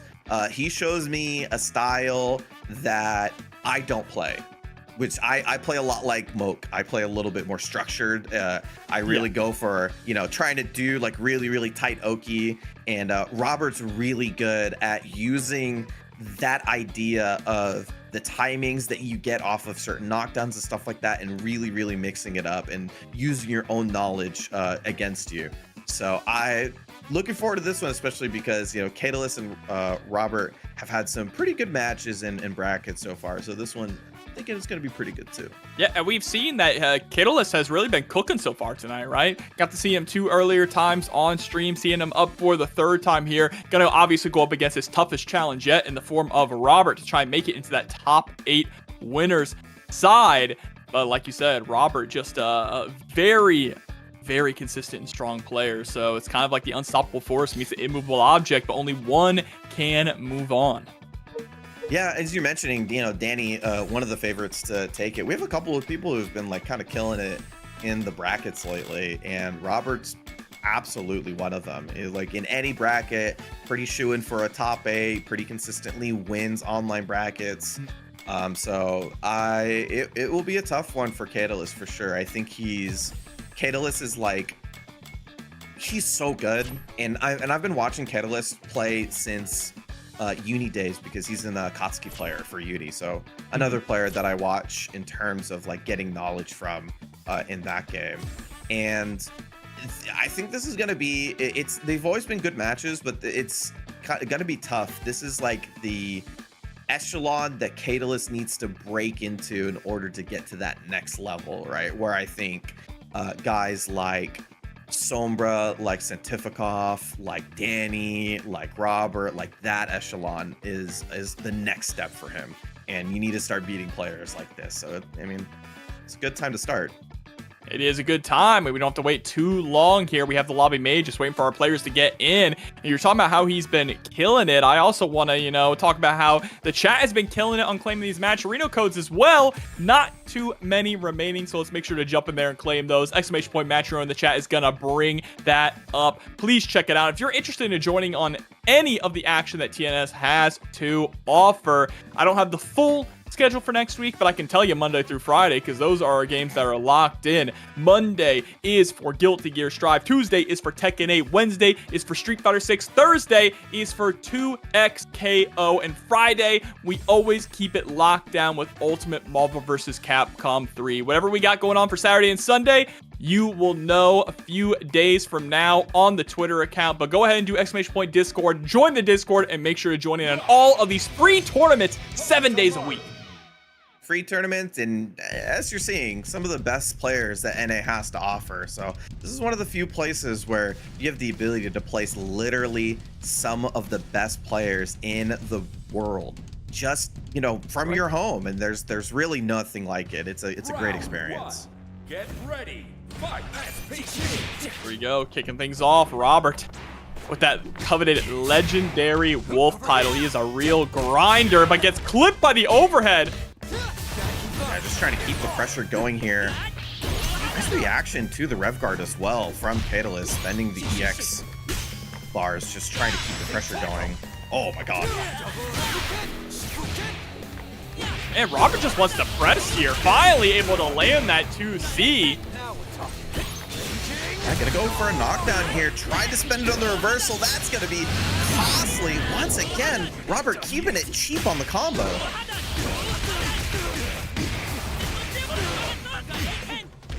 Oh, just needs one more there, and very simple. Just gonna let the fireball do the dirty work. Robert takes the first one.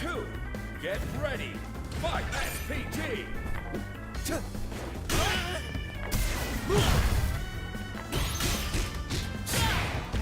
All right, dash on in.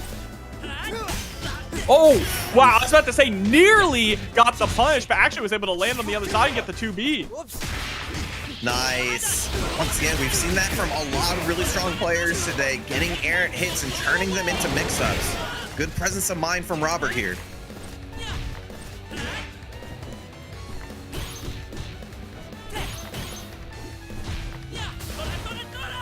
And Catalyst was just trying to find the avenue, trying to find a way to thread the needle, but just ran into a super instead.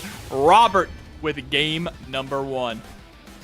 I made a little video on this, but like Hokutomaru, one of the things that the new Hokutomaru players, or I should say the new things that Hokutomaru players are doing, is like being a little bit more aggressive with their meter in terms of trying to keep the pressure going. Because if you structure your pressure, it's like, even if you don't rev guard, you can, the block strings that Hokutomaru can do can put so much pressure on your rev meter. It's almost like it's equal. So you get to run mix, and they basically like spent as much EX meter as you did.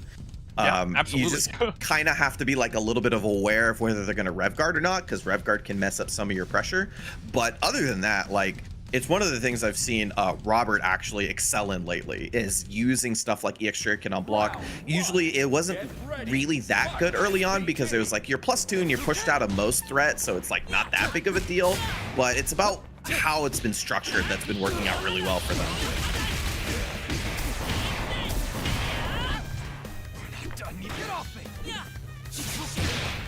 Over the air fireball there. Yeah, not going to be able to beat out in that grounded shuriken. You do land right on it. Oh, and thought that he was going to land. This is what makes this character such a nightmare, right? Is this because in a game where anti-airs are so incredibly powerful, he could just negate them with his air stalls and double jumps, and there's no way to predict which one he's going to do. Oh, dude, he is one of the few characters that I can actually blow up safe jumps, but just stalling in the air. It's kind of nuts. I'm not sure that's what Catalyst wanted. Pretty unfortunate ways they tried to make a comeback, but that is going to be Robert on set point. Fight. SPG. Over here.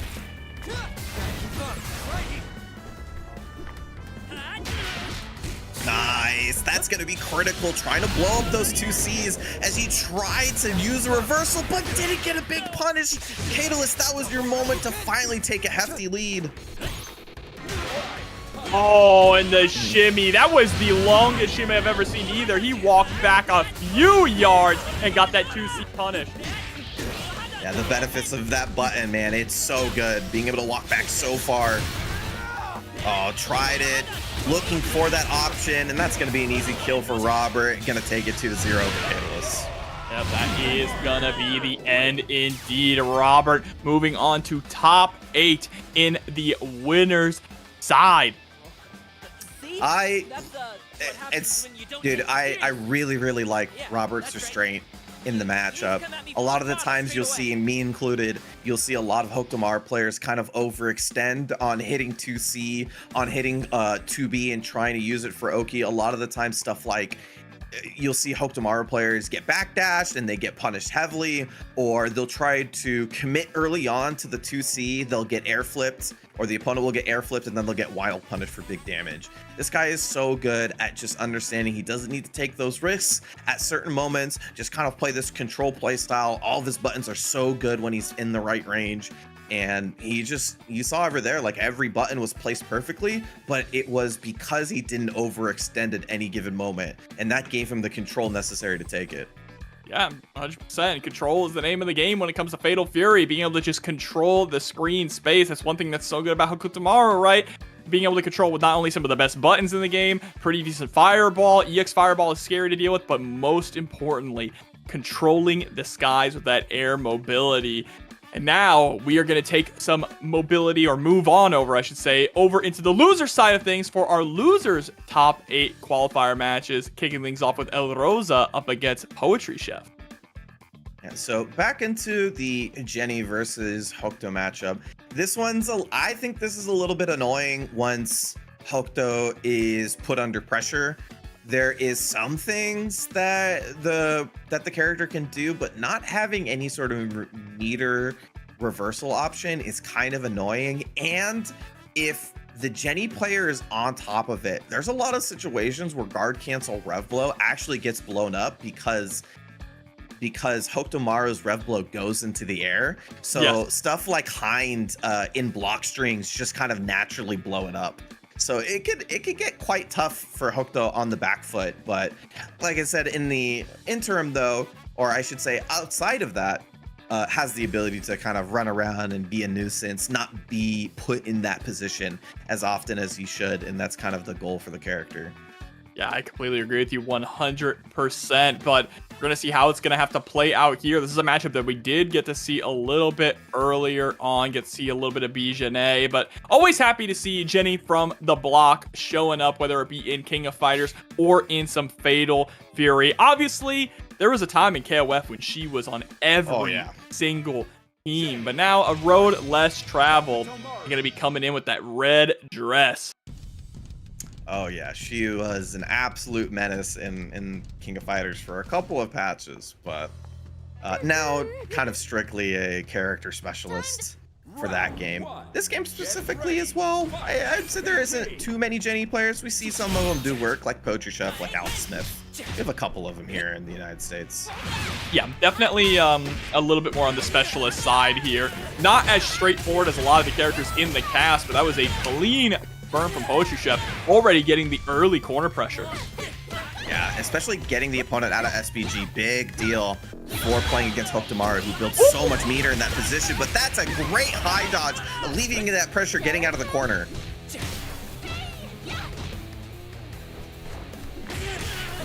Oh, and the far C able to hit its mark. Oh, try to go for the butt buster, but unable to get it. Yeah, I think maybe he wanted to combo into it, into super. Might have been able to be enough to kill, but one more chance. Poetry Chef with second SPG, being able to use it a little bit later in that life bar, and it's so good for mitigating pressure. That guard cancel rev blow fastest in the game. Let's like walk forward into the far C, looking for that whiff punish. Yeah, oh damn, Jenny throwing it back. That's the classic -4 in the counter. It gives you a great window for you to press a button into.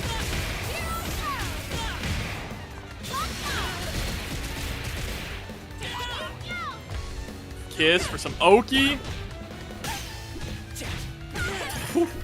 a little bit of a stop sign there with the 2A trying to create some space. El Rosa needs something to keep this match going, but he runs right into the closed C. Poetry Chef gonna take the first game. Off to a great start, actually. I don't think we've seen El Rosa manhandled that hard in a first game. Even in the last one where he was sent to losers, right? He still was fighting back a lot, making it competitive. A Poetry Chef just completely in the driver's seat. Yeah, and in a couple of matchups, I think you're pretty comfortable kind of scrambling in kind of creating a messy situation for you to take advantage of, because Hokdamar is pretty good in the scramble with having a non-proximity 4-frame normal. But Get ready. versus this character, it's you really, really want to not be on the back foot. It's so tough. And that's a great answer for the Rev Blow. One of the few characters that doesn't need super or their own Rev Blow to blow it up.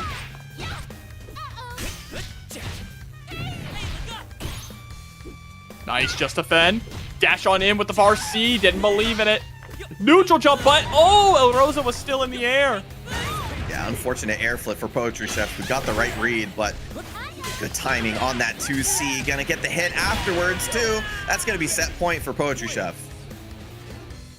Once again, like we said earlier, still in the driver's seat. El Rosa hasn't really gotten an opportunity to get a hold of the wheel here, trying to put the pressure on, but Poetry Chef's defense has just been uncrackable. Yeah, it's just every single time it's been exactly like this. Poetry Chef gets the first hit, gets El Rosa out of SPG, and it's been them kind of rolling in afterwards. And gonna keep on rolling in. See the level of damage that this is gonna bring. Put themselves in overheat, and El Rosa's really low on the rev meter. This is potentially scary, but we can do no wrong. Poetry Chef, another solid round. Takes a 2-0 over Rosa. Absolutely fantastic work there from Poetry Chef, getting into top 8 on the losers side of the bracket, which means we are going to keep the ball rolling, because up next is Pedro up against Alex Mazzi. Most likely gonna be another Terry versus Billy. Mazzi does have the rock as well, so that's possible, but I think the Billy plays in decently well into the matchup. So we'll see what he picks, but I think I've seen Mazzi kind of really rock the Billy lately, and it's been looking good. So Pedro gets another chance at the matchup. Looked pretty good on it too, honestly. It's just that like Danny's so good on his defense. He makes these critical decision points that make it tough for you to play against him. So we'll see if Mazzi can do the same, or if Pedro can make up the difference. One thing I want to see from Pedro that he wasn't really doing a lot in the match against Danny is I do want to see testing the waters a bit with EX Burn Knuckle into EX Crack Shoot, right? Because that is always a really simple way to kind of close the gap and get it on your opponent, especially when you're going up against a character with such great neutral and footsies like Billy. That's a way to not kind of have to deal with things like the far C. Yeah, it's a little scary. But we saw Pedro go with point SPG there.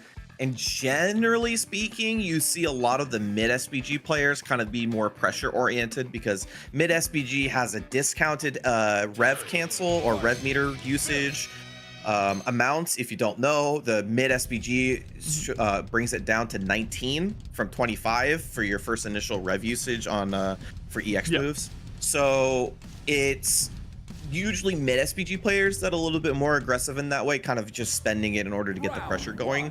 Point SPG makes it a little bit harder. You kind of play a little bit more defensive that way, but it seems like that's going to be the case for Pedro. Actually, just going to run the SPG versus points on both players, actually, as we get into this first one. Oh, wow, that double feint was interesting. There's the crack shoot on in. Pedro definitely being hyper aggressive. He is going to get clipped by Alex. Yeah, gonna get rid of his SPG, but Alex Mazzi already in overheat. I think I would like to see what you mentioned before, kind of pressing the aggression right now while he's in overheat. A guard cancel, or a guard break, I should say, is very imminent. Nice. Gonna get a good anti here. Doesn't spend too much on it because his rev meter's a little high. Just keeping the pressure with the heavy breaks. Hard to react to. There's not a lot of frames on a heavy TP break, so you have to be ready for them. So even if it's -2, sometimes you can keep your pressure going. Get ready. Fight. Trying to start scenario here. Oh, chasing up with the air-to-air into the forward throw. Alex Mazzi inside the head of Pedro here. Oh, but not able to react in time to the rev blow. Oh, got a guard cancel, but just out of range, unfortunately, for the record to hit. Woo! What a confirm. That did like 33%. Recovered some rev meter. Pedro's in a really good position right now to close it out. Low-key, the earlier you cancel the power geyser, usually the better, but Pedro wasn't able to react to the DP. Instead, though, just gets that far D into power geyser. Yeah, you know what's funny is that the pole vault that Billy does, everybody's taught like run underneath it and then you get the wild punish, right? That's like the classic way to punish it. And it seems to me like if you don't have time to run underneath it, a lot of people freeze up and don't remember that you can just high dodge or heavy TP break for the punish instead. Terry versus Billy. But first game goes to Pedro, looking really good. Some early leads that gave him kind of a nice place to stand on for Alex Mazzi to kind of pressure. And even in the first round, even though he didn't have like a super good lead, the early pressure putting it Alex Mazzi in overheat early on made it difficult for him to turn it around. So first game goes to Pedro. Let's see if he can double up, make it into that top 12. Oh, it just trips up though with the 2B anti-air. Not gonna get hit by that. It's gonna cost a little bit. Gonna tack on the rev blow there. Gets a good knockdown. Oh, nice. That was an interesting little frame trap there. Pedro's the person I've seen use close B the most. I think it's an ugly button, but it does have some good plus frames. It absolutely is a horrifically ugly button. Oh, I'm gonna tack on the super. That's gonna be enough. Mazzi gonna make sure we close it out even in overheat, trying to tie up the game count. Ready. Fight. SPG.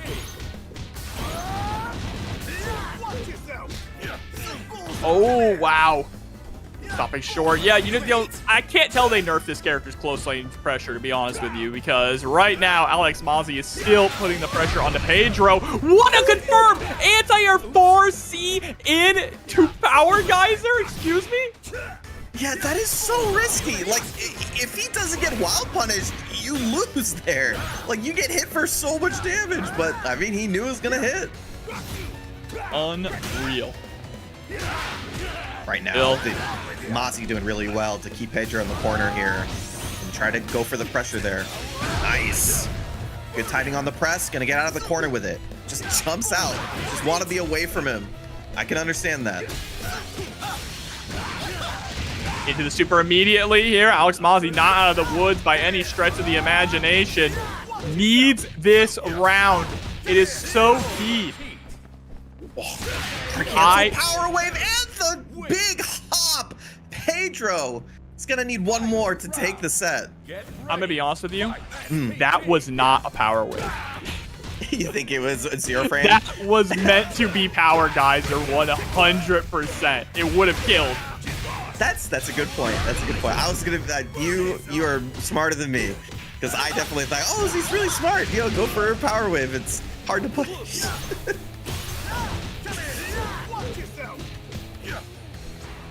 You're right, though. The way that we've seen Pedro use the power geysers, that's definitely what he was trying to go for there. Has one more. Stalked in the chamber. Could have seen it right there. That might have been the kill, but we don't see it from Pedro. Oh, great defend on the other side. Challenging with a standing A. This is still a very dangerous position here for Alex Mazzi. Tried to go for the run-up throw. That could have been the end of the game right there with that whiff. And he hits him on the ground, too. Not going to spend too much on it. There it is. Now he can spend on this one if he wants to. Doesn't. Gonna need one more hit. Has the 2 bars for it. Only spending 1. Is that gonna be enough? No. Gonna need one more hit. Anything will do it here. Even just a light confirm. You don't need to approach, though. Alex could just hang back. problem is you can't whiff too many things, and he finds the far C in time, even with Pedro faking out the crack shoot. Mozzie still finds the right time for it and ties up the game count. But I'm afraid simply knocking you unconscious just doesn't do it for me anymore. Do you Potential, dude, that was potentially so scary to lose the game because you didn't spend 2 bars, because muscle memory tells you to spend 1 bar there. I've done the exact same thing and then looked down at my super meter and went, oh, I'm stupid. I better not lose this. Yeah, it So doesn't feel good. I totally get it, but it feels good to close those out. Now, time to calm yourself down. You only need 1 more game. Ooh, but the game 3 here, this is the loser side of the bracket, so loser is eliminated. $200 in that matcherino, in that pot as well. 1. Get ready. Fight SPG. Oh, don't see that heavy DP break. Pedro's been pretty good at that after the EX Power Wave. Oh, what a button press, even after getting hit. Good recognition from Alex Mozzie. Ooh, with the anti-air. Able to put Pedro out of SPG. Nice. Once again, Alex Mozzie not spending any on that one. Trying to keep the rev meter low here, but gonna confirm off of this. Has to spend a little bit for it, but gonna attack on the super. Yes, is it gonna be enough? Yes, it is. Oh, Fantastic work there from Alex, now sitting at set point, trying to get into that top 8 loser side. feels like all the momentum's switched over to Mozzie now. It's all about Pedro trying to find that opening, but he's been so good reading Pedro's jump-ins and reading his run-ins as well. A lot of these 2Bs on him trying to get pressure. Able to get the run-up throw. Cross-up attempt isn't going to end up working out. Oh, no. And that was what you were worried about before, Sammy. The far C hitting in the air without a wild punish or a counter hit and just whipping the super. Attacks on the super quite early, but that does scale because of the high dodge. Gonna need one more touch. Oh, that's a lot more confidence from before, but Mozzie will think about how he could have closed it out earlier. Reel in, no one home. Nice confirm. He had to go for that. He was really high on the rev meter. He can use the rest of this for a confirm if he wants to, though. That's, oh, nope, just Rekkas. Those don't do a lot of damage. That's going to be the wake-up super for Mozzie to close it out and takes it 2-1 over Pedro. Why not, right? Why not? You had a round to give. You knew that Pedro was going to get a little desperate in that situation, just throw out the reversal super, which Alex had not done the entire set, right? Yeah. Yep, he's hold that one for a rainy day, and it definitely came at the right moment. So great stuff. Very tough. Like I said before, you know, it's a lot of the times, you know, you overextend just a little bit too far because you need to make a comeback, or you need to find that hit that gets your game started, and then sometimes you don't expect them to air flip or something like that, and you get heavily punished for it. And then on top of which, you're playing against Billy, who has the easiest wild punish at half screen, so it doesn't even need to worry about dashing up into the space first. So it's I mean, you know, also Sammy, if you're looking to get some practice in the games that are going to be in SWC, you don't have to worry because Vegas Climax has your back. Vegas Climax coming up very soon, October 4th at the HyperX Arena in Las Vegas, Nevada. It is going to have Fatal Fury City of the Wolves, Samurai Showdown, the King of Fighters 15, and of course, Art of Fighting 3, Path of the Warrior. So if you want to get that practice in on these games offline, it is basically just the last stop to SWC with all of the SWC games available. Again, that is Vegas Climax at HyperX Arena in Las Vegas on October 4th. Make sure to check it out.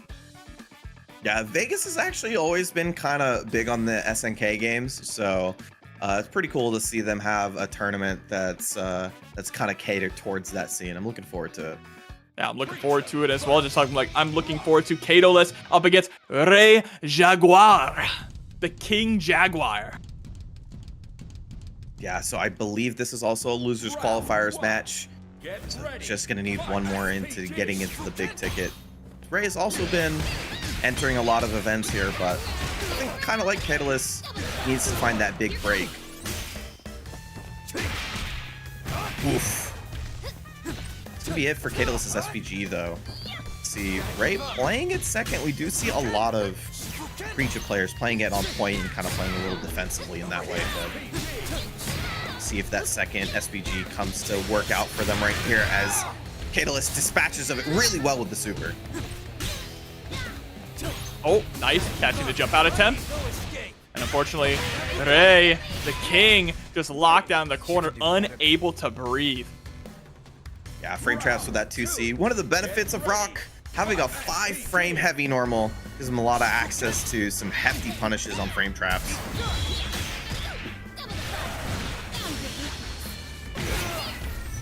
All right, bionic arm. Yep, up to the other side there to make sure that you maintain that corner pressure.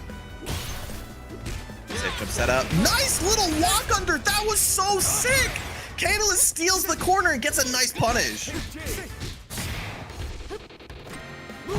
Oh, Count DeVille coming through with the sub. Welcome back. Oh, getting caught by the 2B though, immediately into the Shining Knuckle. Not quite enough to get the kill. Oh, still got the super out. I feel like Catalyst is trying to fake the safe jump setup and then it still went for that 2B. Right, just needs a one more hit, but so does Catalyst, who finds the 2B, takes the first game. You want to see another Reppuken? Not now. You want to see another Reppuken? Want to see it again?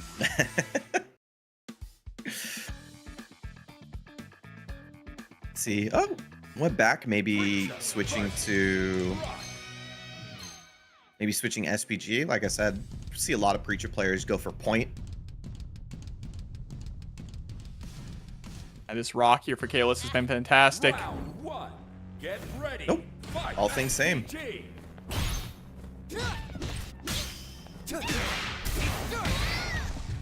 Nice. Ray might be playing a little too defensively, possibly, right? I think that Preacher has some really solid pressure, but obviously just kind of getting around some of these fireballs has been a little awkward at the distance that Catalyst has been using. Yeah, when I think of a character's weakness for Preacher, I really think that her neutral is kind of her biggest issue. Doesn't really have long limbs. Fireball isn't really meant to control space in front of her, so Catalyst's aggression, which is usually pretty aggro on the rock, has been really difficult for Ray to kind of deal with, as that was a fantastic whiff punish on the 2C. Oh, speaking of 2Cs, gonna be able to confirm fully into the bionic arm. Safe jump setup there, or sorry, meaty setup I should say. Oh, but just DP's out of it afterwards. Gonna earn some room here. Goes for the cross up catch and Ray sleeping. Time to wake up though. Oh my god, what a dodge attack there on the rev blow. Catalyst running away with this game. Should be able to secure the kill off of this, but might actually be revved up a bit too much. Nah, he's good. No, you made a good point there. He would have been after the blocked super because he was over 75%. So he would have had only one rev meter usage before it. But if you saw the way that he structured his combo, made sure that he was going to be underneath it before he started using rev move usage. So in case he needed to use it, he could use it at the very end. So that was a good heads up play, just making sure it didn't need it. But that's the type of little optimization that will win you games, as Catalyst does take it. Yes, sir. And that is what you get when you get top level play here in TNS. On to our final top 8 qualifier here. Mr. Bwabande has been on stream consistently throughout the night. Has been the main character, but can he take down Lokov? Lokov, of course, getting sent to the loser side in kind of a shocking upset, I would say. And now having the opportunity to get back in to try and get that vengeance here in the loser side. Yeah, I was gonna see. Okay, that makes sense. I was gonna see who put Bwabande on losers, because we did not get to see that on stream. It was Granius who is in our top 8, and that makes sense. One of our best players running the North America online brackets here on La Precha. So we'll see a little bit more from him later. He's already qualified for top 8, but only one of these 2 really strong players is going to qualify. So this is going to be pretty interesting. We'll see what Bwabwande wants to go for. I'm expecting the Rock versus the Marco, but we could maybe see the Jenny. And other than that, man, it's really playing the player. Lokov is just, you know, that guy. You really have to be ready for what yeah. Like I was actually talking to a couple of players a while ago, and it was like, hey guys, did you know that Lokov, every time I run on him to net play, he just round start EX kick taps? and every one of them were like, yeah, he's been doing that to us too. Yeah, I mean, why not? It's safe too, right? It's safe, so just throwing it out as a jump scare right off the bat has been such a good play for him. He's done it at the start of basically every single round here in this tournament too. And shouts to Just Frame coming through. I absolutely want some seafood, brother. I already miss Mexico. I want to come back. It was a beautiful time. The food was incredible. I need some Panama again in my life. You know what I'm saying? Dude, I saw y'all there, you and Aru, and I was pretty jealous. I'm not gonna lie, because oh boy, that looked like a fun. You gotta time. go next year. You gotta go next. Oh, dude, if I can swing it, you know I will be there. Absolutely, there or any one of the other wonderful Mexican tournaments, because they're all pretty awesome, all of them. Is this Jotaro Kujo on Mr. Bwabwande? Oof. I think, yeah. I think you're right. Absolutely Jotaro. Oh my god! Not like this. EX charge kick right off the bat, already taking Bwabwande out of SPG. Not fast enough to get the combo off of it, but gets out of the corner. That's a big win and a big hit here. Gonna take the life lead away from Lokov. Yeah, with these 2 players, I don't think either of them are the type to get the life lead and play lame. I think both of them want to get the life lead and just go wild. Yeah, that's completely correct. They just kind of run it in there. Goes for the low counter. Did you mean that? They have been so close to each other this entire round. Both of them just pressing buttons in each other's faces. And Lokov deciding he didn't want to block. Just ready to move on to the next round. Yeah, that's actually both EX Pukins in the corner there. I feel like Bwabwande just wanted to create the space. That's a great read. We know how Lokov likes to round start. Let's start off with the high dodge. Spends all of the meter and the hitting gear to get rid of the SPG. Bro, that's why he has it as Jotaro, because the point that he does and the pose, bro, he hits the Jotaro pose too at the end of the hidden gear. Oh, I didn't even know that. That's so good, actually. Oh, nice neutral jump to deal with that res blow. It only has the hitbox on the way down.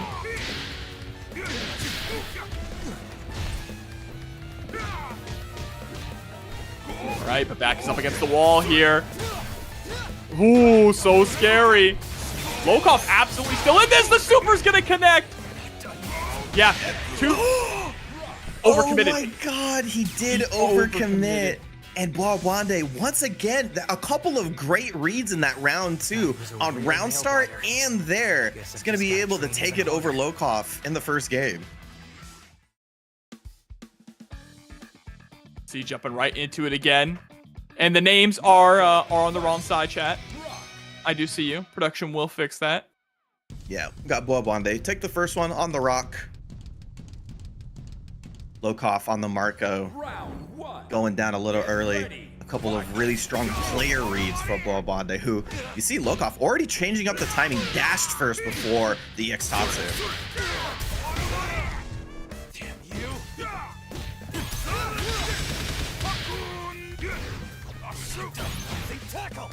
Oh god. Ow, ow, ow, ow.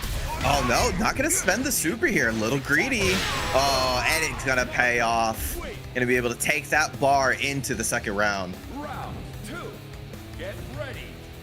Which I don't mind.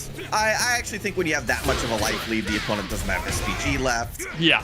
Versus certain characters, like if you're not playing against Kain, oh boy. Oh, this is gonna hurt. Attack on the super for me, please. Yeah! Show me the hitting gear. This is my favorite super in the game. Boom, boom, boom. Oh! Bro, the chop. Oof. Oh my god! How did you still make the read? What a monster! Bro, I don't know how he was ready for that. One step ahead. I One can't game believe ahead Lokov still, too. TP'd there. Oh my god, that's a safe jump setup. Did he just know that the timing was off? That's insane. Oh god, I have to think about this. He started that with a juggle. Does doing it in the air change the timing? Because a lot of supers, when you do them from the ground to the air, you add 3 frames, so it can change some of the knockdown setups. And so if he did the can timing for the ground setup, then the DP is not going to time, or the safe jump setup's not going to time properly. I have to go back and look at that one again, but that would be really good knowledge from Lokov. Ready. Fight.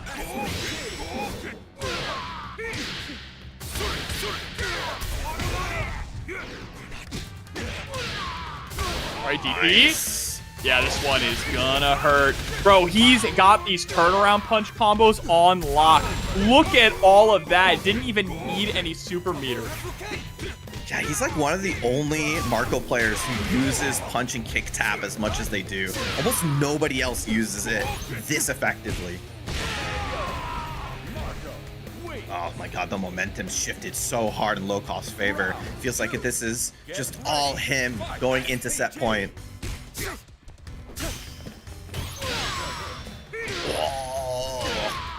Let's see if we attack on the super. No, not yet. Gonna hold it for a rainy day. Has the shotgun stocked. Both barrels ready to go. But gonna use both of them at the same time? No. One, too short. Not high enough for it anymore. Oh, and then the jump on the other side. He is gonna get caught with the low. Uh-oh, in overheat now. But goes for the super once again, calling out the air fireball. Whoa! Got really tricky with it, trying to go for the throw. He's doing fireballs in his face. Any one of these jumped and he loses, but he makes the read. Lokov, all the confidence in the world in those fireballs, takes it 2-1 over Buelbande. Absolutely unbelievable there. Lokov securing his spot in top 8 again, playing as crazy as always with lightning fast reactions on those supers. Man, that was really scary because I think the routing that he was doing was a hidden gear routing. And then he went for the super. And if you don't remember, in the latest patch, the Fireball super not only got its recovery nerfed, but it also got its startup nerfed. Yes. So it got changed a little bit. It pops up higher, so a lot of the combos stayed the same for like double super or attacking on the light DP afterwards. But it did lose some situations like that specifically where it doesn't combo anymore. So potentially really scary, but I think unfortunately it was like, it's been so long since Buelbande got his offense going again that he thought, oh, I can restart my pressure with EX Shippuden. But remember what happened in game 2. Every single time that happened after Lokov adjusted, super fireball to blow it up. And it was just like, it's been so long since he's seen it again, he might have forgotten. And then, you know, that was the time that Lokov was able to close it up. Yeah, and close it up, he did. And that means we're closing up all of our qualifiers as well. We are going to be jumping into top 8. But before we do that, we are going to throw it to a very quick 5-minute break. So make sure not to go anywhere because there will be more Fatal Fury and more TNS right after this.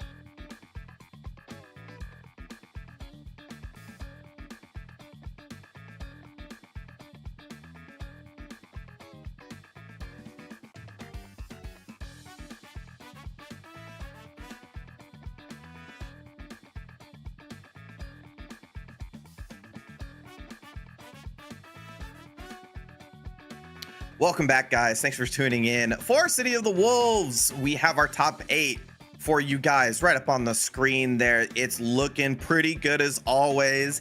And we got a pretty good selection of characters as well. I'm quite happy with everybody who has been making it there. On the top side, we didn't get to see him on stream, but we got Super Grenyas making it on the top 8 versus Daniel Maza. Robert versus Sombra. On the loser side, we have Poacher Chef versus Catalyst and Alex Mozzie versus Lokoff. A lot of really good matchups for you guys. And a lot of good character variety. I think we've been seeing that a lot more lately from the online brackets. Usually a lot more than the standard top tiers. We've been seeing a good wide range of characters, and that makes me quite happy. As we do get into our first game for our top 8 for you guys, we have Grenyas versus Daniel Maza.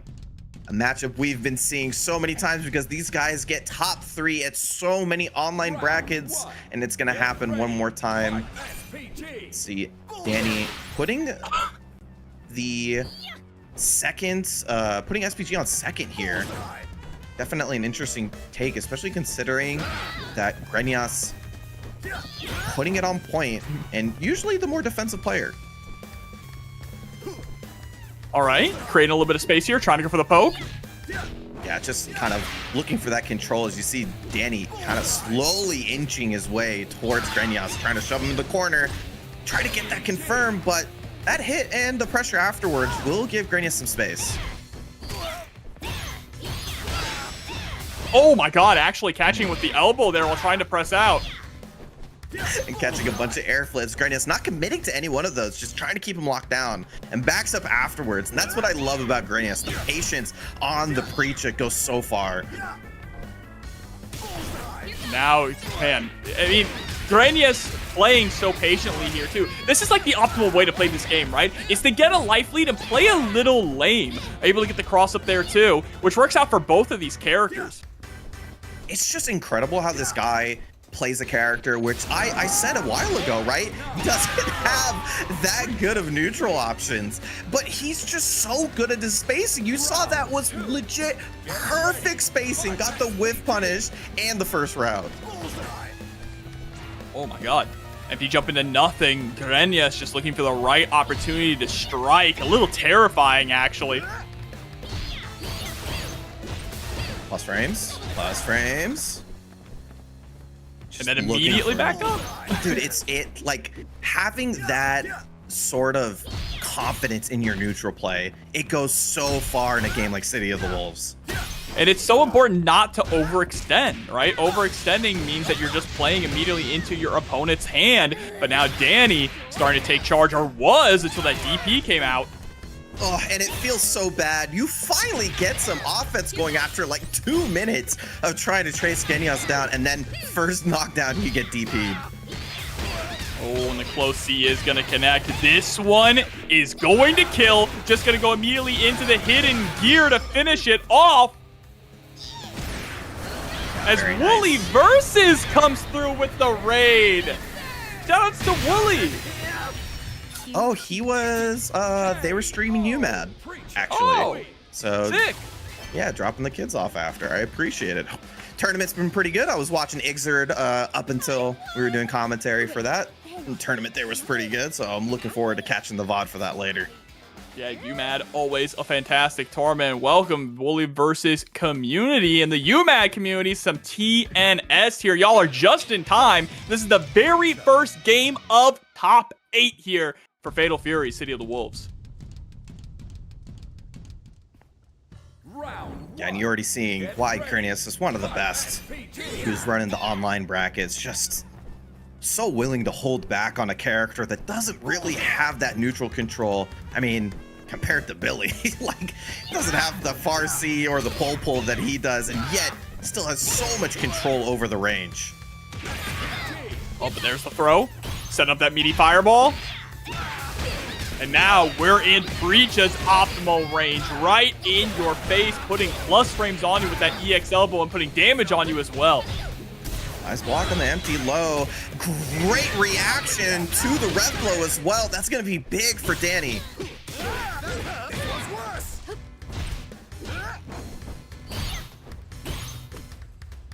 Oh, Unfortunate. Had to let Gradius out of the corner. Wasn't close enough to deal, or far enough, I should say, to deal with the jump out, but still gets a big hit here. Has a little bit more, but a super can find it if he finds the hit, and he does. Attack on the super, yes. And that's going to be around here now for Danny, slowly but surely gaining ground. Get ready. Fight SPG. Hard fought. See how hard Danny has to. Unfortunately, putting yourself in an even worse situation there, trying to go into the DP afterwards. I'm pretty sure that's not what Grenius wanted. But that was a crazy whip punish. Does that work at certain ranges? Like, do you Dawson people into, like, the launch with heavy TP break, maybe? I don't think you can. Because once you secure the 2C, he snaps back. Yeah, that's what I thought too, but like he went for it like it worked. So I gotta kind of believe Super Grenius over myself. So maybe it was a thing. Either way, Grenius, he finds that big hit, tacks on the hidden gear at the end, and that's finally gonna get Super Grenius out of SPG. Corpse hop, tries to take the corner. Nice hyper defense into the EX elbow, and he closes out that round. Final round. Get ready. Fight SPG.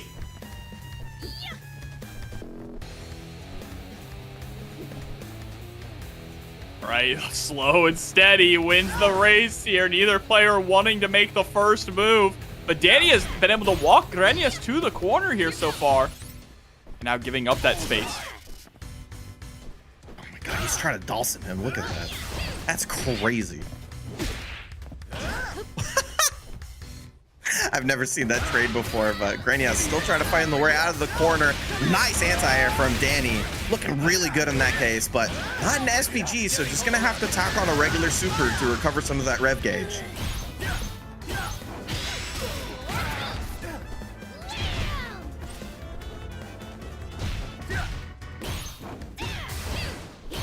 Plus frames. Oh, nice! Guard cancel pole vault, dealing with some of that pressure. Danny trying to keep that life lead. That's so important for him to lord over Grenius.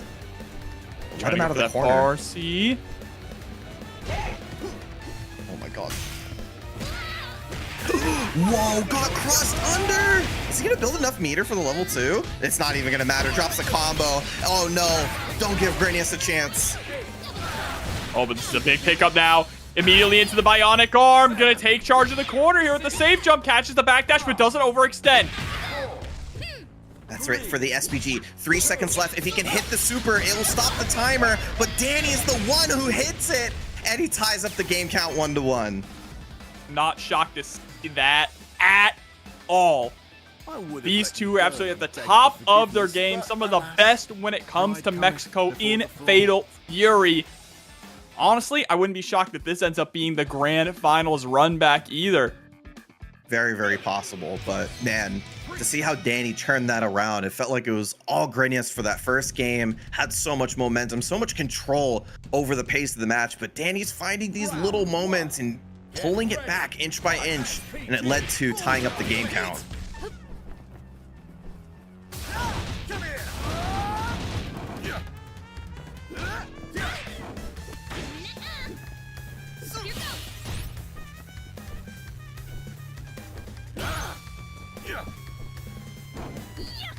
Oh, look at this patience from Danny. Every button that Danny presses feels so calculated, but a wonderful challenge there from Super Grenius. Yeah, couldn't get any offense started there. Has that minor life lead. Grenius backs up. Oh, finds the hit. Very nice. Once again, I was talking about this before. The high profile play of taking little hits and turning them into mix-ups.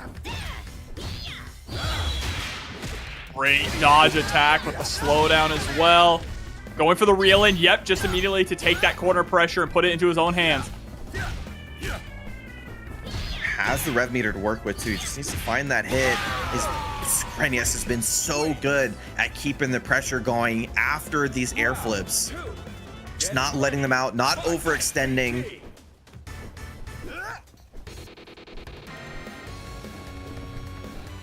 That slow approach, just trying to walk Grenius down to the corner. You saw Grenius fishing out for that 2C to hit the limb once again.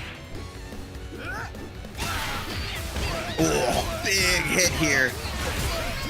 See what he wants to do with this here. He just goes for the safe jump setup. Already in SPG, doesn't want to spend the super to keep him in SPG.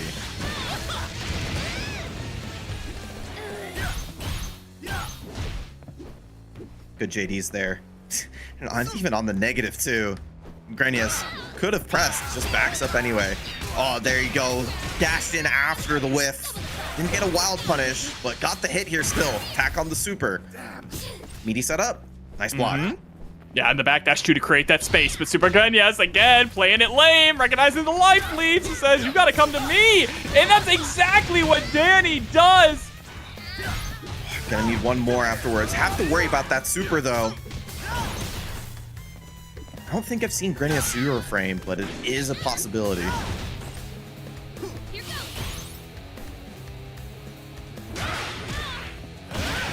Oh, very nice. A lot of patient play once again, like you mentioned, Jobber. Walking his opponent into the corner, got the jump. We're at our final round. Both of them just being so reserved at the start of every round. Grenius trying to hit that pogo at any opportunity.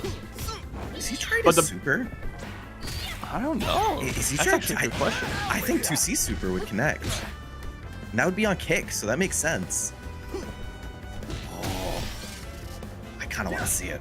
I kind of want to see it. Nice. Grenius finds an important jump. Even just these little bits and pieces. It doesn't lead to a hit, but it gives him a little bit of space to work with.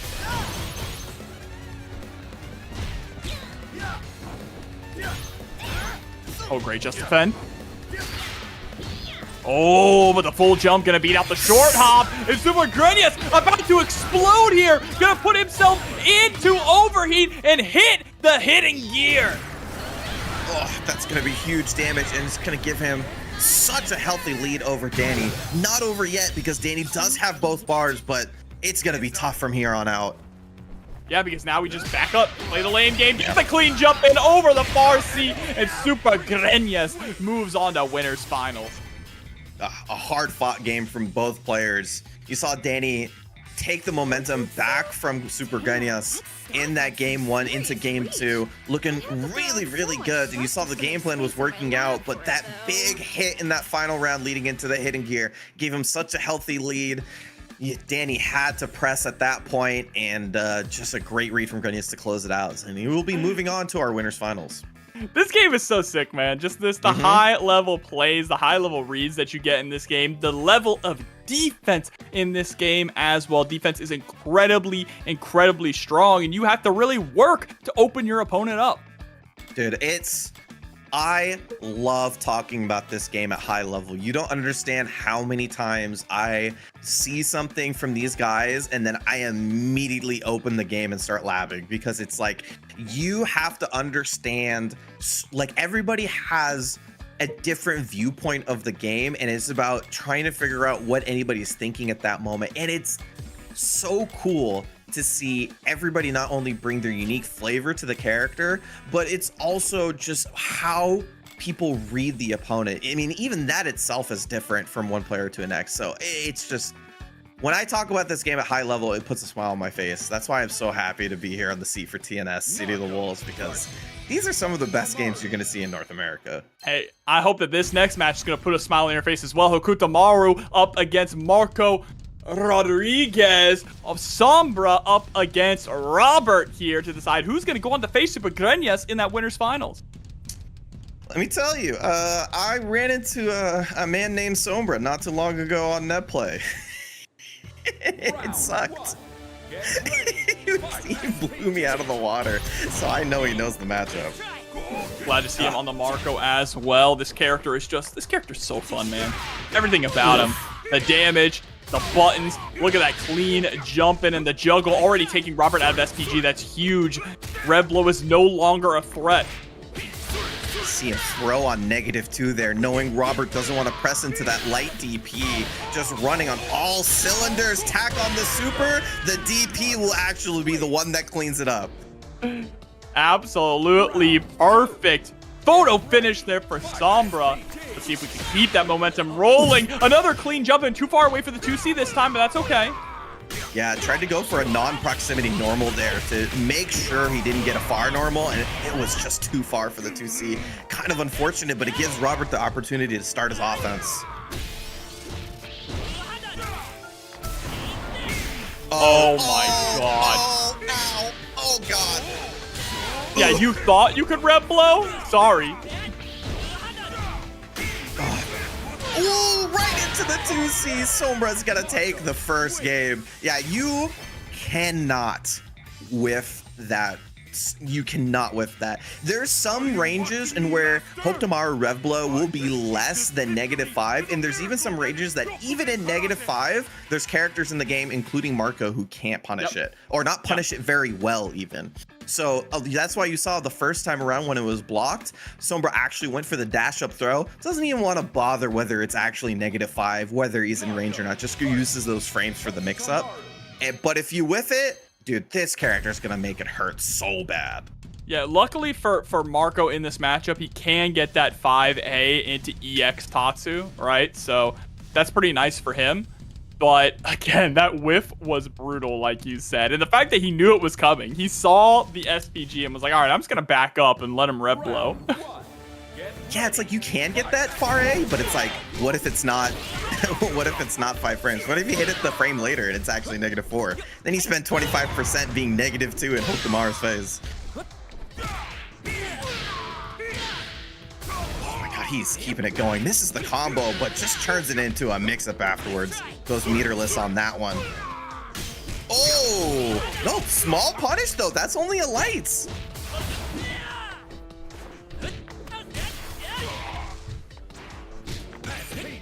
I got the cross up, no rev guard from Sombra, but Sombra is playing final SPG, doesn't get a chance to use it.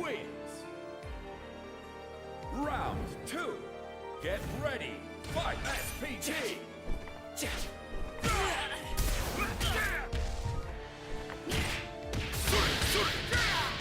All right.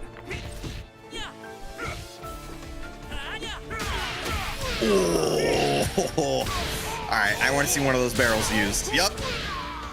Talk on the light DP, a little bit of extra damage here, and it's good Oki. You just get to walk back ever so slightly and deal with most of the Oki situations there. Sombra, one more to move on into winners finals.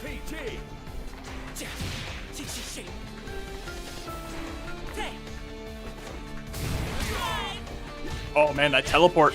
Gotta be careful about it. There's the throw. Robert. Oh, what a trade! You gotta be kidding me. Oh, tried to go low, but ate the heavy DP on the trade. The fact he didn't even need to break it because it traded is the best part. Oh, no. Nice. Gonna attack on the super. Gonna need one more, though. Pressure. Oh, wow. Actually chipped him out. Sombra wasn't ready for the chip sequence. And that's gonna be what decides it. Robert ties it up. You said nighttime is Man, for Robert, adults. incredibly impressive here to come back from such a dire situation. Yeah, that was surprising. I mean, honestly, I didn't think he was going to go for a chip sequence either. I thought he was just going to take the +3 at that moment and just kind of run a mix up there. And it would have been pretty potent. Obviously, any touch would have done it in that situation, but caught Sombra off guard, and that's going to be what decides it.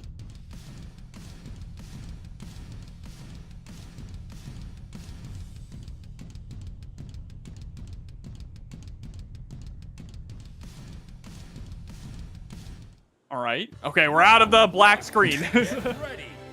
Out of the void. I hope you didn't blink. Time to jump straight into game number 3 here. Who is going to move on to winners finals?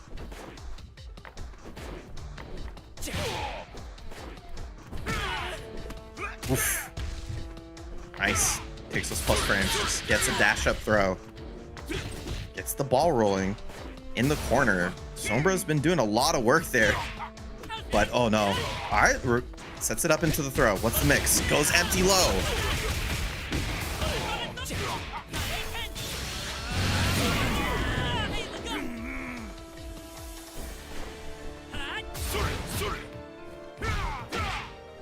Oh no. Oh no, cancel. That's going to give Robert the opportunity.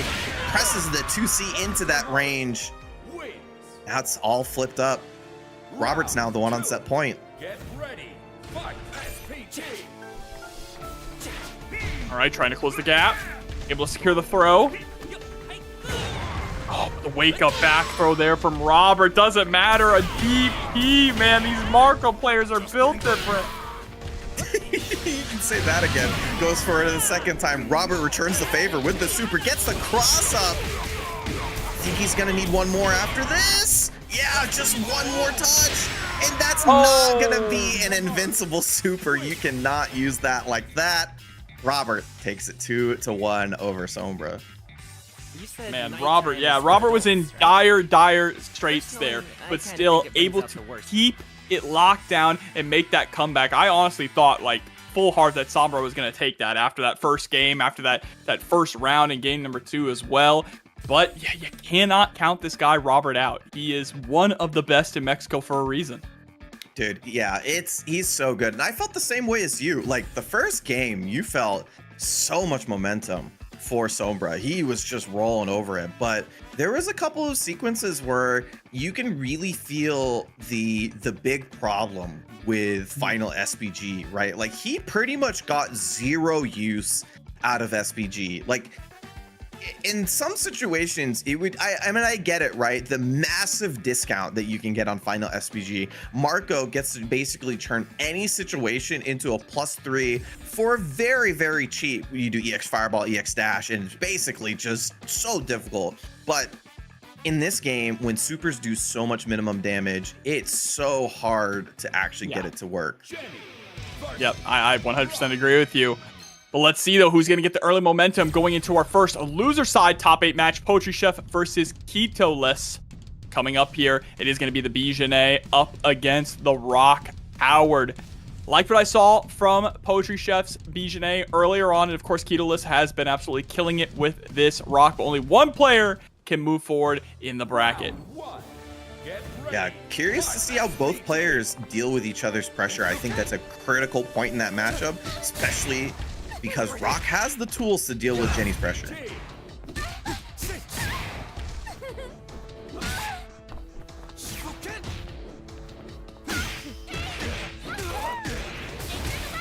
you go, big hit here. It's gonna deal with Ketoless's SPG. It's a big win early on and gets the frame trap to work here. That's gonna hurt and put Poetry Chef in a one-touch situation afterwards.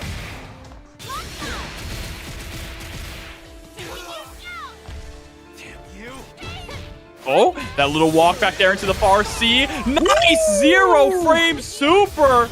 Able to immediately take charge of the situation, but now Ketoless needs to capitalize.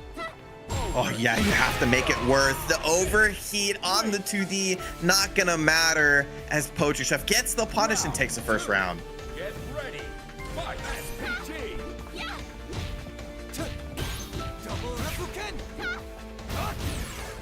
Oh, punish that. No, it doesn't get a full punish on it. Ketoless gets an extra lease on life in this round here, but runs into a close C. Poetry Chef once again dispatching Ketoless's SPG, tacks on the super to put him in the corner.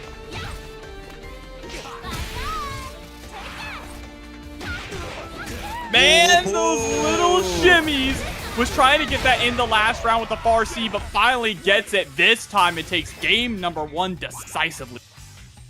Dude, the far C6C is so good. It's an incredible tool to have because not only is it a good far-reaching cancelable tool, but it's 2 hits, so very easy to hit confirm, and Poetry Chef using it really well there.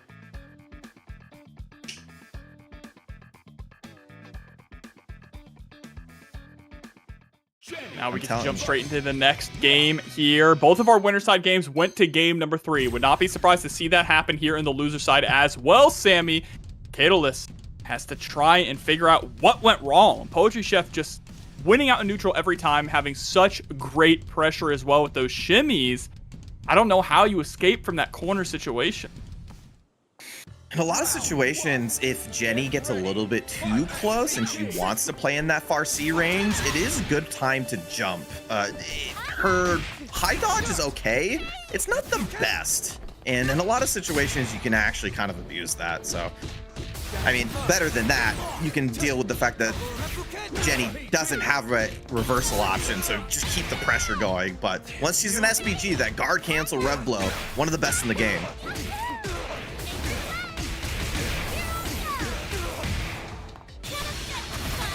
All right, it was the super.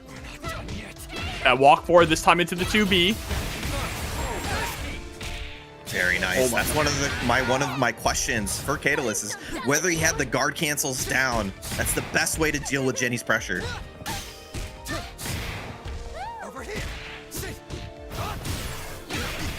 Ooh! Did he try to go for chip? That's so scary. It was a pixel away, but Poetry Chef able to close it out. Now on set point.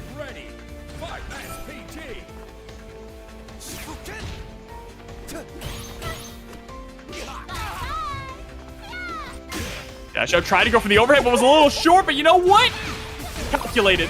That was just a calculated frame kill. You know what I'm saying? Oh, those ones feel the absolute worst. You react to the whiff and press a button at the worst time possible. Poetry Chef. Oh, once again, reacting to the whiff. It hurts. Oh, I know that exact feeling, Catalyst. I feel for you. But Poetry Chef, 2 great responses. And we'll take it 2-0, moving on through the bracket. But fantastic work here in the loser side of the bracket. Good to see Bichette making it this deep in and continuing the run as we continue our run here through top 8 on the loser side with Alex Mazzi up against Lokov up next. So it's going to be some more Marco Rodriguez action on your screen.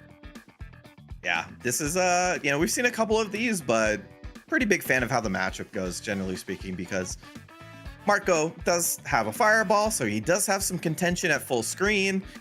Billy doesn't have an EX fireball, so you can't really stop it. But if he gets into that range where pull or far C can hit him in the startup of the fireball, it could definitely hurt. So there's definitely a fun little mind game at mid screen there, and both people trying to jockey, even for little bits of positioning, not even just like, getting in all the way as we normally talk about how spacing normally works. For Billy, he just needs a little bit and kind of you take these small wins as you go. So we'll see how that works out for Alex Mazzi. Yeah, absolutely. And I do see, some things being said in chat, by the way, while we're waiting for our players to jump in. I just want to say, just play the game you want to play. If you like the game, play it. Don't worry about Steam charts. All right, Steam charts don't matter. Y'all have to remember that consoles exist and consoles are always more popular than PC. So just who cares? Just play the game. All right, that's all I'll say about it. That's the one thing I will mention for the people talking in chat about it as we jump into Alex Mazzi versus Lokov. Yeah, we'll see if Mazzi has the ability to deal with Lokov's pressure. As we've seen, it took quite a bit in order to get rid of Lokov. And that's kind of the type of player he is. So we'll see if Mazzi can bring what's necessary to the table. But with Billy not having a meterless reversal option, if Lokov gets the opportunity to be on top of him, he's going to have to make a strong read to mitigate that pressure. Absolutely. I've always felt that Marco was actually a pretty decent character to deal with Billy originally, and that was crazy. The charge kicks immediately into the rev blow. Yeah, if you tried to, maybe press a button a little too early, you'll eat that rev blow. Relatively safe sequence there, but I agree with you. Any character that can get on top of Billy once and keep the pressure going, usually pretty good.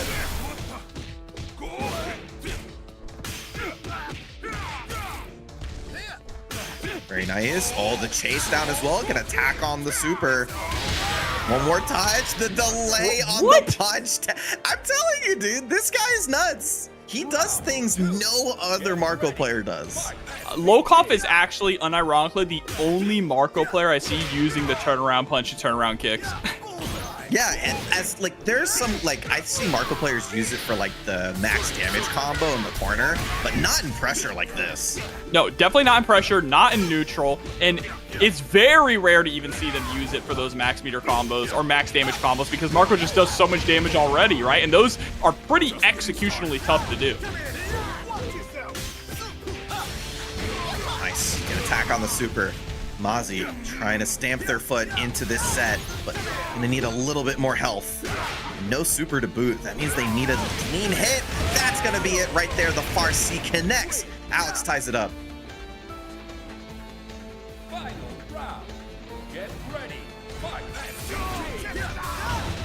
Ooh, backdash first. Wasn't in time to deal with the EX kick tap.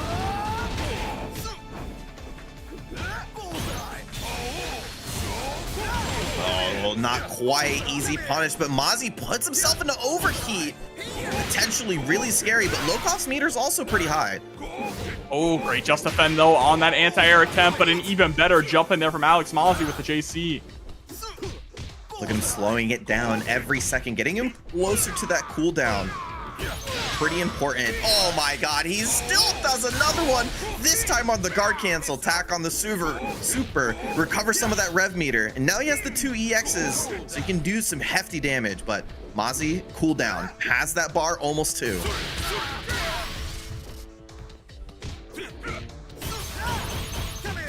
Oh my god, I feel like he's gonna jump scare me. Air flip. Oh, there's the jump scare. Heavy DP just goes for the level 1 DP super to get the Oki, but gets tossed. Why does he keep doing the kick? I think the fireball does more damage. Oh, The fireball jump does scare. do more damage, indeed. I traded. You gotta be kidding me. This guy, I'm telling you, man. Like, every single time I watch him, I'm like, I don't know what's happening. Why is he making these decisions? And then afterwards, I go into the lab, and I'm like, oh, this guy's thinking on another level. Bro, I'll tell you one thing. Kyokugen Karate is invincible. That's all it is. Hell yeah, it is. This character's so cool. And I usually like the Kyokugen characters. Like, I'm a big Ryo fan as well in King of Fighters. I think he's a really fun character to play in that game. But, like, dude, Marco's so cool in this game.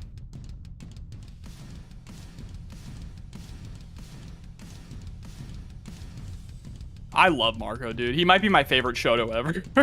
He is absolutely one of my favorite Shotos to watch. Absolutely. Like, without a doubt. There's very few characters that I put in that, like, super high echelon of fun Shotos to watch. Like, Uni's Hyde or, like, ACR Kai, which is one of my old mains. But Marco's up there in that list. He's the full package, man. Fun to play. Great character as well. Oh, luckily for Lokoff, got hit out of the air, so it could have been worse.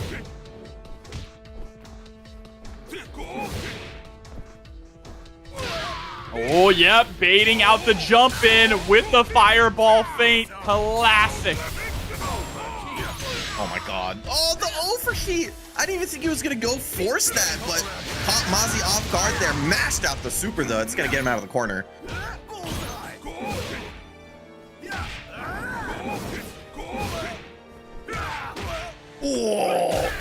Didn't get the confirm, but still got the dash up throw. Gonna need one more, and doesn't have a super to threaten. Goes for the meaty, and that will be it. Lokoff set point. See, can he close it out here with a quick 2-0? Oh, caught him on the feint there.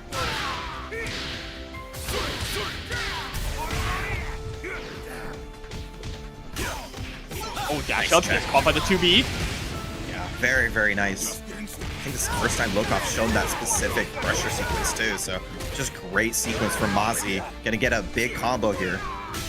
Oh, wow, just Hail Mary there with the light DP. No one home, and Alex Mozzie staying alive for another round. Yeah, pretty important, but scary thing, Lokoff does have both barrels loaded and ready to go.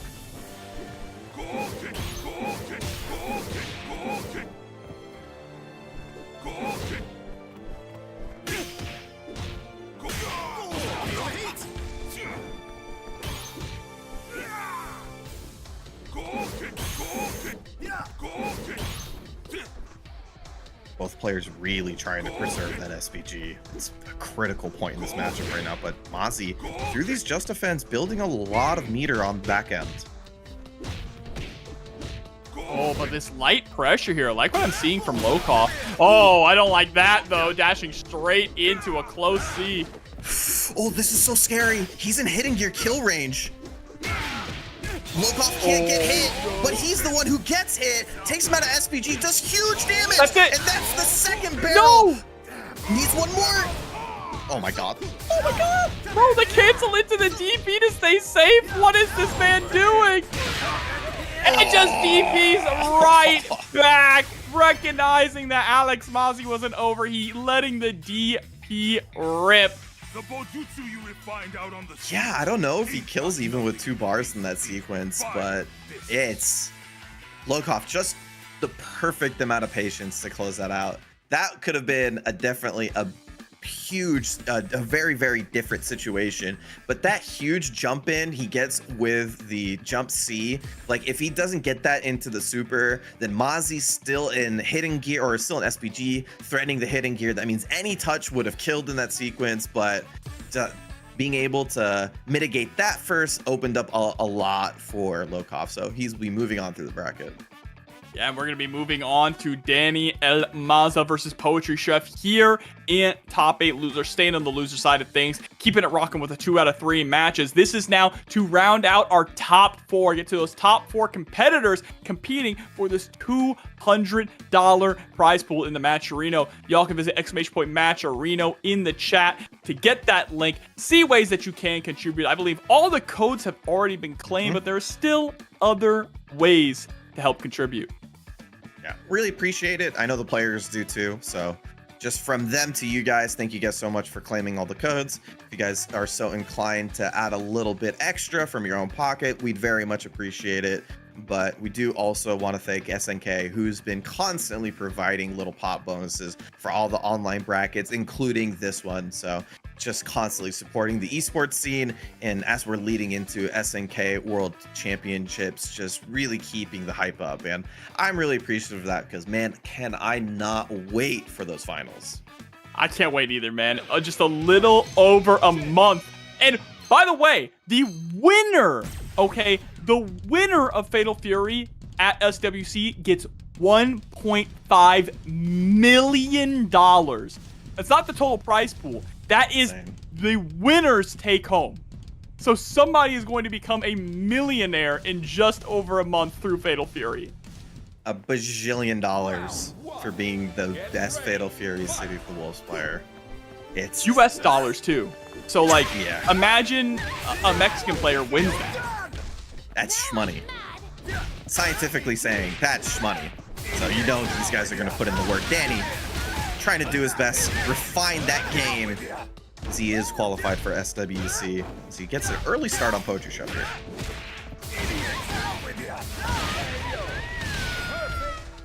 Oh, and a perfect right off the bat there for Danny. He heard 1.5 mil and was like, okay. Oh, really? Is that how much we're playing for? All right, let me lock in. Wait a minute.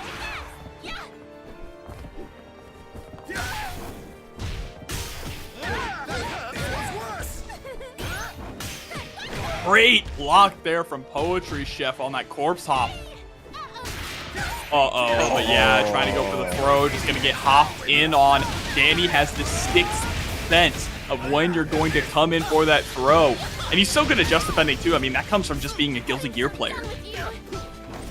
Yeah, definitely. When you go from Guilty Gear, which has a little bit of a tighter window for IB, the Just Defense can feel almost easy at times. So that's definitely a really good benefit for Danny.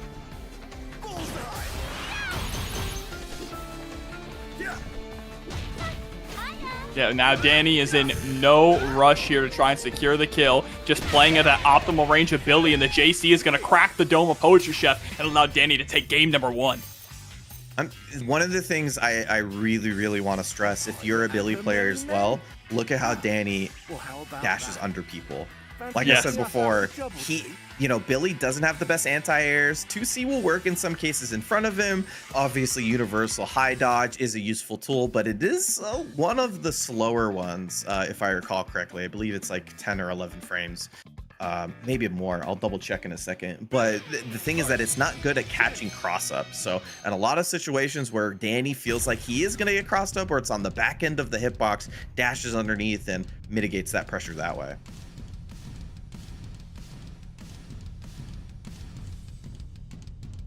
Billy high dodge is 12 frames. That sucks. 12 frames. Oh boy, that is the slowest out of all of the regular high dodges. What I mean by that is not including T-Zoc, which is obviously used as a lot of a footsie tool.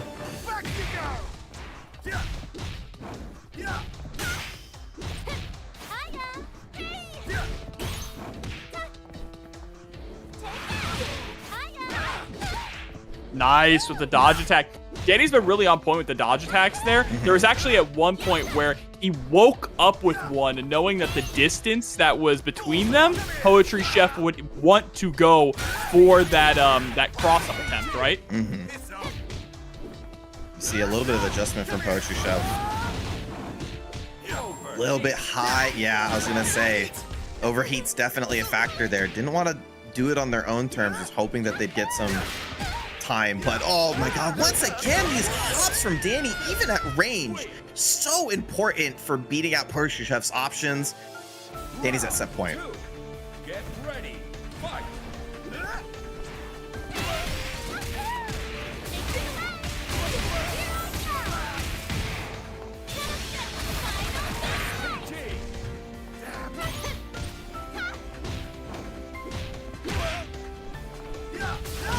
Nice.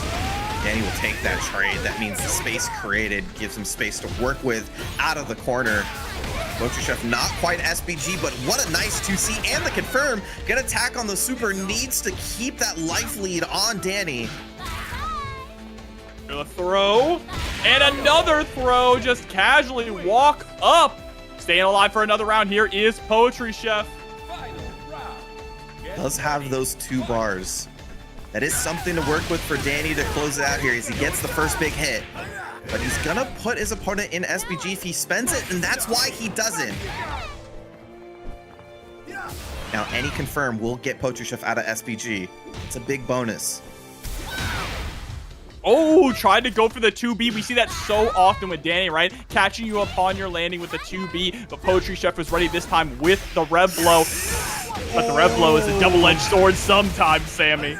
Yeah, it doesn't have the range that a lot of the other ones do. The speed is great, but it's easy to make whiff in those situations like that as Danny smells blood in the water. The light confirmed into the super will do it.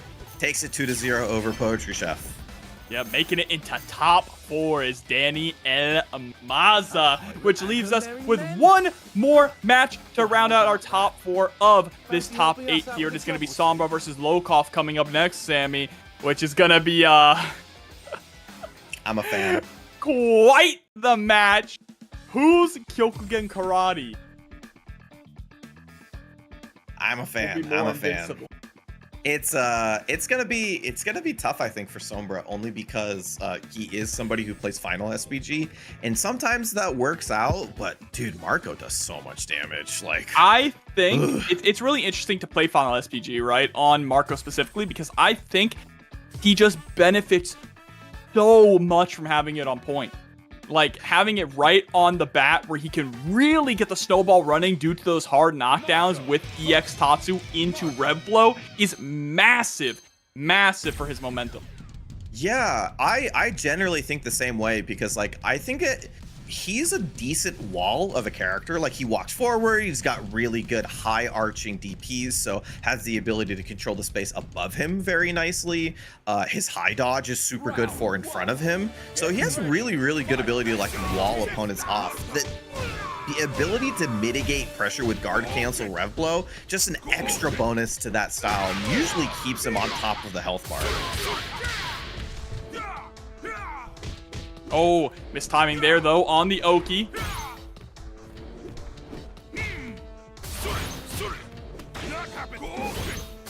Their attack. Lokoff will take that trade. Oh, puts him in overheat. Bets on it right there, thinking Lokoff was going to get started. Not going to spend the super just yet. Doesn't need to because the opponent's in overheat. Oh, for the wake up DP. Nobody home. Crazy to go for the wake up DP there because Marco can murder you even while he's overheated. God, you recovered like 40% of overheat in that combo. That was insane, but maybe it was all a bait as Lokoff gets Sombra to spend the super and closes it out, and he's the one going into the next round with more meter. Oh, I think that was not intended, and he will get punished for that. Yeah, gonna end up getting knocked out of SPG as well. That close B into the 2C frame trap, underrated. Yeah, Lokoff understanding that space really well. So we're walking back, trying to catch him to pressing buttons.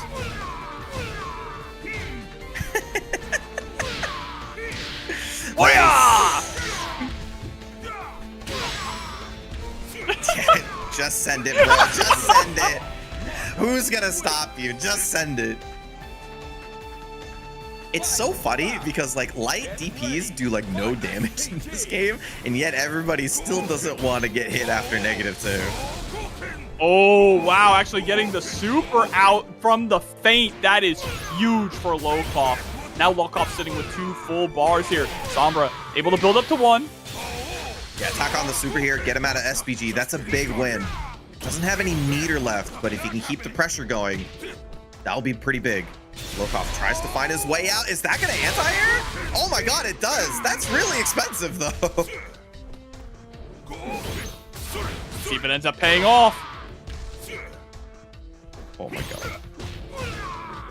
Pressure, -2. Bates, that's on the throw that time still. No confirm, gets it this time. I think he's gonna need one more though, because he doesn't have the meter anymore.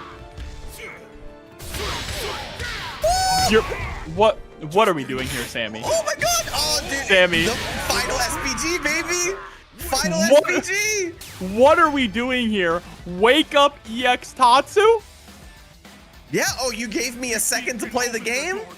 My -2 might as well be +2 if you're not gonna press into it. Do we see it?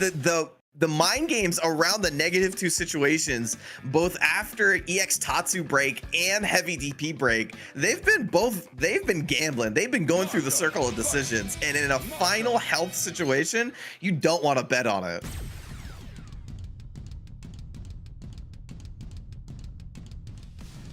Bro, I need a moment. That's Lokoff.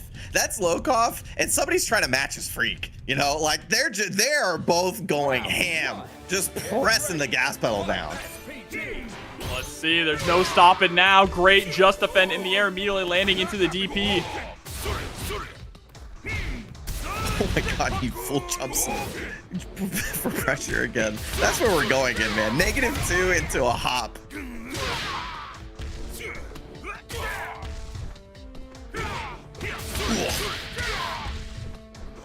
Keeps the pressure going. Gets Lokoff out of SPG.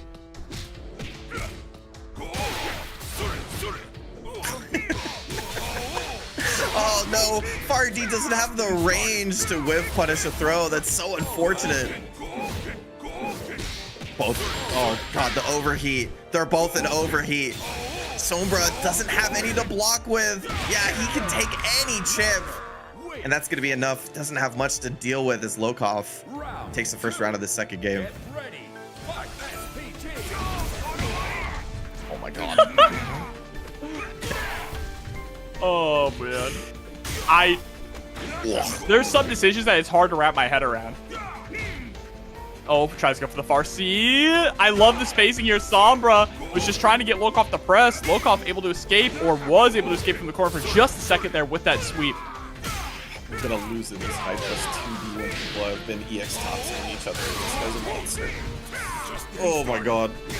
Closing the gap there too with the Rainbow Tatsu. That was it for Lokoff.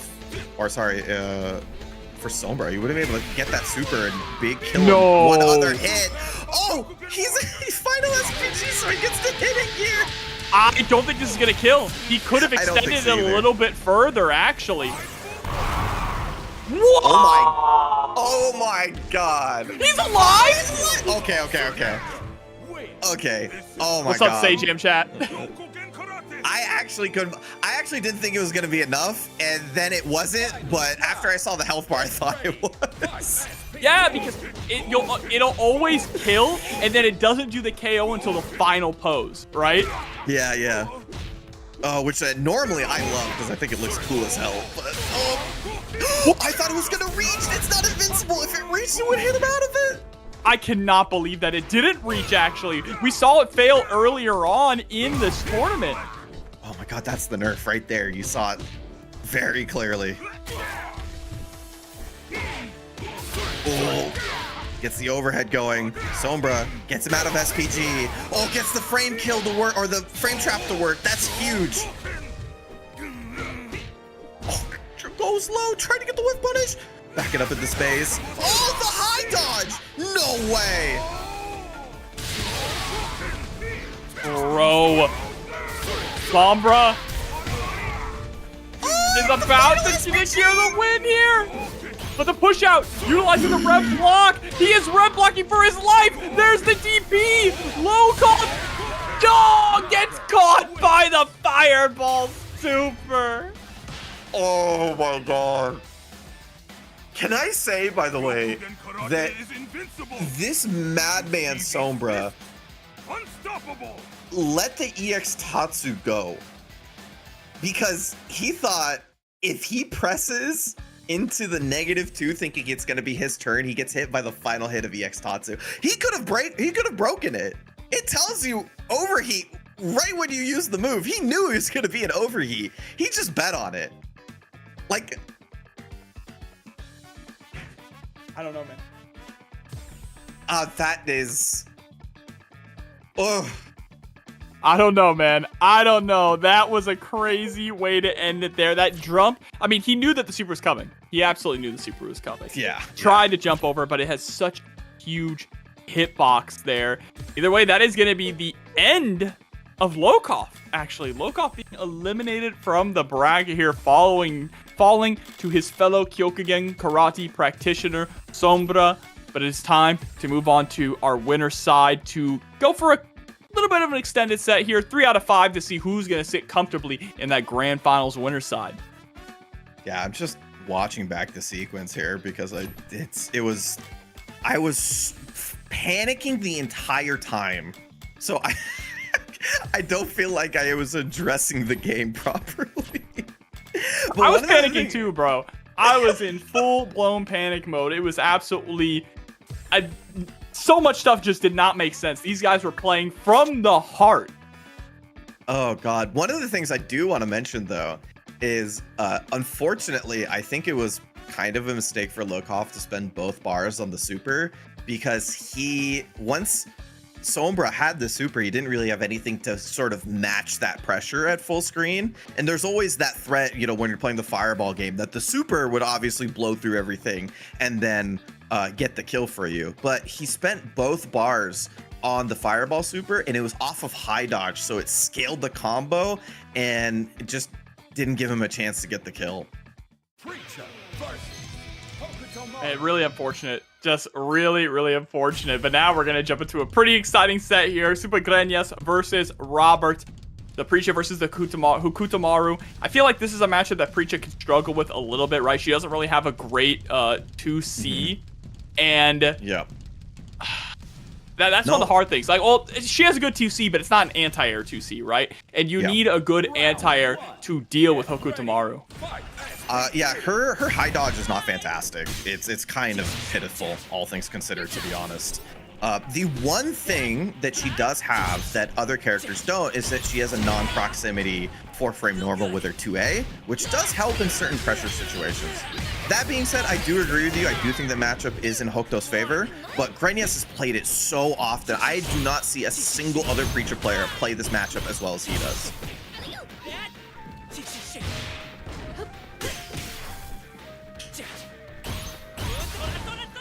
Whoa, that was interesting there, going for like a TK fireball. Yeah, it's pretty good because most characters have to crouch underneath it, and that means that they're staying put. You can just run up afterwards. All right, able to get the crumple. Gonna be able to close out the round there. Nice and easy from Super Greñas. Takes the first round here. One of the benefits though Greñas will have with point SPG is being able to keep Robert from overextending on the pressure. Can't really send it on the Kuhad on break and put himself in -2s when you're trying to fish for full combos. So it's gonna take a little bit of patience from Robert until he gets him out of that SPG.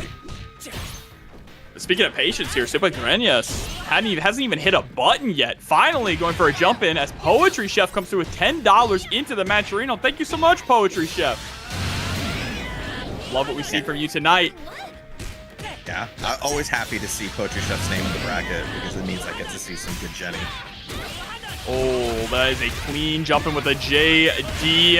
And gonna be enough to close out the round. Plenty of rev gauge to spare.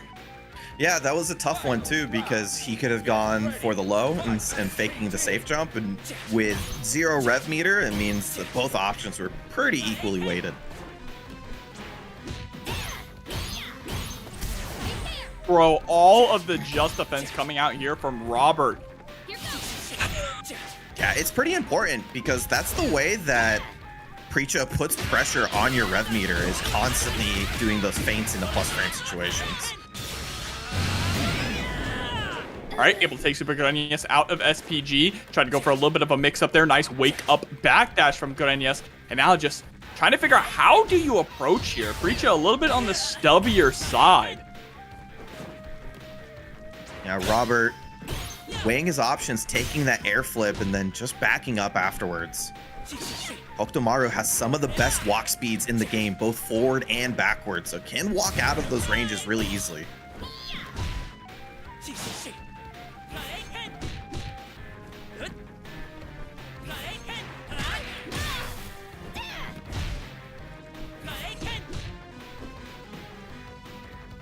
In that space again, it's so difficult here for Super Greñas to figure out how to approach, right? And that's one of the things that I feel like is so hard in this matchup. Is Preacha doesn't really have a run. She doesn't have the greatest way to close the gap against a character like Okutomaru. So what exactly does Preacha do against a Okutomaru who just wants to walk back, like we're seeing from Robert right now? Just hold it down back. You can't get thrown enough. Attack on the super immediately. Yeah, that stops the timer. Is that going to be enough damage? Maybe. It was raw. It was in! Wow, on the buzzer! MJ Robert, or MJ Super Greñas, I should say. Oh my god. He goes into super at the final possible frame to make sure that he gets as much damage as he can, attacks on the super, which does stop the timer, and he steals game 1. That is beautiful. Bro, hitting the 3-pointer right at the buzzer, crazy. God. He's nice like that. He's nice like that. Robert got too comfortable with that life lead. I love seeing the Mike Breen calls in chat, by the way. I know you guys know ball. That makes me happy.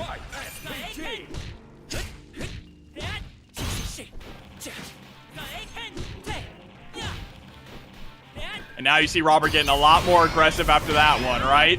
Doesn't want to be caught in a similar situation, so taking the fight straight to Greñas. Oh, that's gonna hurt. Gonna go for double rev blow. Yes, sir. A lot of damage, a lot of meter gain. Bro, I feel like Robert might actually have been offended by how that last game ended.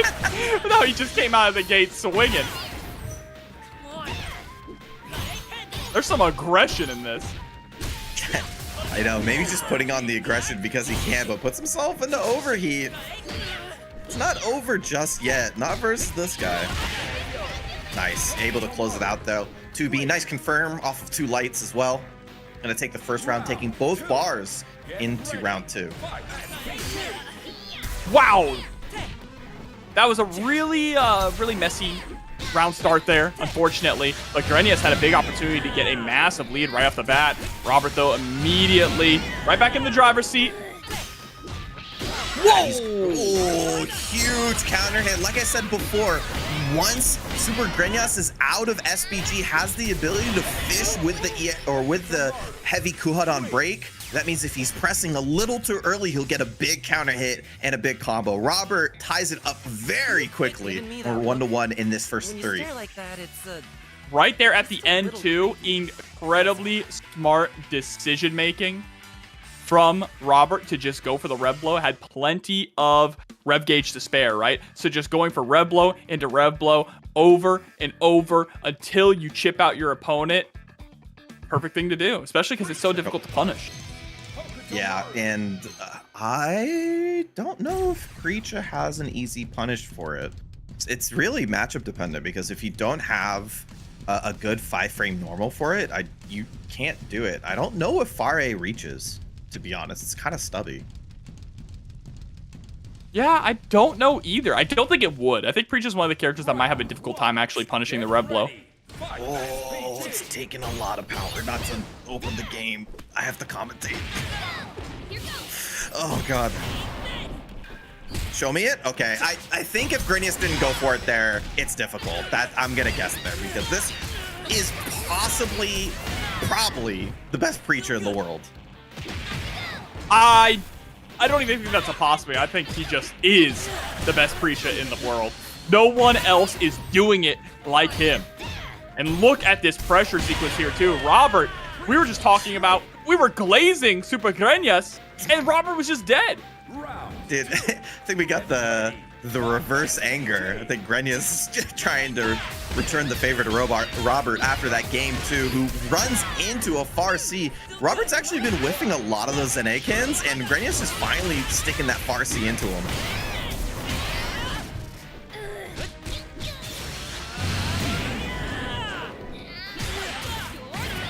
Ooh, very nice. Times it right. Oh, okay. Run up 3D. All right.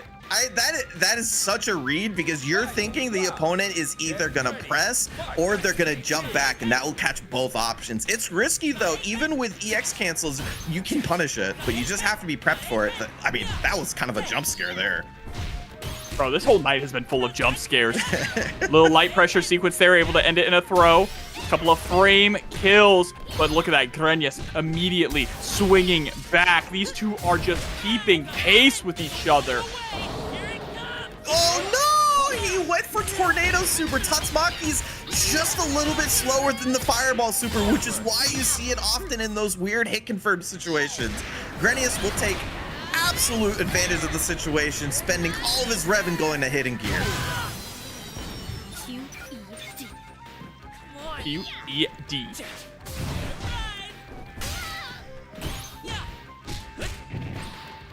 Oh no, that was a super. Yeah, unfortunately getting the teleport instead could be a very costly misinput there for Robert. Oh, second chances though. They come quick. And a capitalization from Robert with a hop over to B, taking the lead here in this winner's final set. Robert's been really good at playing the post-super game. A lot of people go for safe jumps, and he went for the safe jump in game 1, but he does a running mix on that one. He'll run and he'll fake whether he goes for cross-up or not, and that's really easily dealt with in this game by holding Rev Guard. If you don't know, Rev Guard does block cross-ups for you. However, that does mean you are blocking high. So that means that Robert can access that empty low. And if you just need the lights into super, it's a great way to get that kill. Now let's see, can Robert close it out, finish the job here, take down Grenyas.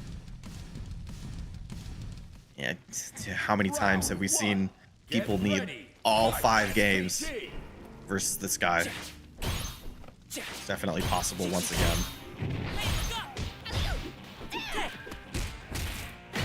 A little overextension there on the jump. Great response up to the Grenyas to secure that throw. Now with the life lead here, can play a little bit more patient. Work that clock. Very nice. Found that 2C. Gonna go for the safe jump setup there.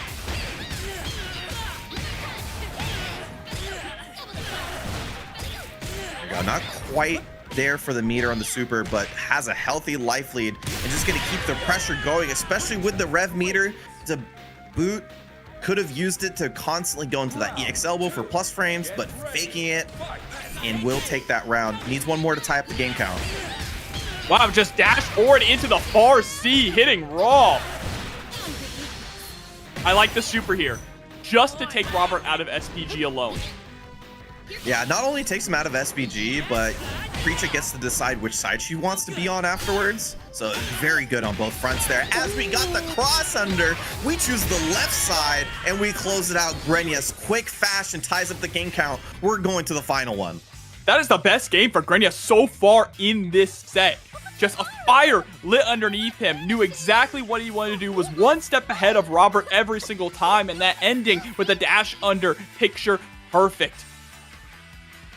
Yeah, Preacher's dash is pretty decent. In a lot of those situations, you can just get underneath opponents and catch them off guard. A lot of the times you're not ready for those moments. So even if Rev Guard does block cross up, you're just not even thinking about the possibility. Preacher versus Commentators.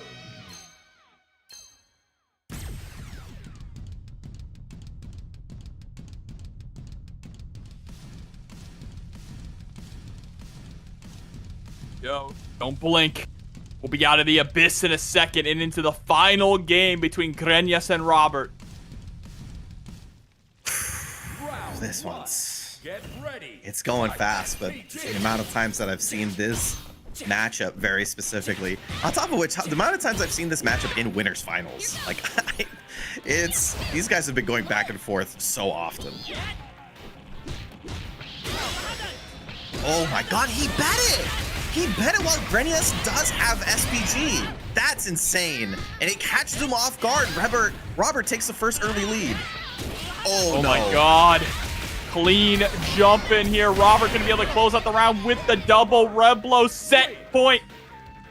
Dude, and because it's Hokutomaru, because you get to put 2 rev blows in your combo, look how much meter he has over his opponent going into this possibly final round. That's another really strong thing about this character too. Double rev blow builds up so much meter and also does a lot of damage. Oh yeah, it's his best meter for meter usage, or sorry, damage for rev meter usage. Oh, no shot. No, the confirm was so sick. Oh god, that was freaking awesome. Woo! Oh god, that was the perfect combo to tack on the super at the end. That was so sick.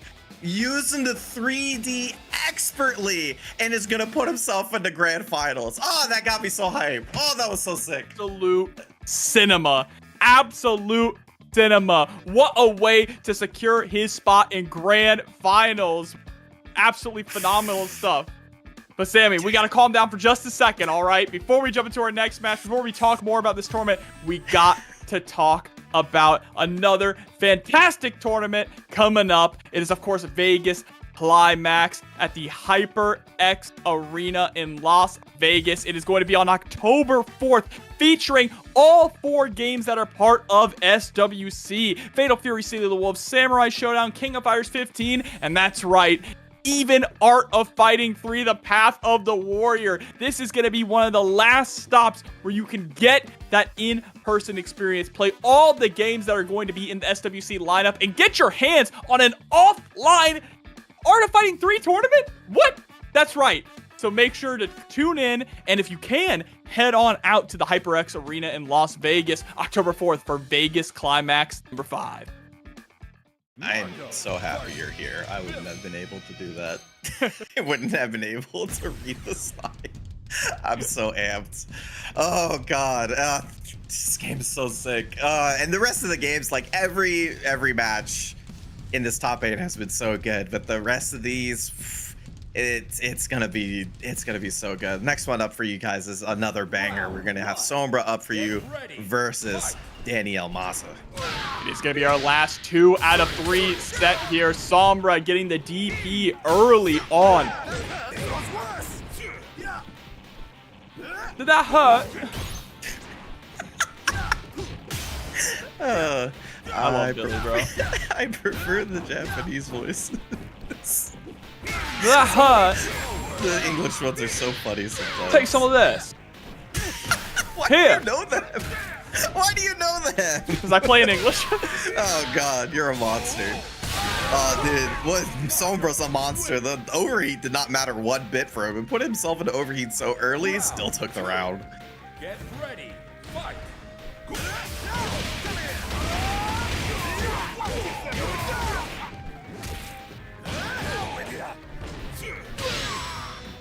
Oh yeah, all right, cool combo, bro. Just DPs right afterwards. Almaz's first attempt at some good pressure, but Sober turns it around in an instant and deals with his SPG. No shot! What? He got the just defense! He got the just defense, Sammy! You know how hard that is? It's freaking impossible. It's so difficult. Dude, and you need both of them. Oh my god, that is so sick. Oh, he's so good. Oh, he's so good. That was Pantray insane. game coming through also with $25 into the matcherino at the best possible moment. Bro, Oh. Sombra, he's built different. Oh, dude, it's amazing when anybody does it on like a super for an anti-air. Like if you're doing it for Raging Storm, it's crazy. If you do it for like Hishoken, like Hokutomaru's Hishoken or Tatsumaki, because they're all variable timing. You have to time it based on how fast the hitbox is coming up for you, at what angle you're approaching it. It all changes, it's all variable. You just have to raw time it. And for Sombra to hit it, like, dude, and the thing is that for Danny specifically, or for Billy specifically, you have to hit both of those because of the way that you bounce after an air JD. So that was that was so sick. That was so cool. Bro, there is something in the water tonight, and I can tell you what's in the water. It's $1.5 million to the first place winner of Fatal Fury City of the Wolves at SWC. It is making these players dig deep. It is making them fight harder than ever. It's it really I mean, it makes me so happy that SNK is supporting the scene that hardcore. It's just putting the game on the map, and it's, for me, it makes me so happy to see that like all of these players get to show off how good they are at this, at fighting games in general, at SNK games, because SNK games have never had the limelight like this, not once.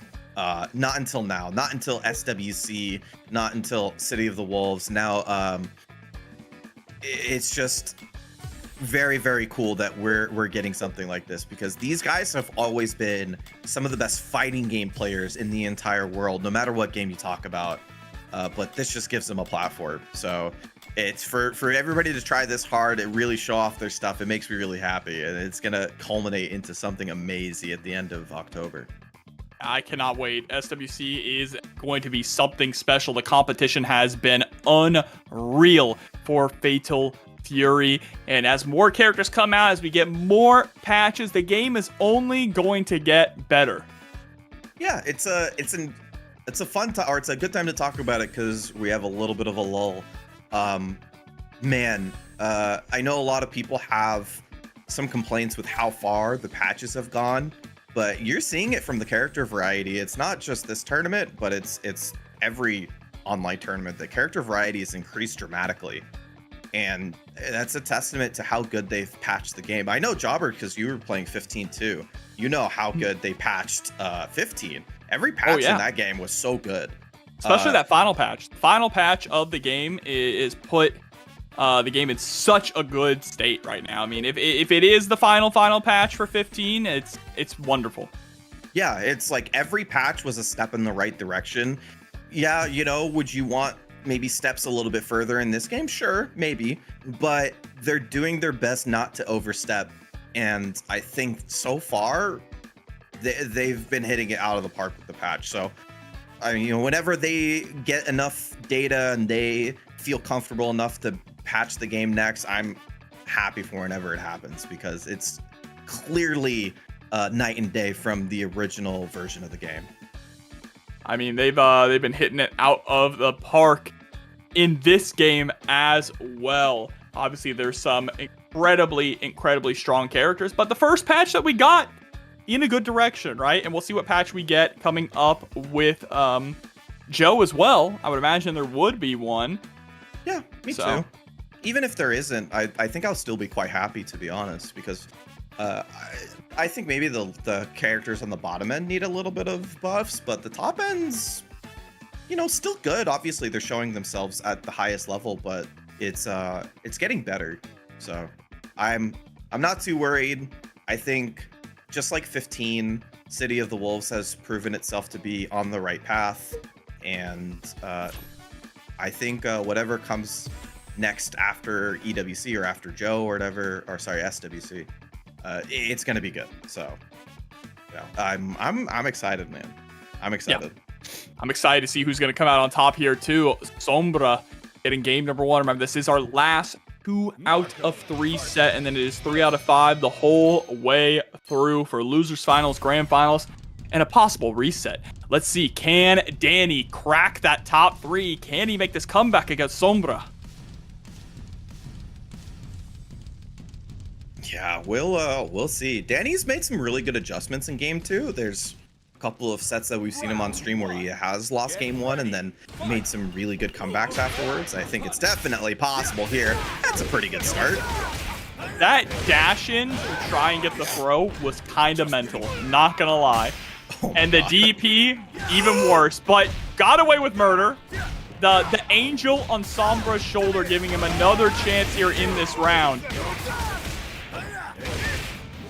Yeah, gonna get one a little bit extra. Does have 2 EXs to work with. He still doesn't care. Oh my god, and now he's in final SBG. Oh, the pressure is gonna happen. Nice, gets the punish on the overhead. That can be really hard at times, but Danny's ready for it. Round 2. Get ready. Fight. Oh no, just another unfortunate decision at round start that Danny was ready for, the jumping over the fireball. Yeah, Sombra does have a lot of super meter to work with, but so does Danny. It's kind of not a great situation for him. Bro got hit and started mashing DP, respect. Oh, that's the KOF player in you, man. It never dies. Yep, right to the super. Level 1, not enough to kill. I don't even think the level 2 would have been enough. But Danny wanting to save it for a reversal situation. Yep. Great call, Jobber, and I completely agree with Danny. If you're not sure it's going to kill, it puts yourself in a very scary situation, especially when you're a character that does not have a meterless reversal option. And that's what saved Danny. We're tied up 1-1. A fantastic reversal super, and it all comes down to this now, game number 3. Sombra just with some really consequential round start mistakes, right? The first one with the double dash forward, trying to go for that throw, feeling himself a little too much. The second one with the fireball, while that's not an uncommon starter for Marco, if your opponent jumps in, you see exactly what happens. Yeah, a little bit aggressive there, and just a couple of really good reads. And dude, Billy does so much damage, even without supers tacked on the end. So got big punishes, got early leads, and like we said before, Danny is a pretty defensive player even before the nerfs, so he's willing to just hold back and wait for the opponent to make a mistake.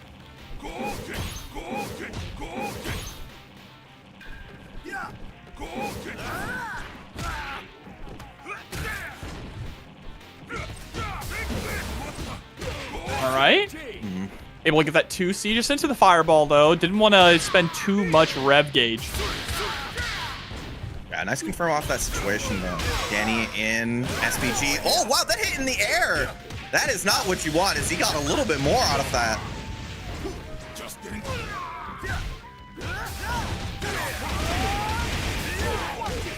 Boom, boom. Gonna attack on the rev blow. Gets the hard knockdown. Oh no, doesn't have super for the kill there, but puts him in great range for that far C. And now Danny Mazza's flipped the script. He's at some point. Get ready. Fight.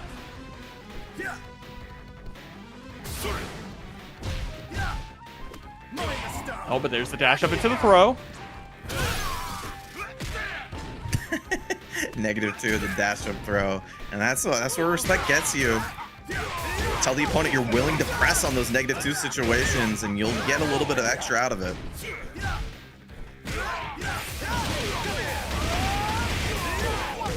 That's gonna be the round here. Just needs to go straight into level 1, and Danny able to secure it with a solid 2-0 comeback. Yeah, just 4 rounds straight, I feel like, of Danny controlling the pace of the game, and just even the little bits where it felt like Sombra might have an opportunity to get some pressure going. It was just mostly in the favor of Danny towards the end there. And like, you know, I'm happy to call it on the head that, you know, Danny is just really good at making those defensive adjustments from game 1 to game 2, and it makes him a really, really good tournament player. But he's now got the road ahead of him going into losers finals. He's gonna have to take it a long way if he wants to take his bracket. Yeah, I mean, he's going to get his run back now against Super Greñas, right? Super Greñas is the one who did send him to the loser side of the bracket. They both are meeting in losers finals here. It's going to be that extended 3 out of 5 set, so both players getting a little bit of extra time to kind of dig a little deeper and develop a game plan. But of course, they are both trying to get that opportunity to take down Robert. Super Greñas looking for his run back. Danny looking for his first opportunity tonight to face Robert. Yeah, it's these 3 end up in top 3 pretty damn consistently. Like, you can probably like look at last month's set of online brackets and find this exact top 3 in a lot of them. And that's not to say that like there's not other players who are doing work. Lokov won a bracket yesterday, I believe. But it's just like these guys have been some of the most consistent players in North America, and they've just been trying their hand at every bracket and putting in the work and really just honing their game. And it shows, man. They're some of the most consistent players in North America. Yeah, it absolutely shows. And when it comes to the matchup here, or the matchup going into Robert, I feel like who has the better chance of beating Robert? Part of me wants to say possibly Danny. Like, Super Greñas and Robert obviously went pretty close. It was 3-2 in Robert's favor. But we know that the reason why Billy became so popular early on, before people realized just how strong he was because he won the Hokutomaru matchup, right? That was one of his matchups that was very good. And Hokutomaru doesn't really have any losing matchups in this game. So if Danny gets the opportunity to actually go up against Robert, I think he might have the edge over Super Greñas. Danny's patience does work out pretty well versus Greñas because he has the ability to match that sort of ability to wait for the correct moment. I do think that versus Robert, it might be hard. I do think that after the nerfs, it is, at least as a Hokuto player, I feel way more comfortable in that matchup than I used to, because I think that the big issue in that matchup was the pressure. Because Hokutomaru doesn't have an invincible reversal without meter, the Billy pressure was pretty severe. And the fact that Hokuto has a non-proximity 4-frame normal gives him the ability to bust out of some Billy pressure that other characters don't get to. So we'll see who gets that privilege of facing Robert in grand finals here between these two. Right off the bat here, Danny is going to get the first blood, already putting Super Greñas into the corner.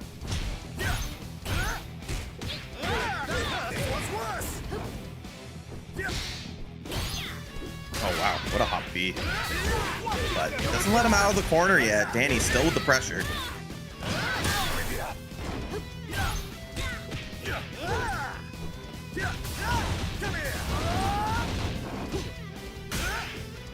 Oh. Now, once again, those hops are not getting Greñas out of the corner. Danny keeping the aggression going while he is in a positive situation and takes the first round.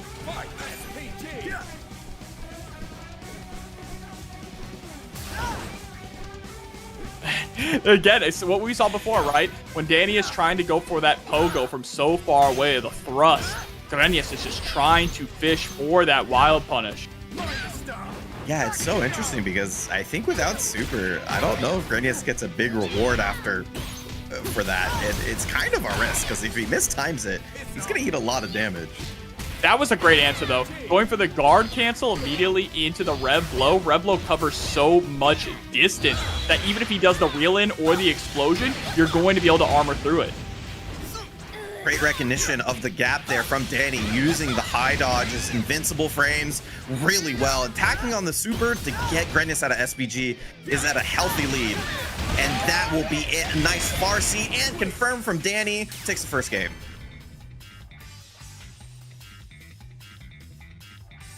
Yujo Higashi's disciple. Why that It is on the slower end in terms of a high dodge. It is 12 frames as opposed to some characters 9 or 10, but it is the same in the sense that it does get those high dodge frames on frame 5. So if you can find those situations where people might put a 5-frame gap, really good to bet in those situations, and you saw that from Danny.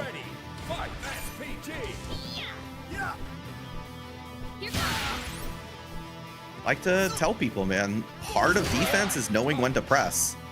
That's what I'm saying. Like, bro, you just get a wild punish 2C from full screen to get nothing. Like, why are you risking it? Are you just trying to show people you're nasty?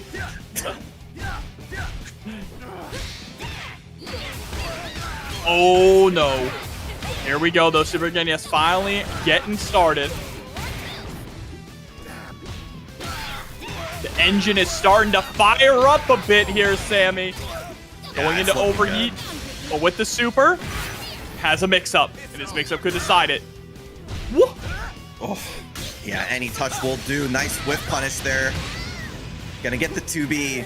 One more touch will do it if he can find a big hit. The guard break, though. Oh, that's gonna be it! And he has enough rev meter to close it out. Danny, great recognition of the situation at hand and takes the round back. Get ready. Fight SPG.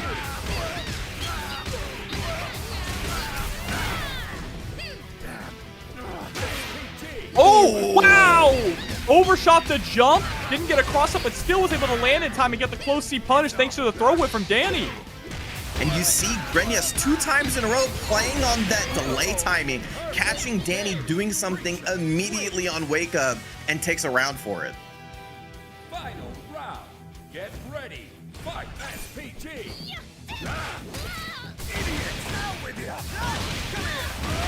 Yeah, gonna extend the combo here. I'm thinking that he wants to attack on the super to try to get Grenius out of SPG. It's just enough.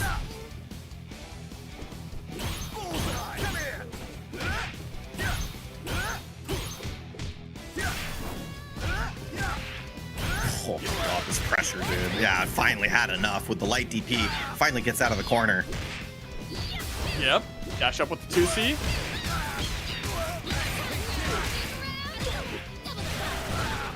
Nice. Double the fun into the super. Yeah, it still leaves him an SPG.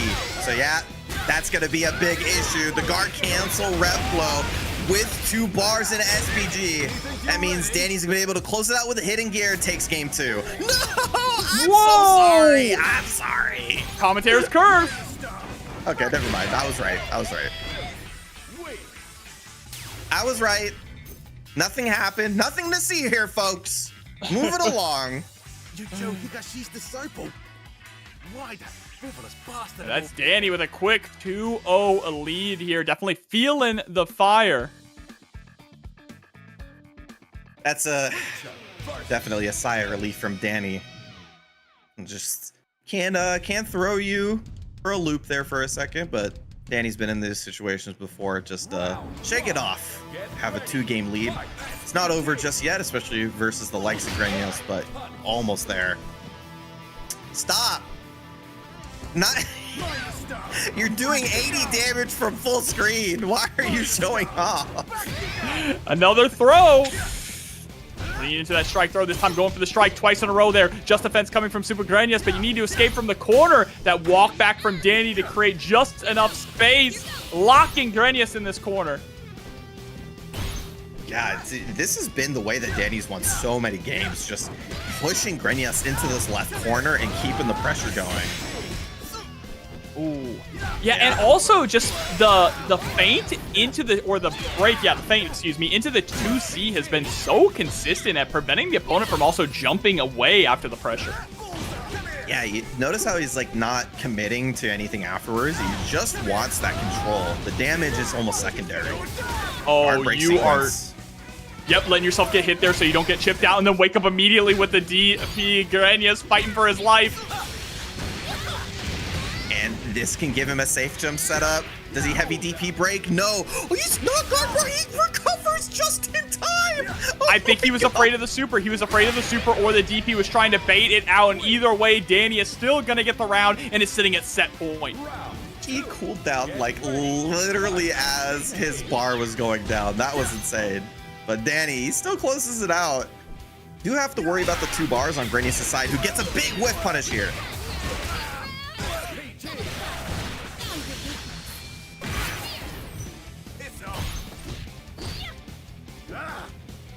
Nice patience there from Danny. It's a different mix than Grenius has gone for.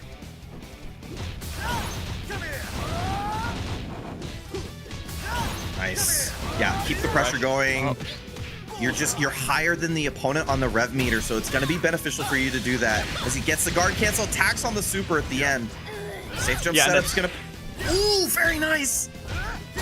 That super was also really key to make sure that you got some of that rev gauge back. Finally able to put Grenius into overheat. Has plenty of rev gauge remaining here. Are we gonna go into a super after this? Yep. Yeah, gonna need one more. Once again. I don't think that's... jump? No. No. I don't think he timed it, yeah. Oof. Yeah, perfect spacing. He gets the 2B. He knows it's going to reach. Danny takes it 3-0 over Grenius and puts himself in the grand finals.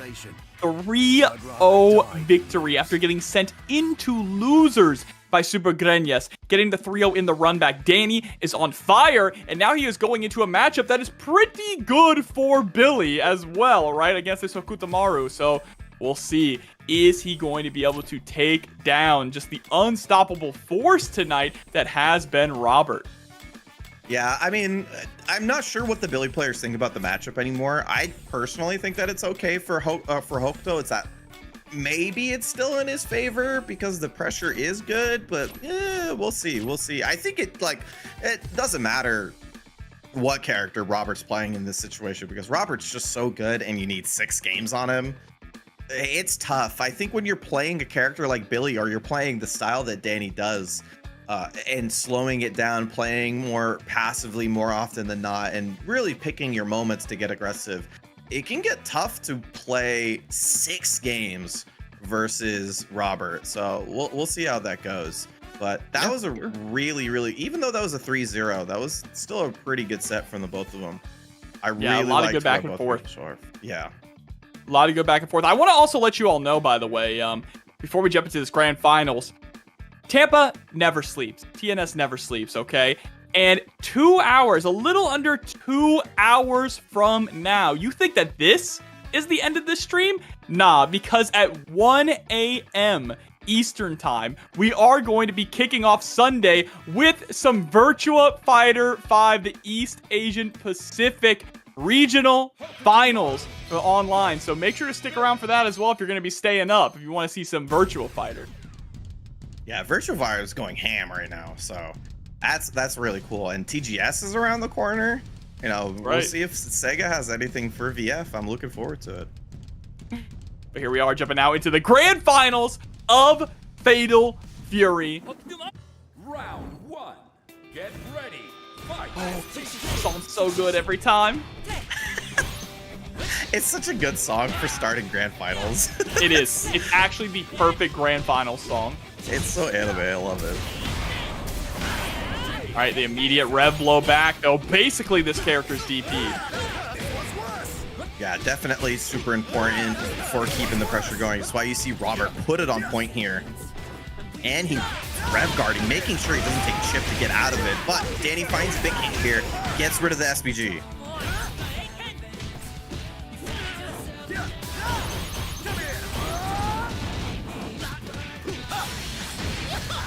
Oh my Gosh. Wow, bro. Yep. It does so much damage off of its lights. Yeah.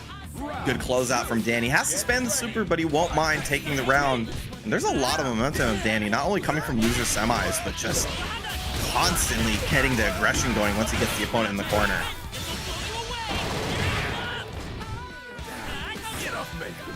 All right, trying to go for the throw. Oh. Catches that. And Billy players do like to jump back in the corner because jump back C is very tough to deal with.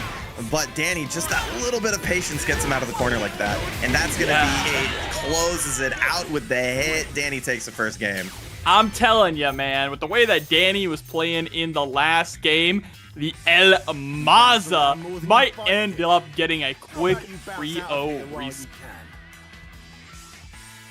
Yeah, it's certainly possible, and we'll see, man. I think that, like, at least the one good thing is that when I recognize the time or the pace of the match is going really fast, that Hokuto is so slippery as a character, you can kind of slow it down a bit. We'll see if we get the chance. I feel like every time I've said that, Danny's been the person who's like played defensively first, gotten the anti-air or some sort of start, gotten his opponent into the corner, and then just pressured him to death. I mean, that's what we saw in Losers Finals, and that's what we saw in that game 1 here, and see if Danny can repeat the process.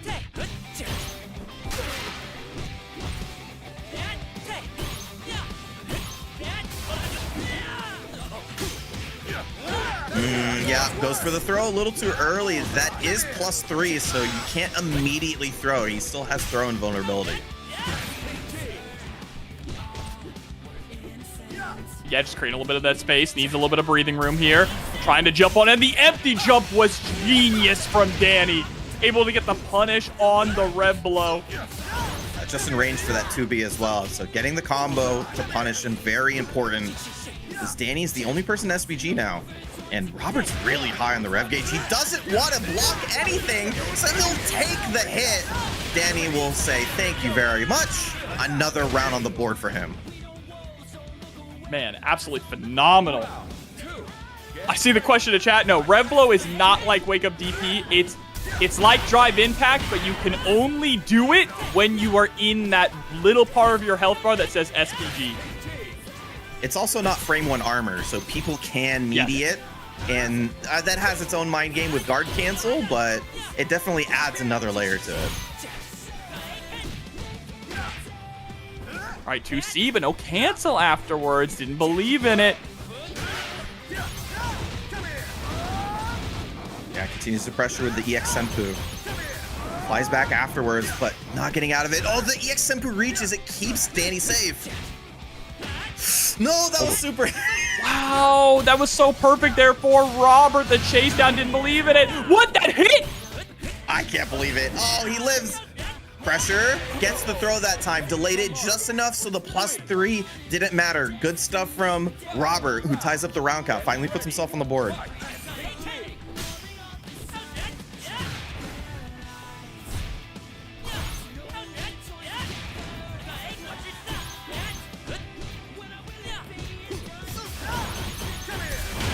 Great just defense, immediately into the rev blow. Okay, Robert. Yeah, so as long as Danny's not an SPG, that's going to be a really good tool for Robert to deal with the pressure. Puts him in kill range as well. Oh! Danny's been so good at those. Doesn't go for the hidden gear here. I thought that was a possibility, but wants to get the good knockdown. That empty low. Stall in the air this time. Oh, and able to catch the leg. Yep. Yep. Doesn't keep it airtight. And if he does, then the super doesn't come out. If he doesn't, the super comes out. So the only answer there is to block or just kind of keep your pressure going. Nonetheless, Robert, very important game. Even if it doesn't mean he takes this first set, extending the set for a little bit longer, that is your benefit coming from the winner's side. You do need less wins. You are a little bit more, how to say, you're not as tired. Obviously, you haven't been playing as many games, so you're a little bit more fresh. So extending these games for a little bit longer definitely gives you more chances to win it, even if you don't take this first set. I gotta say, Lucas is correct too. That high-level Fatal Fury is some of the best fighting games you will watch. He is spot on. Easily the standout top 8 at EVO this year. That's why, like, every time, even if I do commentary for these, I go back and watch the sets, because there's so much that goes to these decision makings at high level that it's important for you to figure out how these guys are thinking, and it makes you a better player.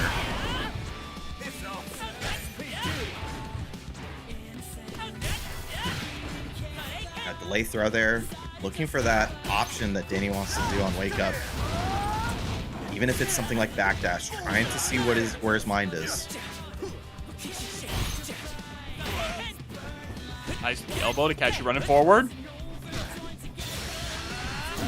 No, he was too far for the confirm and just dialed in the super. So unfortunate, especially because the 2B actually hit. Yeah, and I think he was also kind of hoping to catch that backdash as well, but just not close enough, unfortunately, there. And Danny now on the verge of going up 2-1. That's so, oh wow, great bait. Don't often you see the low dodge setup for throws there, but that was just perfectly well done from him. As is the delay, beating out the high dodge and getting another big combo.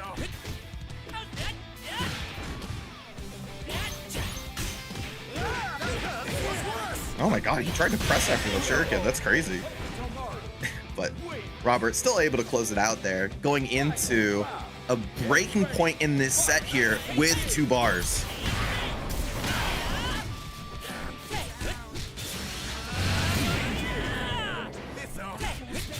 Oh, empty jump low on the other side, immediately into another super. Robert with just the left, right mixes into the rev blow, moving up with a perfect 2-1 winner side. And that's the benefit of going for double level 1s. We were talking about it before, you know, what's the benefit of level 2s and stuff like that? Or what's the benefit of going to hidden gears? You see, Robert is going for double level 1s instead of hidden gears, instead of cashing out, because that Oki situation is so good for Hokutomaru. I'd much rather see Hokutos go for that if they don't need to recover the rev meter. This might be the last opportunity now for Danny, though, Sam. He's got to dig deep on this one. Got to win 2 games in a row to stay alive. Yeah, I mean, Danny won 5 straight, well, 6 straight plus this game. So he had a lot of momentum, and now it was just broken. So it is, I mean, Danny's done it before. Obviously, he did it in loser semifinals, but it's going to be tough.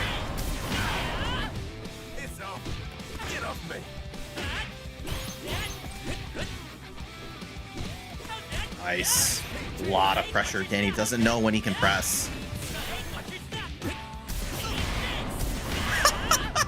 I think he went for target combo and just kind of dialed it in and got rev blow anyway. It worked out, but man, when it feels like you can't do anything wrong, it really emboldens you to do whatever you want. But Danny gonna try to turn it around here. A guard break is a very potential situation. Most likely gonna happen. There it is. Yep. And he's gonna be able to close this out. Awesome. Great round there for Danny. Robert not trying to go for any kind of a reversal. Was almost expecting it, just a reversal level 1, but could have been too risky with how Robert's supers have been going so far in this set. Yeah, that was just great structure from Danny as well. Like, it basically was a checkpoint once he got the jump D.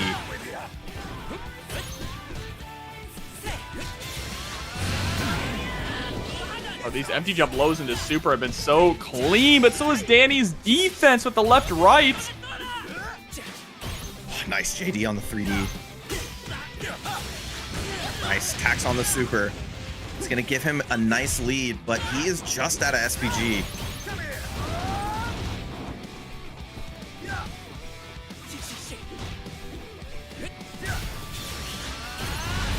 No, a little too early. Thought he was going to continue the pressure. Danny making a great adjustment. That super happened exactly the way it happened last time, but he went for the 2B. This time, hold and block and getting the punish. Danny does break that momentum, and we need one more game for either a reset or a tournament. All coming down to this one. I think if it resets, Danny's just going to ride that momentum. Oh, I'd like to say that myself, but we saw the momentum break once, and it led to, I mean, it might still lead to a tournament win. So I mean, if he gets it, I think he's still got a lot of work to do. Well, let's see if he can do it. This is a good start for sure. Definitely broke the momentum, feeling good as he's making a lot of really, really good decisions here. But Robert's taking a game in a flash.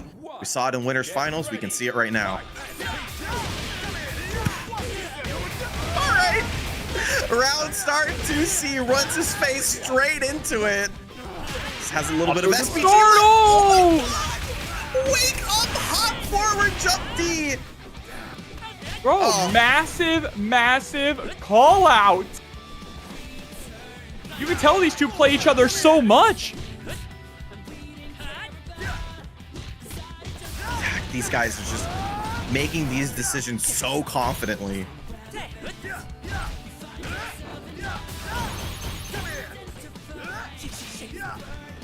Oh, really got the JC, creating a little bit of space, using that double jump to keep the pressure on. Yeah, just try to get that little extra bit of SPG out of him. Oh, won't bite on it. Crossed under, gonna attack on the super. He has to make this worth though. One more hit to do it, and that's gonna be it right there. The empty low from Danny, betting it, and will put himself at the first reset point. Right as the chorus kicks in, there's the red blow right on back. Goes for the reset after the hit, into the throw. Oh, caught the backdash as well while he was still on the ground, so he gets a huge punish. Surprised Robert doesn't spend any meter on this one. He is getting greedy, trying to close it out and take both bars into the final round. Danny, oh, for the big drum! That is it's a huge gamble for Robert, but it can pay off massively here. And the trade takes us to final game, final round. This is either the end of the tournament or a reset. Both of them coming in with full resources as well, Sammy. Oh, dude, it's a little bit of greed. It might go a long way for Robert. We've seen how well he gets that Oki down when he gets the Shokins into his combos. He needs to find that first hit. Oh, and a big whip on the 2C. Oh, Danny just getting that range so well, understanding it. I feel like that's one of the first 2C we've seen in neutral, and Danny still baits it out, gets a huge punish. Has his core pressure, great use of the rev block to push out, but you're always in Billy's effective range. Oh, that's it. Reset. Wow, that's in, like, to keep that 2C range in mind after all this time, I feel like it's been such a scrambly set where people have just been kind of constantly adjusting the space. It hasn't really put themselves in a place where they could, you know, press buttons in front of each other like that. But at the one time where Robert felt like he can go for the 2C, Danny hops it for a huge punish. And that was the difference. We have a reset. Comes down to this now. Are we going to go to another game 5, or is Danny just going to ride the wave? I mean, this might be it again. Like I said before, when Danny took the momentum from loser semis, he took it 6 straight. And that's only 2. So if he plays 3 more, that's it for the bracket. But Robert obviously has a lot of time to halt that if he gets the opportunity. And we've seen it from him before. Man, Robert getting caught by the JC while trying to dash on him with the elbow.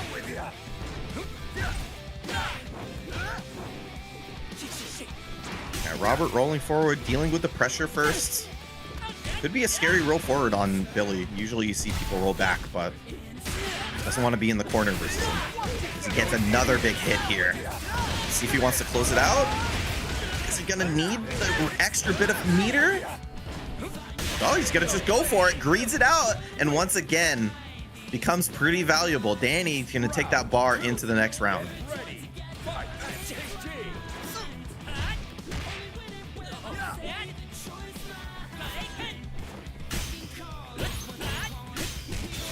All right, getting caught with the low. Immediate hit confirmed into the super for more of that Oki, like you mentioned. Yeah, Robert for the first time goes for a safe jump setup.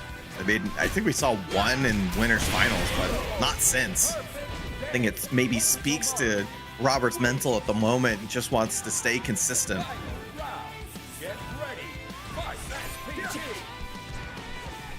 At this point, SPG helping out a lot here too for Robert. Allowing him to get that early momentum. 2C is going to connect to the counter hit as well. Nice little chunk of damage, but more importantly, getting that meter. Oh my god, I can't believe he backdashed. That's going to be big and scary. Once we're in this position here, where hitting gear can be very valuable. Still an SPG. Again, the cross-up empty low. It's worked every single time. No, that's only -4. And the challenge back. Oh, and the Shuriken is going to hit its mark. Robert getting game number 1 here in this reset. It's a tough punish on EX Kuhadon, and it's even tougher in the corner. Because at least if you're in mid-screen, the EX Kuhadon will go over you, but it actually got buffed in the last patch where the second to last hit and last hit now jails. So if you can get most of the hits to connect, it's nearly impossible to punish, and like I said, a little bit more difficult when you're in the corner. So now jumping straight into the next game here.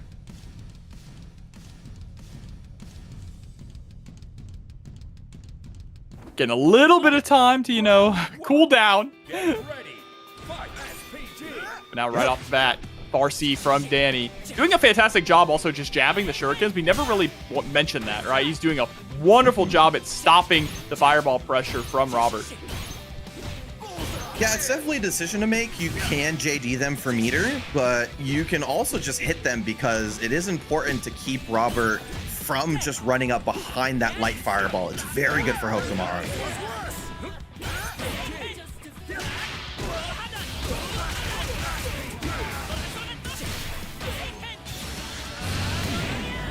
It goes for the Hishoken here. Meaty setup.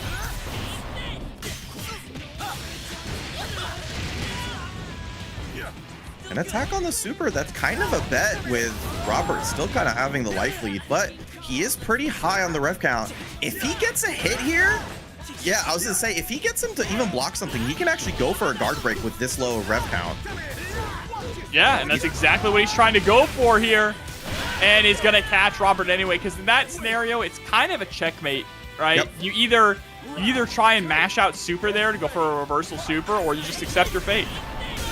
Yeah, if you have the ability to do 4 to 5 rev moves and you get them to block anything, most characters have gapless sequences that can immediately guard break each other.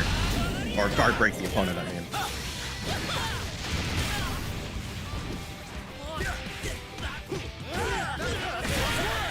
Oh my god, the Rekkas were enough. We tied it up. Maza with a great game 2 here. Breaks the momentum back, and I don't think it's in anybody's favor now. How about you bounce out of here while you can? How about you bounce out of here while you can? I need you to stop with the accent. Well, a bloke can't just... A bloke? I couldn't even finish what I wanted to say, bro. Oh my bloke god. should not be coming out of my mouth. You're closer to me. You're closer to Britain than I am, but I still don't want to hear it.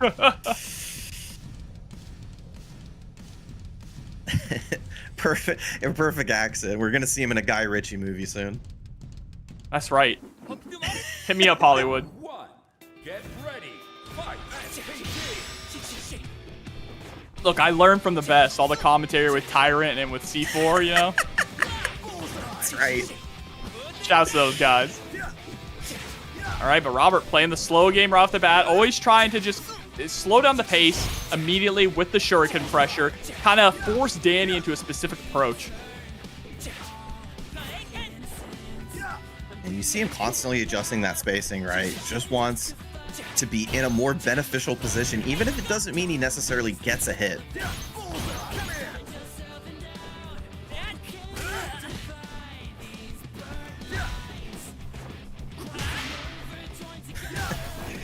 Oh man, that little bit of delay, so tough to deal with. Oh, high dodge too, so it deals with the rep blow. Very nice from Danny. Oh, gonna be a clean punish here now for Danny. Robert feeling the heat a little bit there with that reversal super. Once again, a light confirmed from Danny. He's been so good getting these kills, needing exactly what's necessary in order to get the rounds. And the jump back C. Follow light confirm. The throw, gonna be able to put Robert out of SPG. No more worrying about the rev blow, and a clean jump in now from Danny with a massive life lead here in this game number 3. Oh, yeah, that's doesn't it. tack on the super because he wants to make sure a light confirm can kill. A heavy confirm will also do it as well. Danny, that's a quick 2. He only needs 1 more to take the tournament. They'll let anyone into KOF these days. Man, I am loving the structure of Danny's play. His resource management has been so good. And I've been talking about this on a lot of other streams too, when I do other brackets as well, or my own stream. Just when we see the game evolve a little bit further and people recognize these checkmate situations, just understanding where all of the meters are and then doing what's necessary to get the win. We've been seeing that from Danny constantly, and it's awesome to see.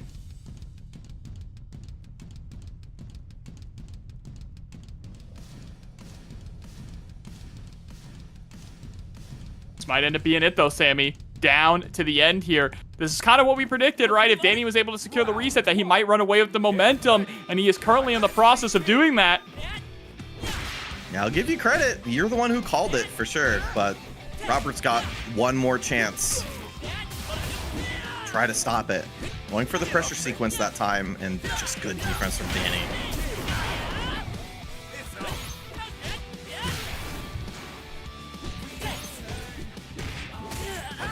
Oh, come on, bro. How do you find these perfect time 2Cs?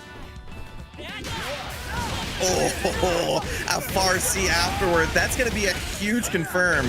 Does he want to tack on the super here? Yes, it gives him a great life lead. Safe jump setup. Jump back A, catches him, trying to do something on the floor. Danny has the right answer for every situation. This is tournament point. Round start. Jumping on in. Immediately on the backdash.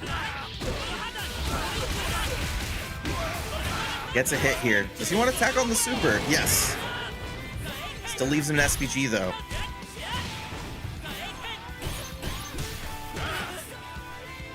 Nice high dodge.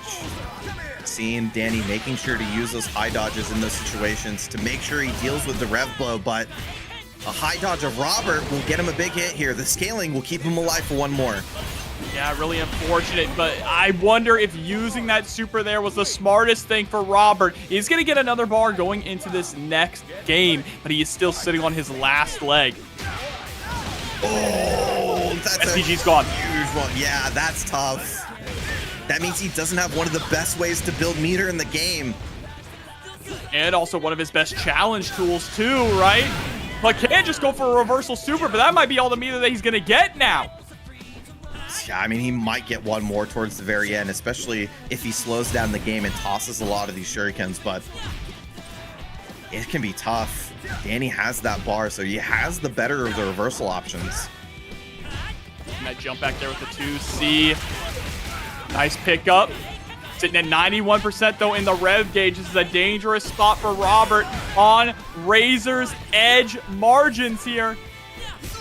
Nice ref guard from Robert. Alleviates That's the pressure. it. The confirm into the hitting gear. Danny with constant light confirms to close out rounds, closes out the whole tournament.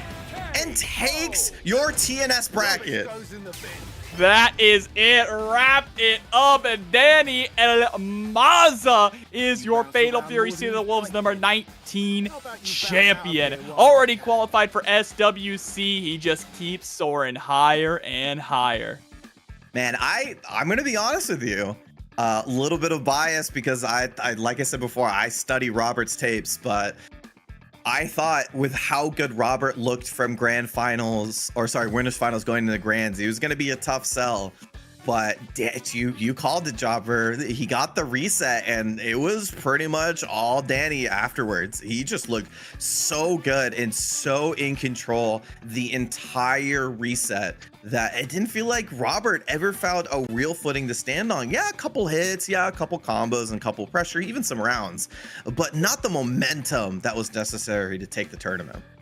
Yeah, coming off of a win at Just Frame offline in Mazatlan, Mexico, to another big win here at TNS. Has his sights set on the 1.5 million at SWC. But Sammy, that's going to be it for us. Thank you so much for joining me. Thank you everyone for joining as well. But don't go anywhere, okay? Go ahead and get a drink, get a midnight snack, because in just over an hour is going to be the East Asian Pacific online finals for Virtua Fighter 5. We hope to see you all there. But remember, until next time, Fatal Fury, TNS, forever.